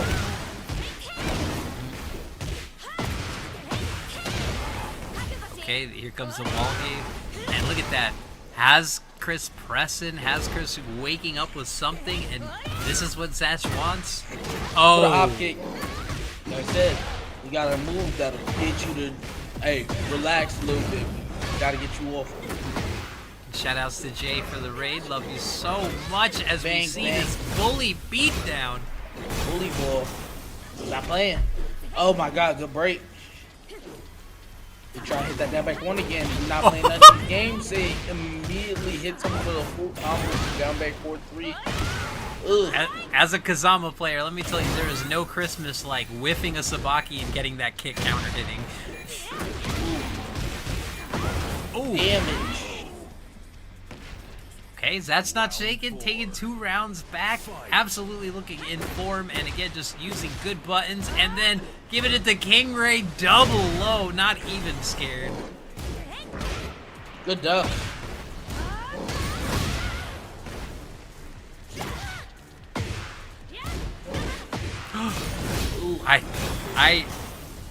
I fear the person who presses after getting hit by sidestep 2, but that's not afraid. Ooh.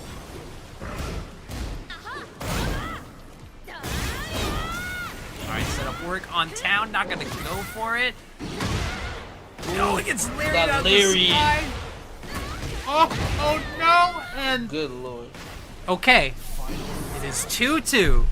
It is RV Chris's match point to make it back into grands. Oh. Oh, already too close to the wall and covers it up. Doesn't press on the sidestep 2 this time, and the bokeh saves the day. Let me see. Ooh, Larry comes out. Power Crush comes out. What a block, and this could be the game. No. Oh no! He tried to get in front of the wall. Okay. Don't matter. Down 1+2 hits, and he will take you going to game 4, ladies and gentlemen. Also, that was crazy. I was gonna say he basically threw his life away to try to kill him there, because if he launches him and then gets put at a wall, dealing with any of Arbor King's wall pressure, yeah, go ahead and call the game. Fight. Calls it right back up, 1-2 now, and yeah, bokeh did save the day. It giveth and it taketh, but Zat's just covering it up, and the offense is heating up, and then the whiff. Oh.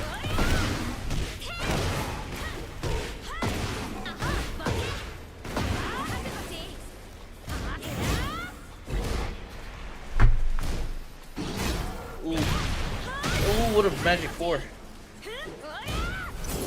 Great timing, just the long tech roll hold. The forward 2-1. We're just letting him block. Oh, and the flip get tossed. This could be. Did get some full crouch down 4-2 just in case, and he will take the first round in game 4. You know what? I'm with you now. You know, I always thought that Midnight Siege was my weirdest walled stage, and now I'm looking at this stage and I'm like, yeah, all of my weirdest fallouts have always been on this stage. Man, my weirdest wall fallouts have to be the underground arena. Evil arena, evil for a reason. Man, yeah, you're gonna fall off that wall no matter what. Shout out to Gosane. Bull. Oh no. The way I will riot, oh my god. Similar to the $10,000 boom and the 1-4. We're in it. The Sabaki. Oh, too early. Oh, he wasn't looking. still couldn't get the punish in time. Oh my god. Whoa! And I mean, it's gonna do full damage, so you know that kitty is dead. Oh, I'm lying. I lied. Oh no! Oh my god! You pressed again, and just like that, RB Chris takes the round back. He could have took a command and rounds over. RB Chris instead. Now we're tied up 1-1. I'd like to apologize to all Kansai women for my mistakes and my words ruining. I've ruined the energy. Oh no! Ooh, they Oh countered it. no! Good lord. Zach's fans might be ready to jump you sooner or later, Maya. You might need help. Damage. Oh no! My heat smash is better. No, I can't take this. Is VTuber on VTuber crime. All right, that's setting up the keep out into Sabaki. Oh, the drop kick to the kneecaps, the old school.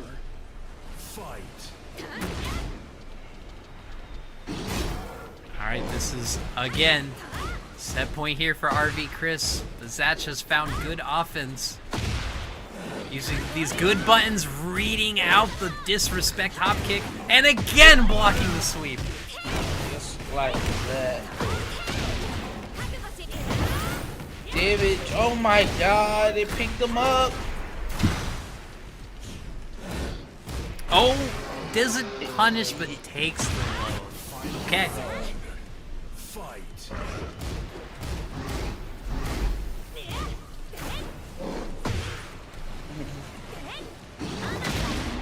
Ooh, I like it, yeah. He's going in with anything other than the knee. It could be Sabaki.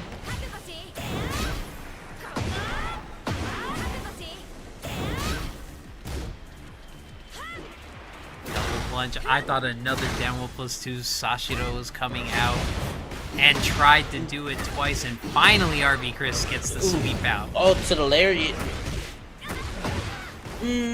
Just barely missed the wall. Good punish. Oh no tech on the swing. Still gonna be. Oh, it hit the wall. Game, set, match. That is RV Chris going back up to fight Shinblade once again for the grand finals. I'm like still trying to do some complicated billiards geometry here. Like, I swear that giant swing wasn't gonna hit the wall, but in pure FDX, this is no way that King Giant Swing is gonna kill me. It happened all over again. Just getting the clip of the hitbox, and for those who don't know, the damage goes crazy if you make contact with the wall, and that was what it took for RV Chris to get the W, pushing it on the grands. But shout out to Zach, really good work. Yeah, shout out to Zach. He will be out in third place, but now we got to go up to the grand finals where it will be Shin in the winner's side having to take a set of 3 against the one and only RB Chris. You know him. He's a multiple time winner of Breakout, of course. Yeah, and Shinblade sitting there on the winner's side, but something in the water says maybe we get a double Miyarisu off, so maybe we can get some tech, or it could be strictly business. I mean, RV Chris has been picking the right character for the job these last few rounds, so I mean, no shame in the game, no matter how way you do it. Yeah, I do think the mirror is gonna hop out, but I think if RV Chris shows in the mirror that it's not working in his favor, he's probably gonna make it all business. Probably go to Clyde. I look at the entire cast, and I know RV Chris has been playing, a long-time Tekken player, and it's just like it feels like the home comfort button is the Clive button, and that's so weird for, again, all of my friends who play multiple characters. They go straight to the Final Fantasy character. Hey, by all means, they picked the right one to get in this game. Respectfully, man, like, I know a lot of people were begging for Tifa, but man, Clive is such a cool character. If y'all haven't played Final Fantasy 16, y'all need to at least go and watch it for yourselves. If you're not comfortable just spending your money and hearing somebody like talk about how good the game is. That game, audio, visuals, fighting, all parts of that game is beautiful. All right, Chris says I am full cylinders ahead from the losers bracket side. This is gonna be your grand finals. Shinblade on the winner's side playing week 1 Miyagi-Su, going against Mr. Clive Rossfield in the Steady Eddie main of RV Chris in the back 2 catch. We're going big. Yeah, he immediately pulled out the Clive. He said, "I'm not even gonna do that with you." Yeah, I like using wall running 3, and this is what I told people. You're gonna learn if she's on the pole and she's not taking the quick jab. These options are risky or a hell sweep. Round 2. Just like that, round 1 going in favor of RV Chris. Let's see how Shin responds. Immediately start with the dab by 3 to the 1+2 twice. 1-2 out of the Phoenix shift. We're not playing that. Oh, and that was guaranteed. Oh my god.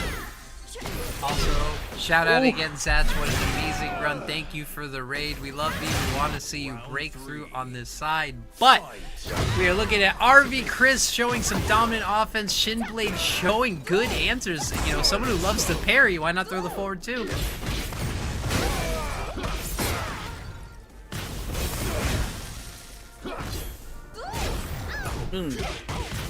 Yeah, I remember Chris got whiff punished, ripping the sidestep 2-1. Smart awareness.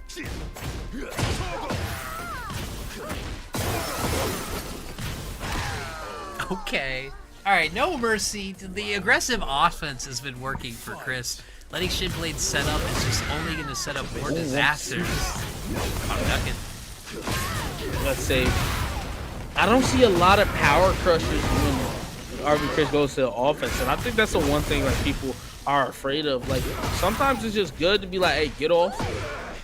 Yeah, and especially out of Phoenix shift, Chris is someone who sometimes, even if he takes the low, the 4 is just a small hit, and the 3 is so slow that the power crush would hit him anyways. Ooh. Ooh. There it is, just like that. Shin fights back, and we got a final round in the first game. 1+2 immediate. Give it up and not ready. That guarantees got hit. on counter hit.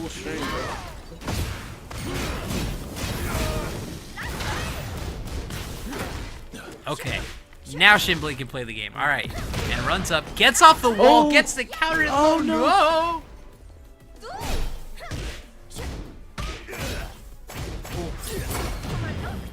What a heat smash. Ooh. Grab? No, he did up 1+2. Stop pressing button. Shin takes the first game with a comeback. Yeah, that was just reading timing and knowing when the counters and the buttons were coming. RV Chris, quicker than you can count him, hit that rematch. Round 1. Yeah, I feel like Shinblade knows how to play against Clive. It's just finding out the right button for the job, and just the down 1+2, just do it. Ooh. Bang. Bang, bang, bang. 93 damage. Oh, but full string. Got caught in the air.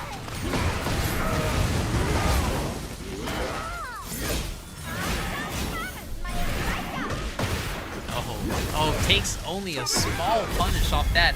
That is -24 on block, by the way.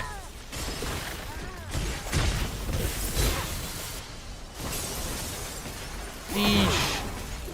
Gonna go for a lot of damage.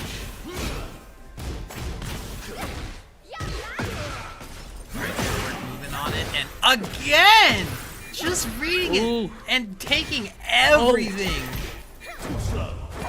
Oh, wait. Spring kick, baby. And a pride. Let's go. Girl, I don't even know. What are you going to do when America goes wild on you? And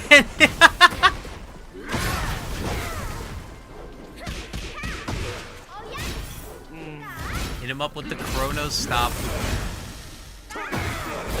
Ooh, great whip punish.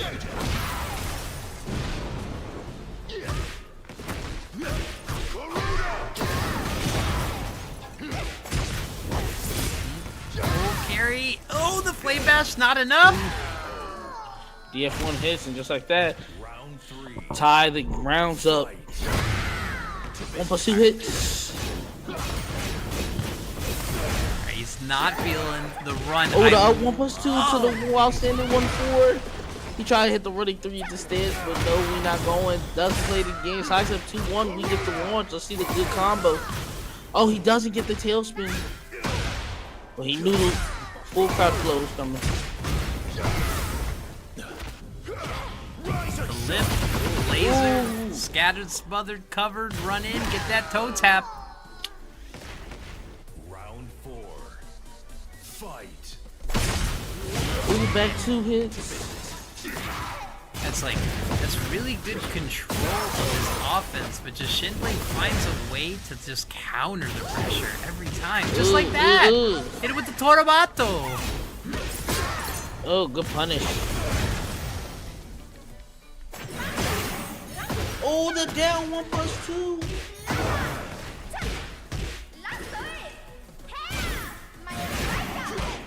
Oh, he went for murder. Oh, late on the Ice Spikes punish. And even blocked the Hell Sweep again. Gets the launch punish. Chris very aware. Also has a Miari for those who don't know. And the Tracken saves the day. The Tracken somehow saves the day right there. But now we get a tie set between Shin and RV Chris. It's crazy because it just feels like every single round it was RV Chris takes a commanding offensive start, and somehow Shinblade clings it down to a one-touch ender every single time, but Chris riding the ship and keeping good pressure. And as I say that, gets opened up. Oh.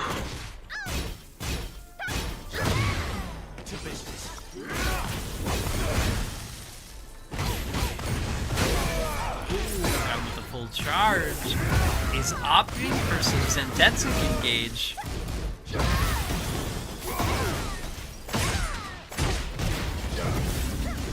Ooh, Flame Bash missed on that ender, but no fear. Timing delayed Ice Cyclone on the sweep. Let's go. Ooh. Got the knockdown to the guarantee 2-1. 1-1-2 does hit. You get the low high too. We're not playing these games. Ooh, he tried to sidestep but couldn't get out of there. Taking a risk, setting up the running pressure. This time backing off.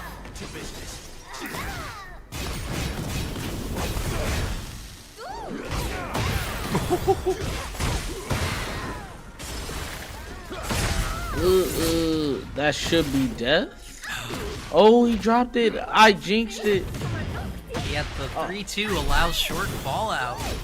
Good awareness. And just coming back on this round, slowly chipping away. This is what I've been talking about. This is what I was talking about.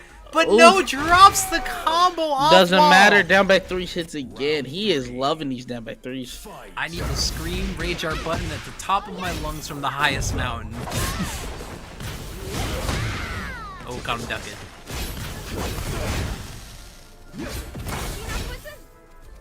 Wow, still had enough time to block it. Yeah, I'll do it again. I'll do it again!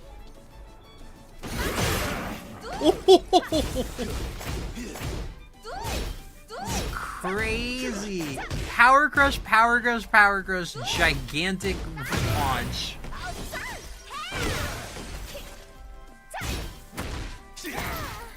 I feel like I need to give this to like Majin Obama, you know, guess the rank, and I would have easily fooled half the chat.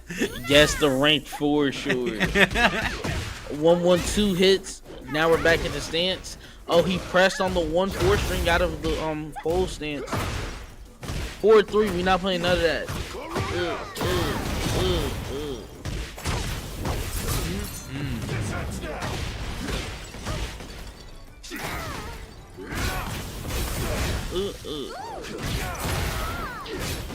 Sidestep 2-1, decides not to take the pressure, doesn't tech the throw.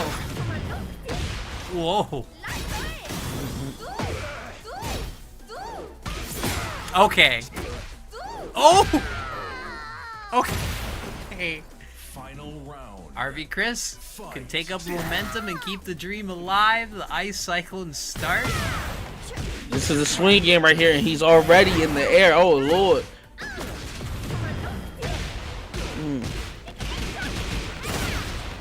88 damage. Yeah, the sidestep 2 start on counter hit. Huge damage buff for your combos. RV Chris spiking it in front, even getting the back 2 optimized.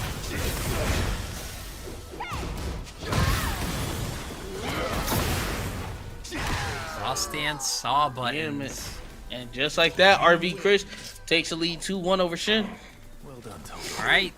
Again, RV Chris on the loser's side. If he can win this game, we're going to get a reset. And Shinblade still, maybe, possibly, could take it back. He's been in it every single game. Yes, he has.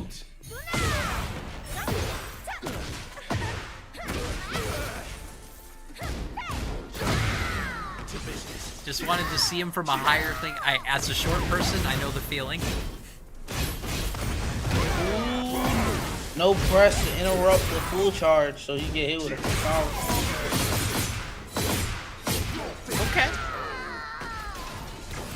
The Heat Smash is such a cool animation. RV Chris answering again. He's streaking now with this.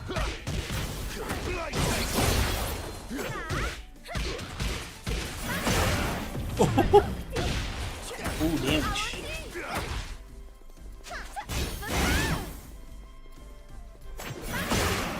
Ooh. Hey, you're waiting for that hit confirm? I am charging through you like a horn. Oh, he tried to press out of it. Oh my god, he got hit with the full counter hit.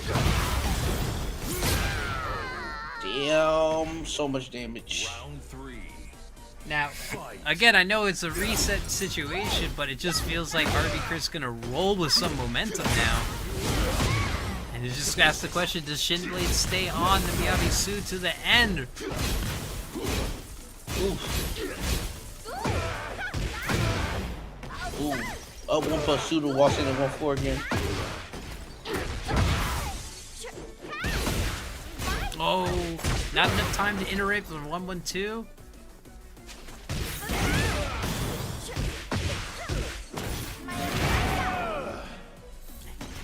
Shinblade answers back. Wait a minute. Could make it shorter or go the distance. Flame bash start. No consequences. Damage. I saw that. I saw that counter attempt. Huge block.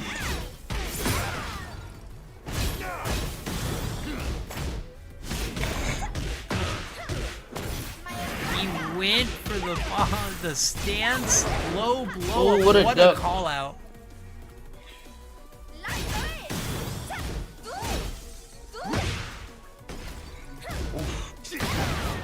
No!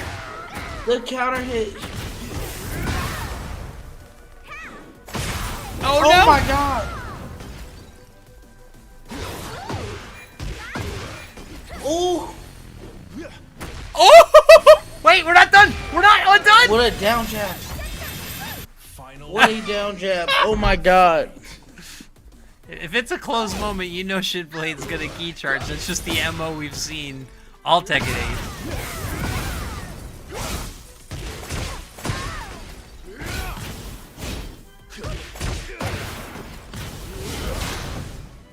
Mitch didn't duck it this time. The heat activation not punished. Oh, he caught him pressing. Oh, this could be really bad for Chris.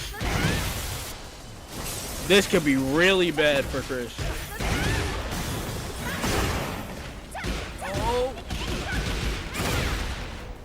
Oh my goodness. Spent all that meter just for, 20 extra damage. Is it gonna be the critical difference? Well, RV hashes in on it too. We got a Tekken 7 round. Oh no! Too far. Wait, not a big punish. And just like that, RV Chris will reset the bracket on Shin. Now it's just one last set just to see who wins this tournament. Yeah, huge reset. Yeah, you got to think about it like this. I understand the gameplay because he wanted to punish the little Clive hand for going out. She just does not reach that far. Yeah, she doesn't even reach her rage art from range 3. And, you know, usually that's about, like, the plus or minus differentiator for people. She doesn't even reach range 3 with her rage art. And I look at some folks with or without weapons that reach a lot farther. You know, Victor's, Anna's, they have a long reach on their rage art. And even though she has pretty much the longest weapon in the game in the staff, it doesn't reach. She's choking up on the bat too much. Bruh, you gotta think about it like how he had like you said, he used all that meter for just like 20 extra damage. I think he could have been fine if he kept his Oki at the wall and didn't send him too far. If the Oki at the wall did not send him and he was still wall pressuring Clive, he would have been in the driver's seat to win that game. But shout out to RV Chris, he did what he needed to do, and now we're gonna reset the bracket, baby. Those are just knowledge rounds. I just gathered data, and now I got the answer. I mean, little bit on the weight makes me feel like it's either a fit or a character change, but I mean, I liked how even in other situations where Shinblade's tournament was on the line, he stuck with the Miyarisu, so happy to see it. I gotta see, like, if we're gonna see probably Shin like take his time, I think he's probably going to stay Miyari. But if he loses again, then we probably see Steve or Nina. Okay. I for one would like to see the Nina though. I'm just trying to think against Clive. Well, it's a brand new bracket essentially, so even RV Chris could pick a different character, but I think he's gonna stick with Clive when he ran it all the way back. But it's like, what character works against Clive when you think about Nina or Steve? And I definitely think Nina has way more tools to answer and range more against Clive. Yes, and then when it comes down to like Clive and all his offense and whatnot, it's a lot of high crushing and whatnot. So I could see like, okay, Steve could probably mid check him and whatnot, but let's say I try to back one, he goes under my back one, and I'm getting counter hit for it. It's just like one of those things that it could get very annoying for Steve, I would think, especially with probably some range issues as well. Yeah, it makes sense, and it's also the comfort character. You know, like, sometimes I don't even care about the matchup. Like, my biggest example is sometimes I will just always pick June against Safina. And it has nothing to do with the matchup. It's that I played my training partner for the first year of Tekken 8, who was a Safina main. So I just literally have it ingrained into my head, Safina versus June. Yeah, for sure. Like, I usually don't play by the matchups unless I'm really uncomfortable with like a specific matchup. Usually with Leroy, I don't feel super uncomfortable in any matchup, but there are them times where I'm like, I'm going against the Asuka, I might play Fang here just to see, test what the waters are looking like. All right, back 1+2, get off me. Got one too. Ooh, gets the float off the quick rise. Get him off me. It's a 4-4-2. Just waiting for it. Oh, sorry, that's the sidestep 2, and that was the 4-4-2.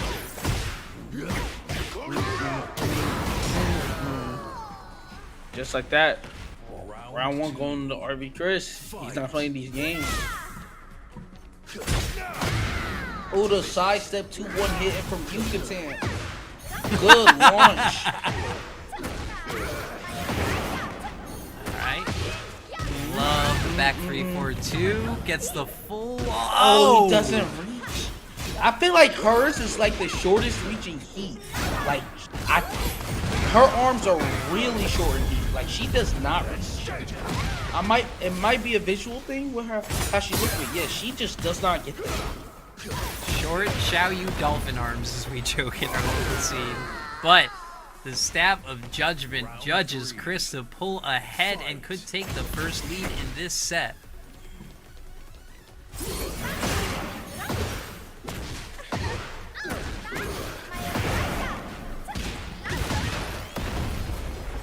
Alright, don't even need to worry about... Oh! Messes up the 4-4-3, gets the raw stance. Tell me I haven't seen that a bunch this week. Alright, with a flip, just waits on the thing. Again, short people things.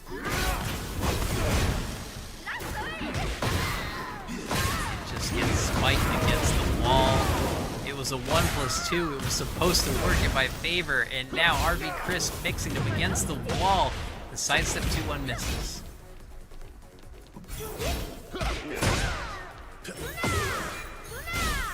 Okay.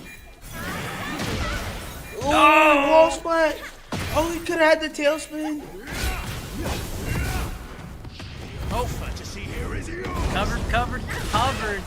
Huge patience, really great blow, and didn't wait for that last touch.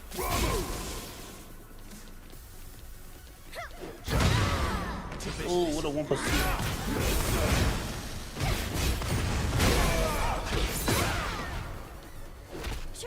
Okay. Move me. They want to wait back 2, and that's going to be a full walk. Wait!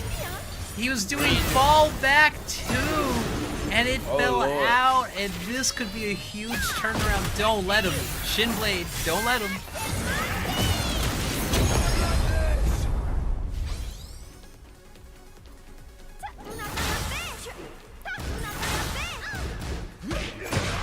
Yeah, 3-2 is duckable. I know that jump punch looks mid, but no, it's a high. Ooh!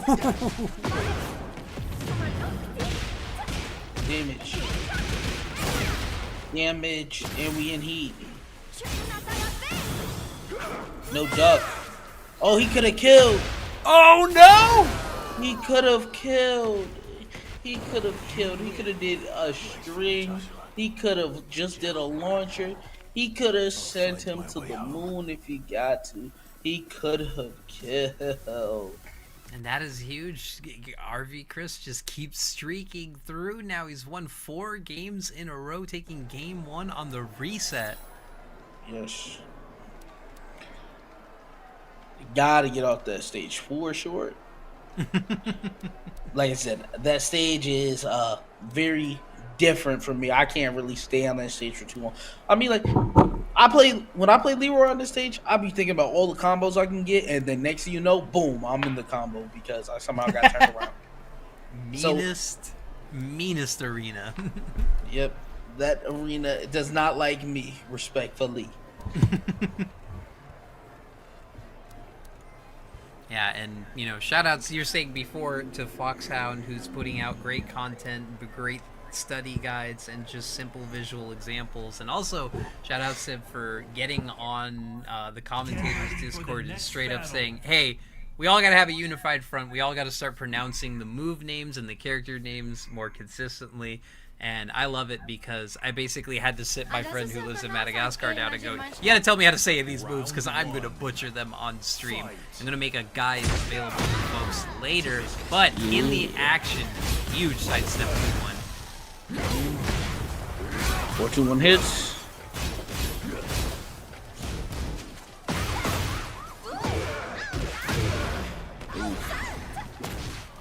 Ooh, damn at 3.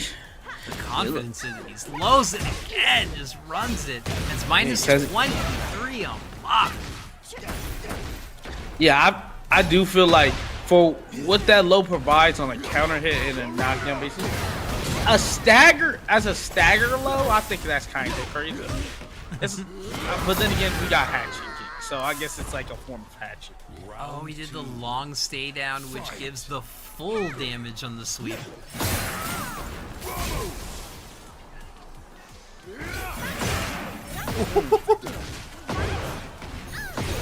Yeah, your whiff button is down 1+2. You whiff in front of the bull and you get the horns.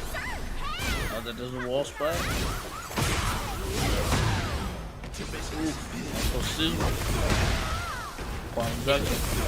Yeah, I'm actually shocked. 1+2 from Yarizu looks like it should wall splat, but it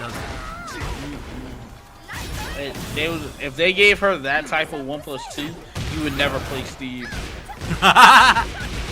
It's literally Steve's back 1+2. Oh my god, it's so crazy.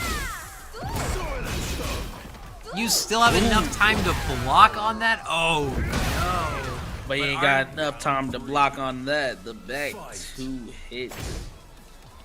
This is big. Keep trying to sidestep, he gets hit with that sword. Oh my Ice lord. spikes. Yeah, short charge. Wall splat.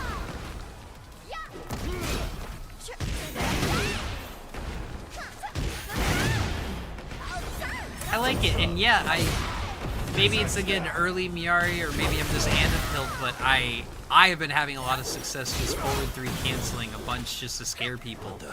You can block instantly, and it makes people either pause or mash. And just like that, RV Chris goes up 2 games on Shin, and I don't think we're gonna see a switch. Shin's just gonna stick it out with Miyagi. Oh yeah. Alright, you heard it in the chat. Vámonos, Chris. Let's go. Let's do it. We got time and places to be. This reset cannot be clean. Is this going to be the answer, or we go in the distance?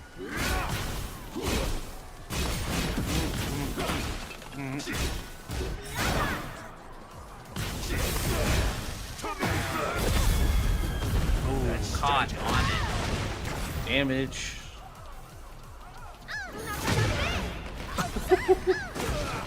Instincts. I saw Whiff just put it down forward 2 there.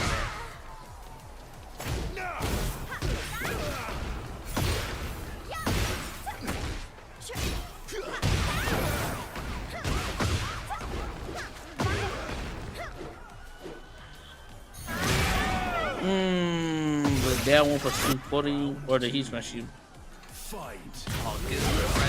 And Chris just Phoenix runs to start it. The 1+2 covers great on movement, and again catching the It's gonna be a lot of damage.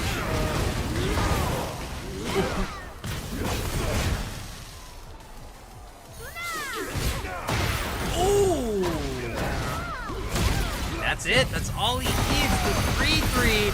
Little flip for the Bahamut 2, and oh my god, Chris with the damage. Come back with it. Oh, immediately duck the jab again. Go for wall standing too.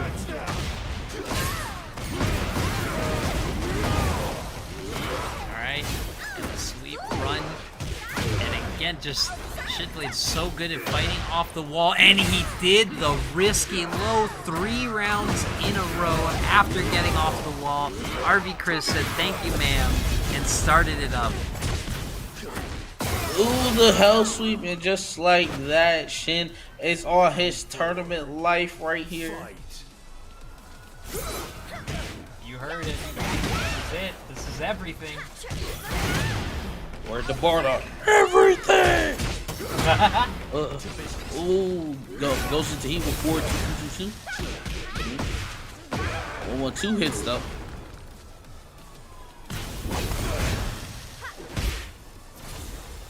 Just biding his time, looking for the buttons that Shin Blades have been using to get off the wall. Good movement, though.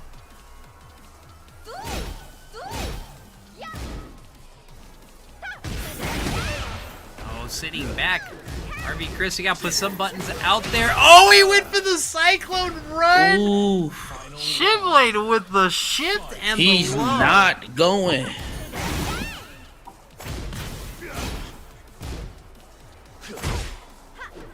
Oh, had it, didn't confirm it.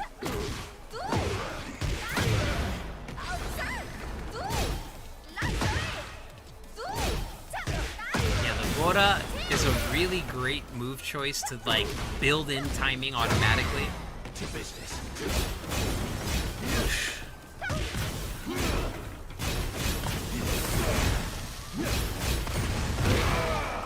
Oh, stepped it, which gave him the full charge hit. I'm gonna hunt you down in heat. Prominence keeps him airborne. We are optimized. Is it gonna hit? Oh no! Wait a minute, we're not done. That's gonna be game 1 to Shinblade. Yes, it is. I thought she made her hitbox bigger, so he was gonna get that second hit of 3-1 or 3-2. He's fighting back. It could have been game, but instead he's put a game on the board. Let's see if Shin can bring it back. Yeah, really great poise, and when the win button's on the table, the win button's on. And he got it. Do not point at me when I come back to get all 3. Round 1. Fight. 1 2 hits.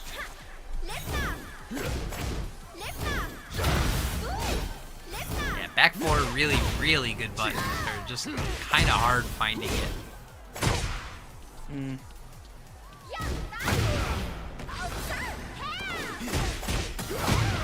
Great step, saw the wall running great.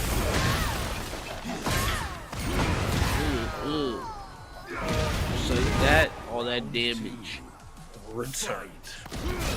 5 step 2 or 1+2. Yeah, I love the Bora. It just builds in more pressure. It gives you a guaranteed while standing 1-4 if it gets hit, not even counter hit.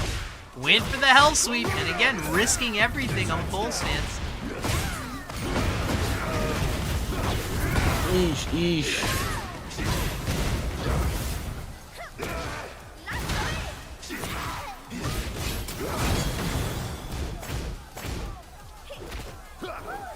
Ooh, get him off me again.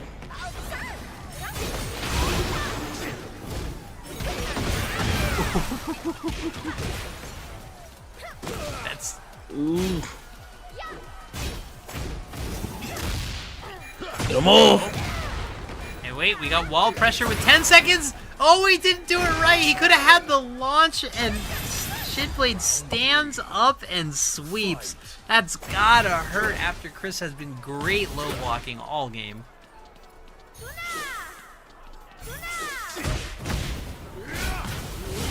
Don't whiff around me. Back up, buddy.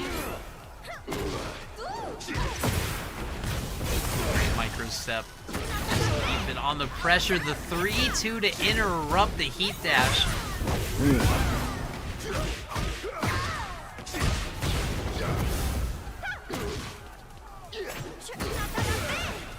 Oh, and it awkwardly didn't get the splat. The 4-3 hits. Oh no. Is this This gonna be enough to go kill? for the wall. Just barely missed. No! It's only 13, and this. Oh wait, he could have had heat. This is now tournament point, and Shinblade turning up the pressure.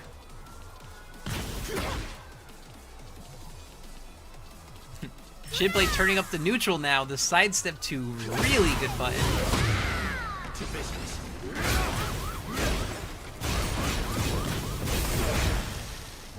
Great patience, good block, and ducks the 3-2.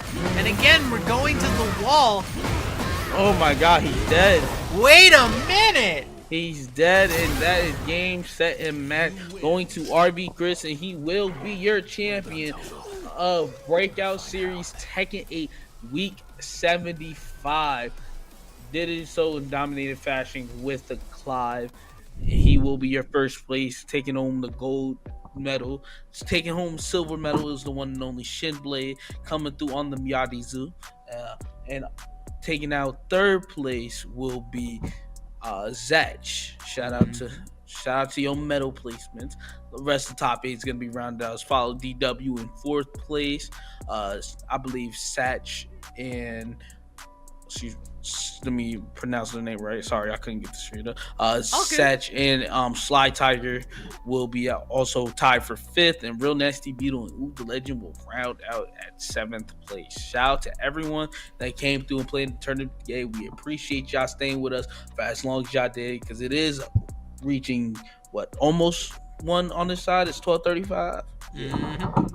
And man. yeah, this is a really good breakout series because it highlighted both a little bit of the old and a little bit of the new, saw some new faces and saw some returning faces, and also got to see a mix. RV Chris showed us some Miyarizu in the beginning that was absolutely amazing and had the knowledge to answer back from it when he picked his mains. But when he got into the final 4 matches, he absolutely had to pick the steady Eddie Clive and made the adjustment with Armor King. So that shows how versatile and how dangerous he is, and the army moving strong, and great work for him again. Your champion of week 75, RV Chris. Really great stuff.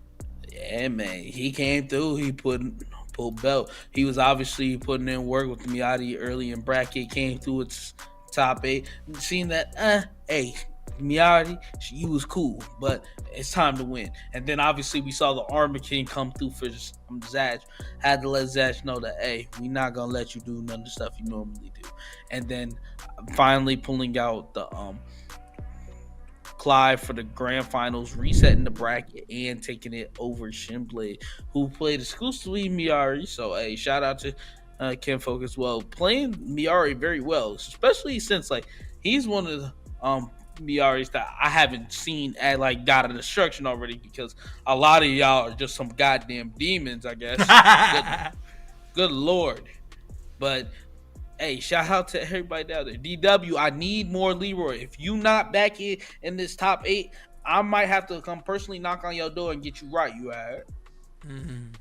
But that's just another breakout week where you just see people shining through and people leveling up. And also, all of Sly Tiger's matches before we even got to top 8 were just, again, showing the evolution and the consistent labbing.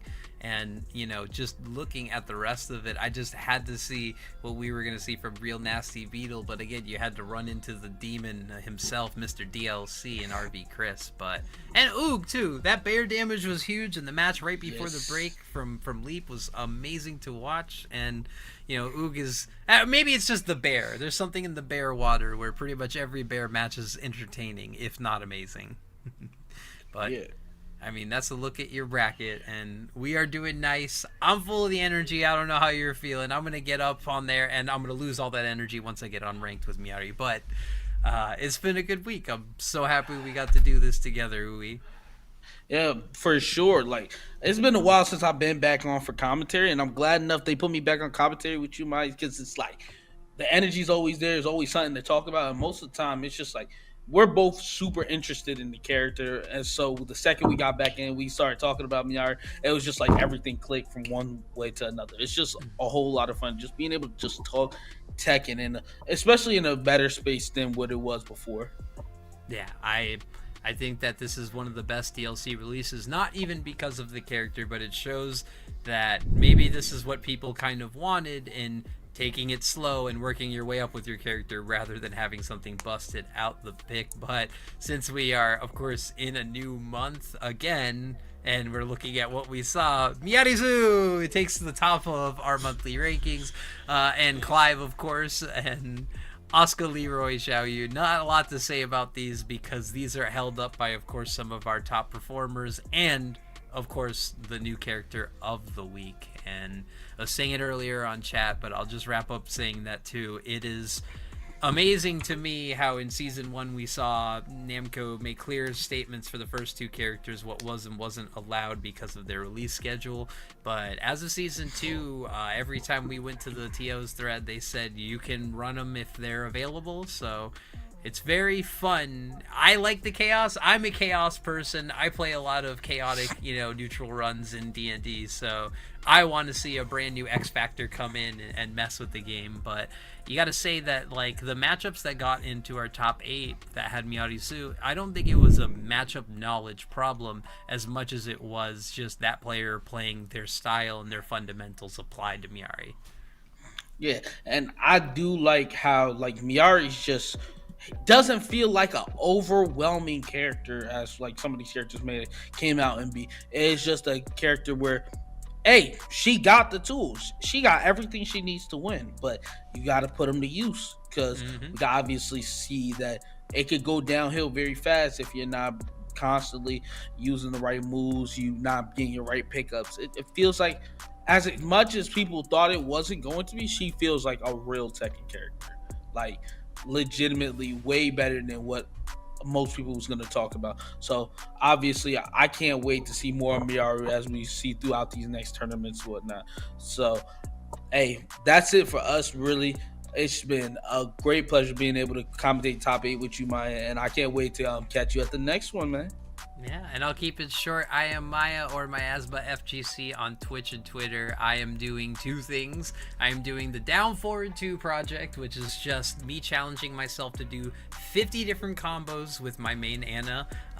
Any stage that's 24 lengths, so Arena, Elegant Palace, Gemaji Temple, a lot of those. And I'm just releasing one a day every single day. I've already got all 50 recorded. They're just releasing. And then the only other thing I'm doing is getting ready for Frosty, because that's the tournament arc starting again for Maya. But that's it for me. Uwe, how you doing? What are you up to? And where can the people find you? Right now, I'm kind of looking into trying to make the Frosties. I'm not sure. Don't guarantee me on that. But obviously, you can find me at UE Stacks on Twitter and also on TikTok at UE Stacks. And then you can find me on Twitch at UE Stacks. But instead of CKS, it's X at the end of my name.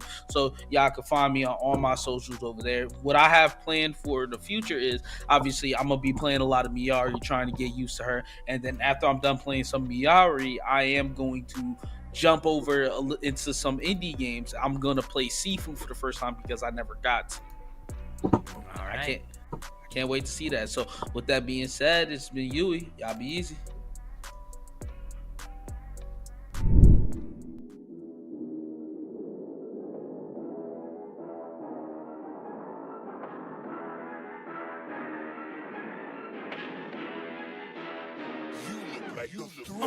Oh! Wow. King Ray Jr. Gotta close this out. The parry is gonna do it!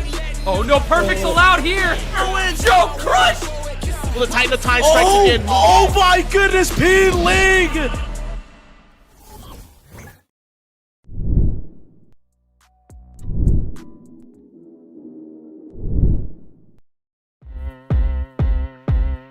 I got the time today. I'm looking for all of the fades, want all of the smoke. All of my goals inside of the scope. I'm taking it hill and coming for more. Woke up, didn't even stretch. I'm placing my bets on myself. I be doing the most. Why you always talk like you wanted to go? I ain't gotta speak cause I already know.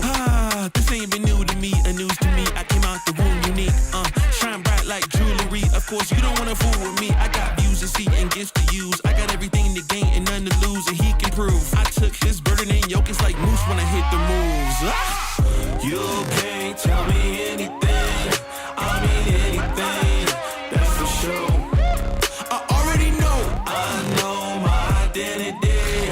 My identity from the go. I told you I already know. You can't tell me anything. I mean anything. That's for sure. I already know. I know my identity.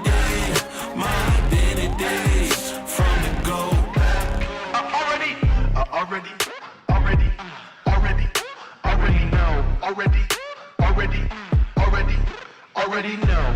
know.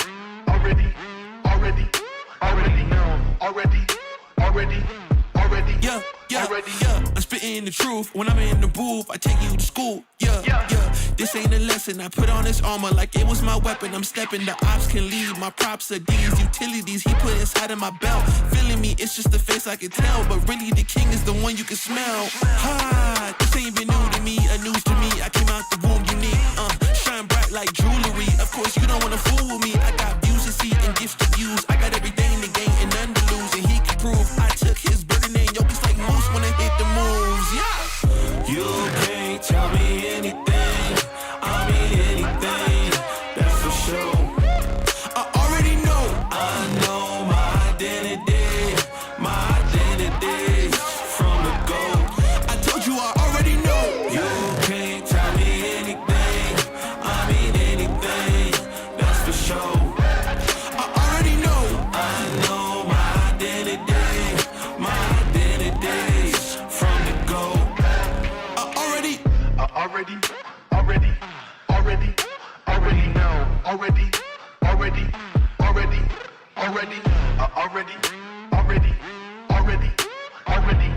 already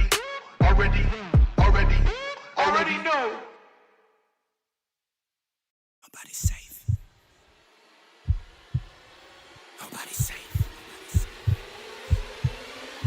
Nobody's safe. Soon as we step out the cage, we raising all of the stakes. Make no mistake, either you stay in your place or we putting you on a plate. Look at our face, we put the fear in the dirt. We had to struggle for change, pick up the pace. We put in infinite work, that's why we stay getting paid. Y'all running late, we moving on to the next. You still been stuck in a phase, there's no debate. We draw the line in the sand, we say it straight to your face. They underrate, till we put the team on our back. We took the city to state, what it's gonna take. Another S on our chest, another beat in the grave. We innovate, we always switching it up. They can't predict what we say. Come out the cave, they see the blood on our shirt. They see the teeth in the fangs. They watching tape, still trying to figure us out. They think we came here to play. They sending snakes, they trying to give us a curse. They want us taking the bait, but that's okay. We keep on dodging the bull. We keep on saying Olay, blocking the way, thinking we flip in reverse, but we keep rushing the gate, stopping the rain. We know they sit on the throne. It's looking easy to take. We not afraid. We put the fear in their bones. Ain't no more running away. They tryna trace, they tryna follow our steps, they tryna copy the wave. Boy, that's so lame. That's why they keep getting curved. You gotta stay in your lane. They wanna claim that we not giving them work, like this is minimum wage. Boys, you crazy. Why you keep feeding the beast? Now that you open the cage, nobody's safe. Nobody's safe. Tell them don't start. Nobody's safe. If you come there, please don't drop your guard. Nobody's safe. If you come, you're messing with a star.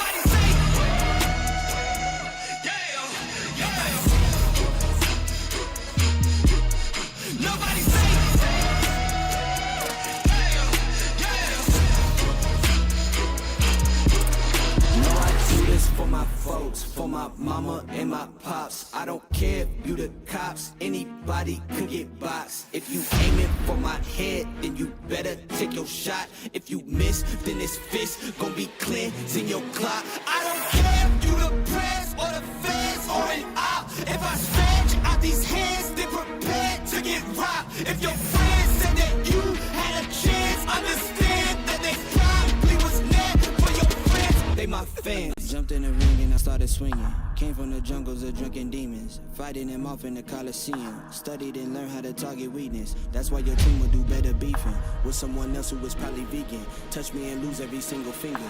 Touch me and watch how I turn the scene. Massacre as soon as you have the nerve to try to step to me, I will snatch your turf. And matter of fact, scratch that, I will snatch your earth. You tried to breathe to see how the asthma works. We don't compete, I'm not in a class with earth. My boys are down the ball if I say the word. The team is down the hall if I call the third. What's happening? Best believe that a massacre. Nobody's safe. Nobody's safe.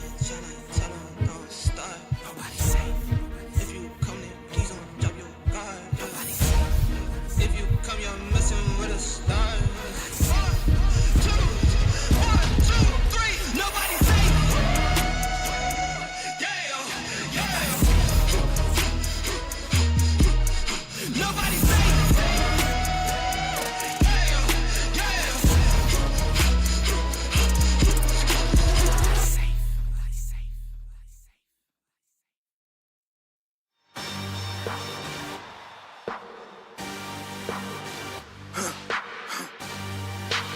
For the victory lap though.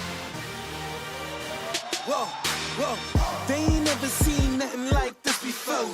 Lit the room when I came through the front door. Ask me if I stress overcome, what for? Train under trees, please walk my sycamore. Touch burning sands, cross lands and stormy shore seasons in the year, yeah. Ain't no challenge for champions and chain no fear. Yup, the champ is here, switch gears. We're keeping haters in the rear. At the blood, sweat, and tears in my